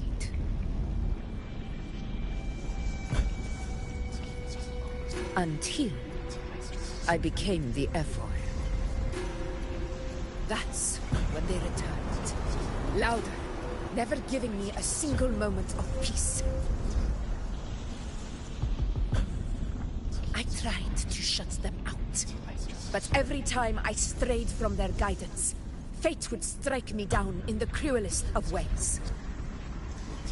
I thought I was the master of my fate, but the truth is, they always knew the path better than I ever could.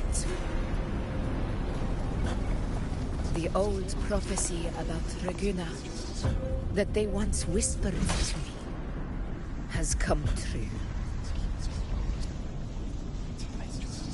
Now, it is time for me to put their power to the test.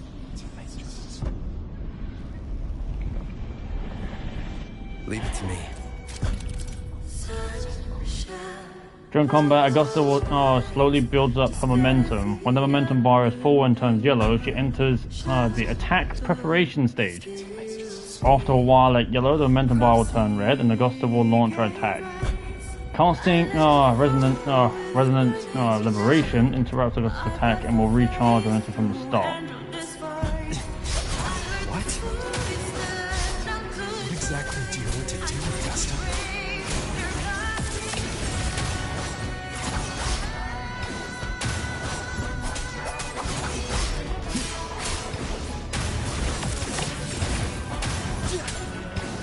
Annihilation!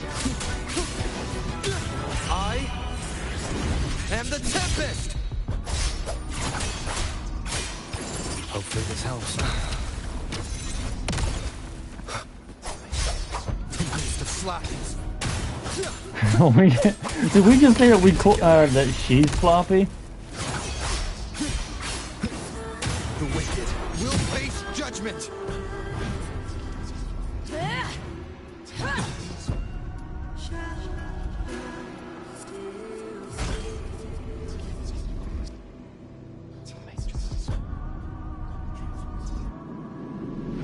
One of the prophecies speaks of a hero of heroes.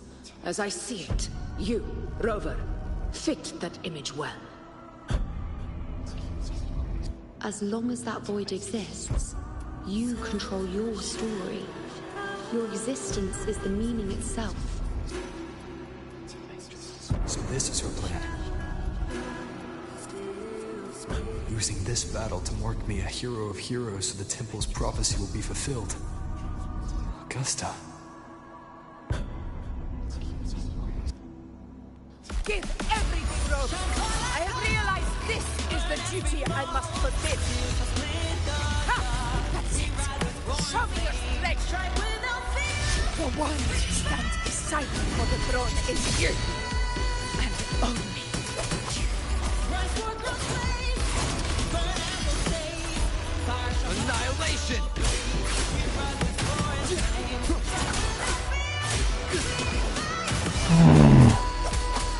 Wind rises! The wicked.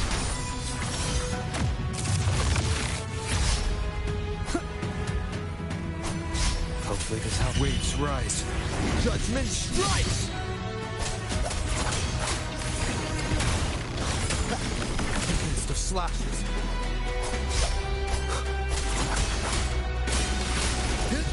Keep it together.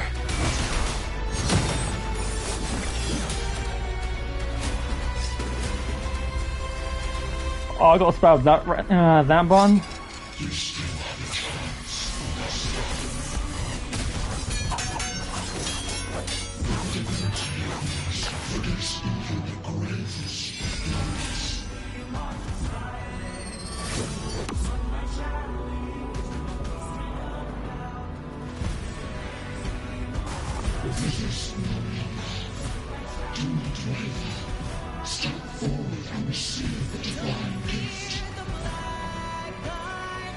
Oh dear.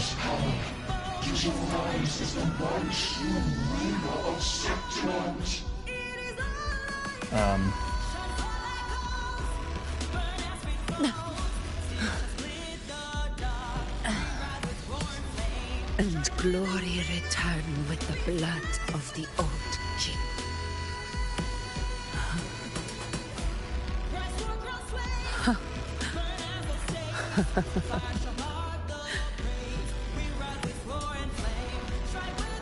You proved the prophecy true. So why now? Why this sudden urgency to stop me from fulfilling it? Unless I was your target all along. That power you spoke of was always just a trap. Answer me. Who are you? And what did you do to Angel? How foolish, Augusta. The will of the divine is not to be questioned. Alas, because it is too small to comprehend the grand vision.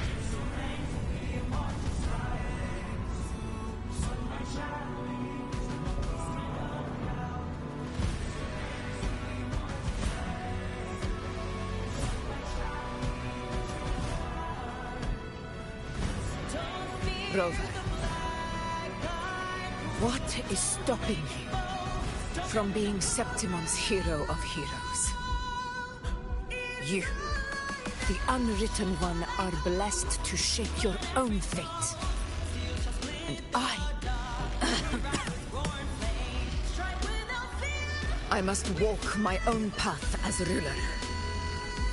Go, fulfill the prophecy that was always meant to be. I give my blood, so that the true hero may rise.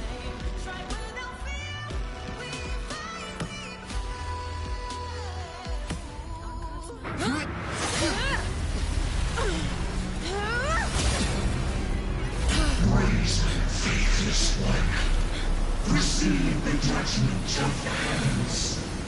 The sacred crucible shall reshape your soul. Soon. I already said Raguna's divinity didn't get a seat on the ship.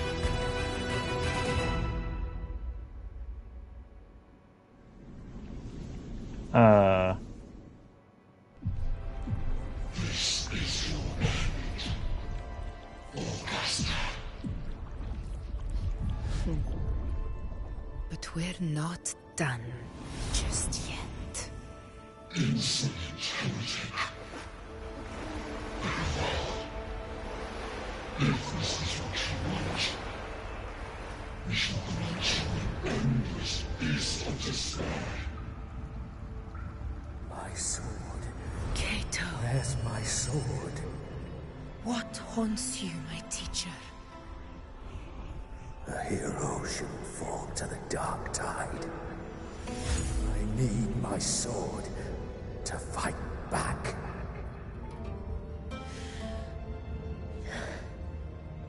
Please, take it. Take it and fight for what you believe in. Thankless empathy.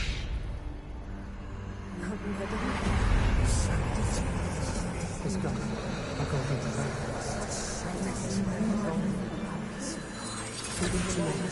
Please. Your blood, flesh.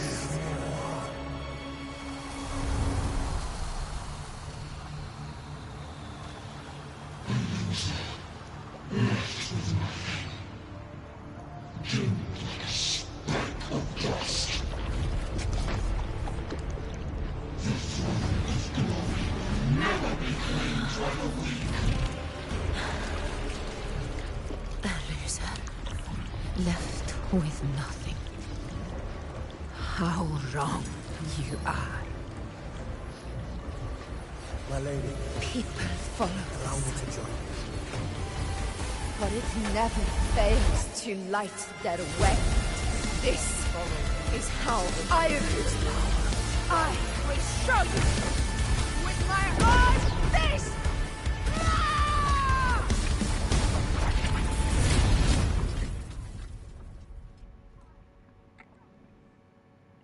Huh.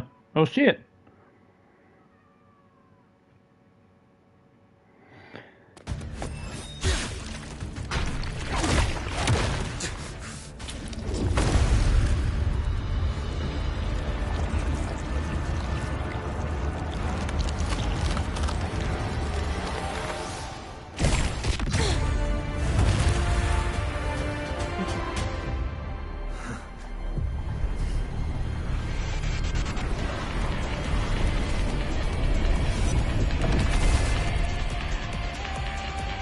Alright, let's do this.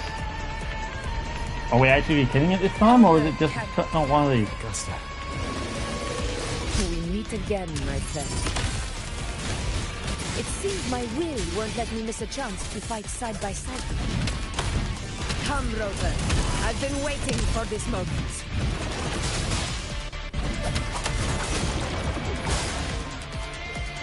Wind rises!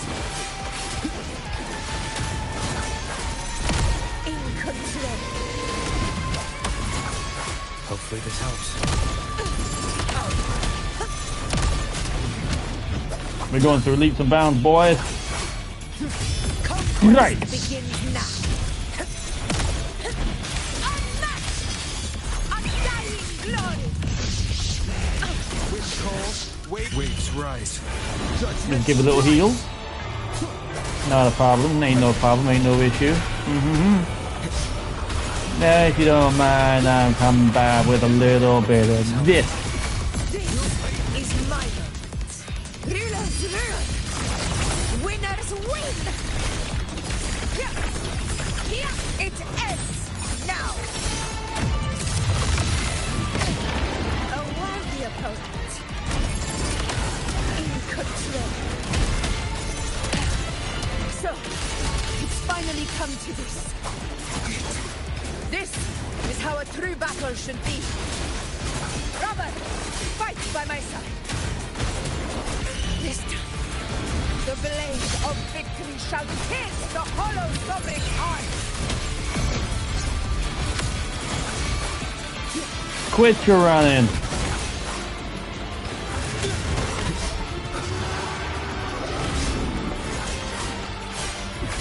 Fight by my side. Stand tall before the eternal sun.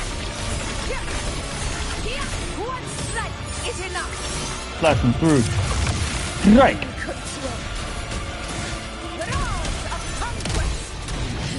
The wicked will face judgment.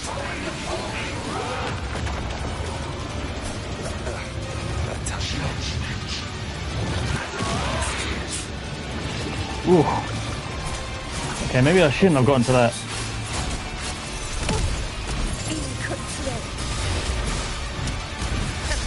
Wind calls, waves follow. Keep it together. Aww.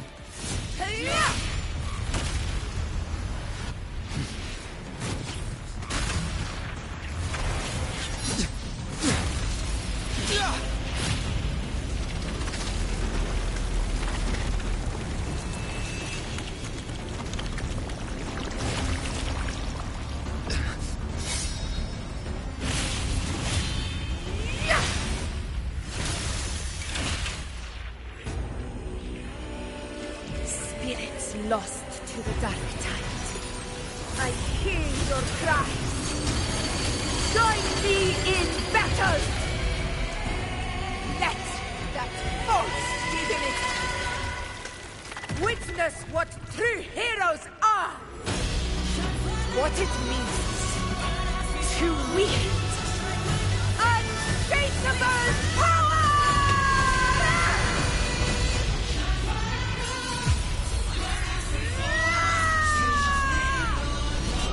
We ride with roar.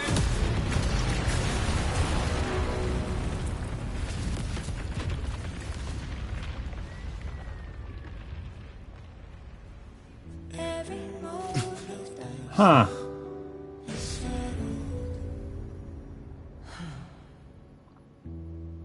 May applause greet you, heroes of Septima. In the storms are tides of blood and sand. Your soul stitches our land. So I'm standing here with the brave below. I'm not to mourn but to sing. A hard-won battle, wasn't it? May I be a blazing torch, your light to guide you back. Yes. To God, your eternal fire. It's all thanks to you, Rover, Septimon's hero of heroes. In that case, I could say the same to you.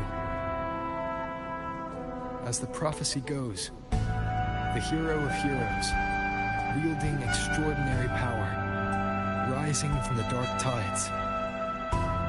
As I see it, you, Augusta, fit that image well. Extraordinary power. That's a bit much. I know my limits. But I do think I've earned that title. And it's one we could share together.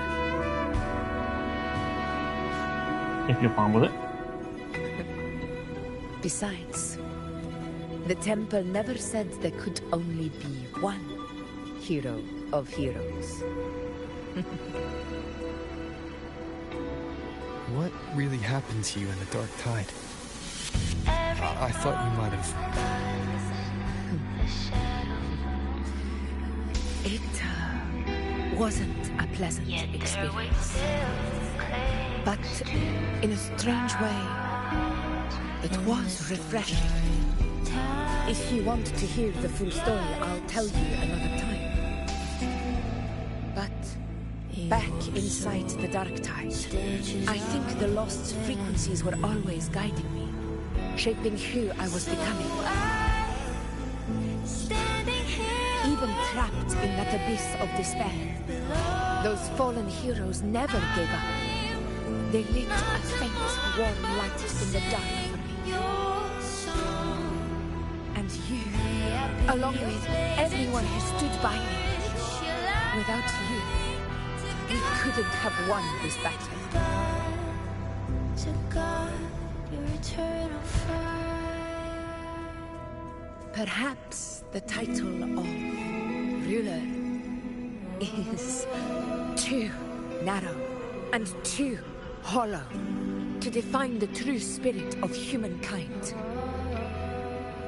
A civilization's glory is forged by generations of brave souls. It was never meant to be one person's medal of honor. I want to ask you something. Why did you ask me to join the hunt?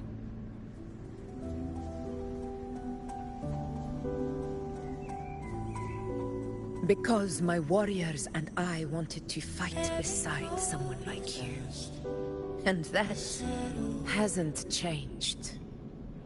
But I will be honest, part of it was because of your unwritten fate. I'd been preparing for this hunt for a long time. At first, all we had were a few vague glimpses from the priestesses, and a handful of prophetic murals. No one knew when or how the disaster would strike. And then, you showed up. You've surely seen the unfinished mural in the temple, the blank wall and the unwritten fate. So I took a gamble, believing you were the key to this hunt. I couldn't explain it back then, not when I wasn't certain myself. But in the end, we realized what that blank represents. And my gamble paid off. The one who deserves to be a hero of heroes, with power over the Earthrend Wedge. Thank you for your trust.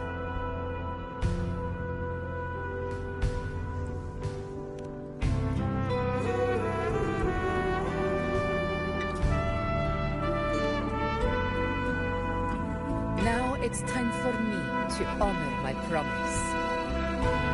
This is the end of our journey. The Earthrend Wedge. It hasn't been quite what I expected, but I'm very glad we made it this far together. Got a bit around out of it. Imperator. Go. I'll wait for you here. Go check on you now.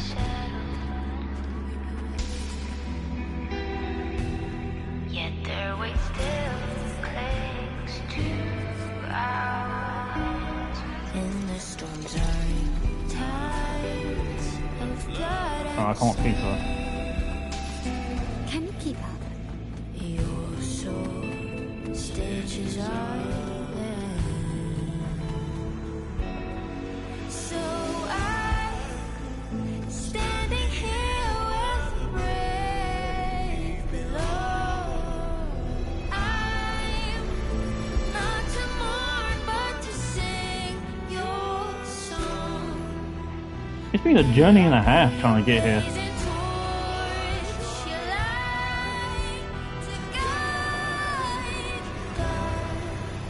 To God, your eternal fire. A discord. This warmth.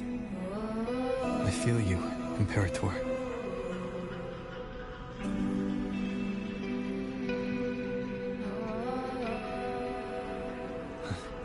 I better get back.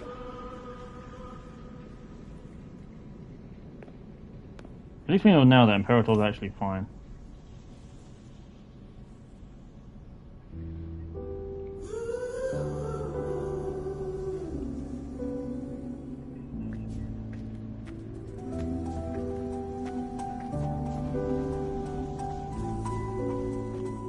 Did you find what you seek? I did. A discoid. Looks like a compass. The structure's odd. There might be a hidden compartment inside. Can you try opening it? I can try.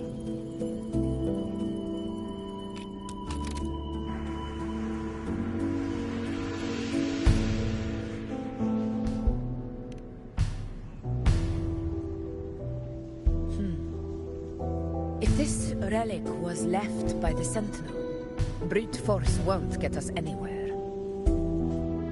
We'll need a different approach.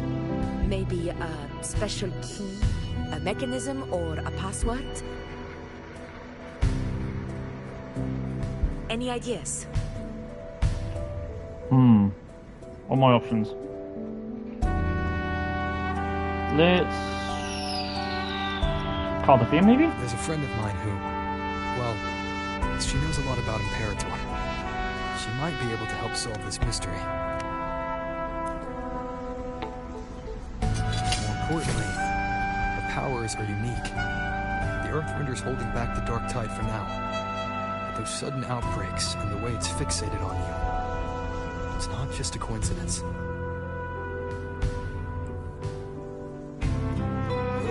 If anyone can put an end to the Dark Tide's threat in Septimont, it's her. Sounds like someone worth meeting. I think we left out the part where she's Farrell's parameter I'm close. curious what kind of person she is. But one thing I'm sure of. She must be a formidable opponent, and a figure to be respected. Like you. Oh, she is. She is. You two share a lot in common, actually. I think you get along. I'll reach out to her once we're back. She wasn't able to travel before due to some unavoidable reasons. But now, I think the timing's right. Double rainbow. Alright. Let's set all this aside and enjoy the victory we've earned. There's probably a bonfire roaring at the encampment. Rovers, it's time to return to those waiting for us.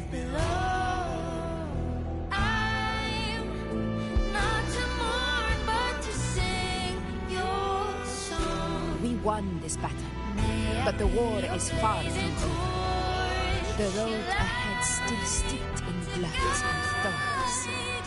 But with you, and everyone who stood beside us, the banner of Septimont will never fall.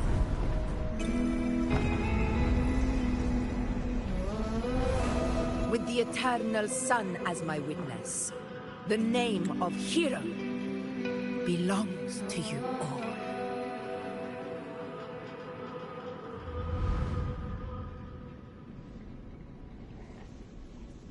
There's 2 pictures I can work with.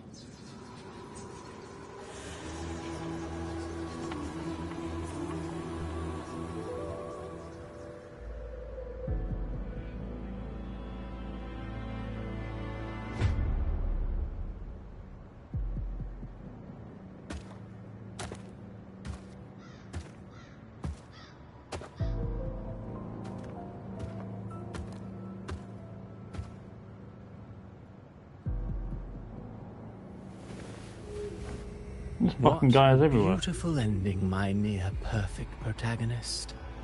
I must confess, even I didn't see this coming.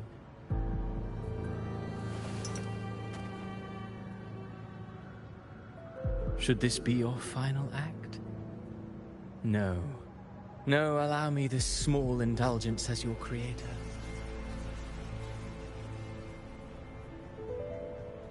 The quill of fate may be sharp and cold, but still I want to see how far the soul I created can go.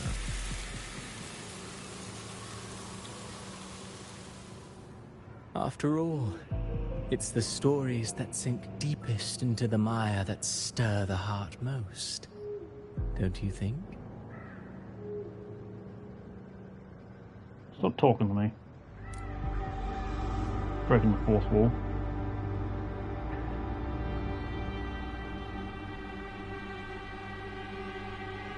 So, the dude at the very beginning. Interesting. It's been a while, Rinascita. What prey do we hunt this time?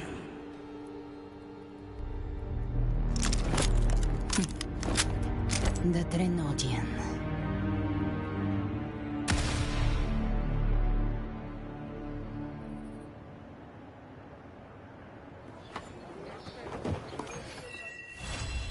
That's Act 8 done.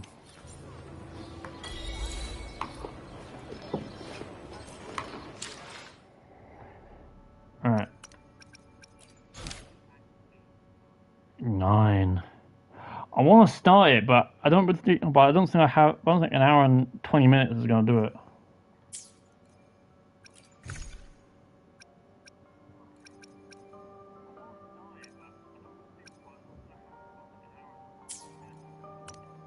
Nah. The average stories seem to be about like 2 hours, give or take. The average story seems to be about 2 hours. But I'm talking like average stories, not the ones with like the big moments and stuff like that. 'Cause the big moments seem to be longer, which makes sense.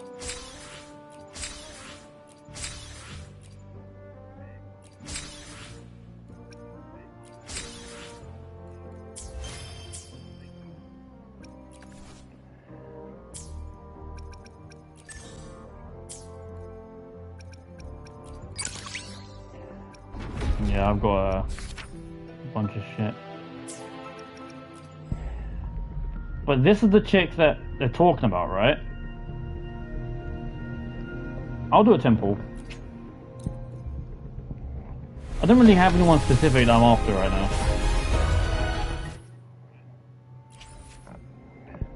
Should I just use all my summons? I'm gonna save these.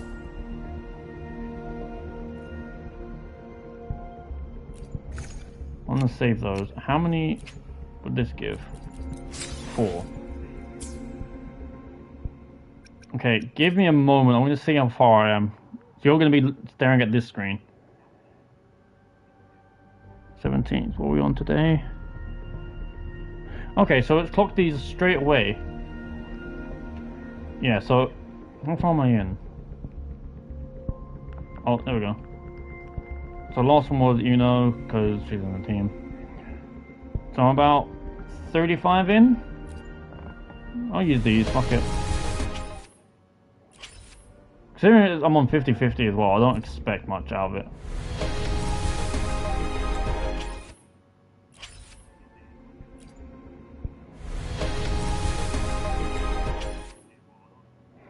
Yeah, I'm expecting this last one to be a 3-star as well. Yeah, thought so. But but at the moment I'm saving up on these just in case. Say if there is some, say if there is a 5-star I want, but I don't have the summons for it, then I can just use this. So I'm kinda just holding on that. So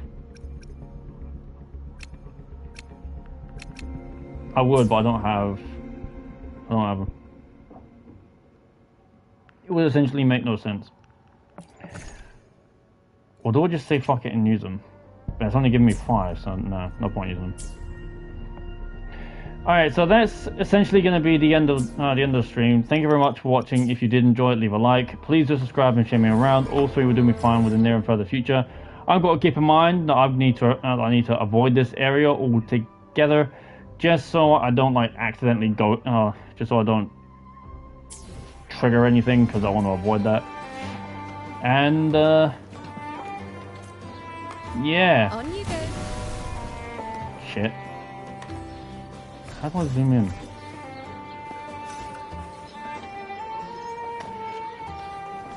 Oh well. But any is that? No, that's just a thing. So anywho, yeah, like, subscribe, share me around. Thank you very much, guys. I highly appreciate it. And with all that said and done, because otherwise I shouldn't be rambling at the end of streams. So if you're cold, stay frosty. If you're hot, keep it that way. Until next time, peace out. Thank you very much, guys. Have a good day or night, and stay safe.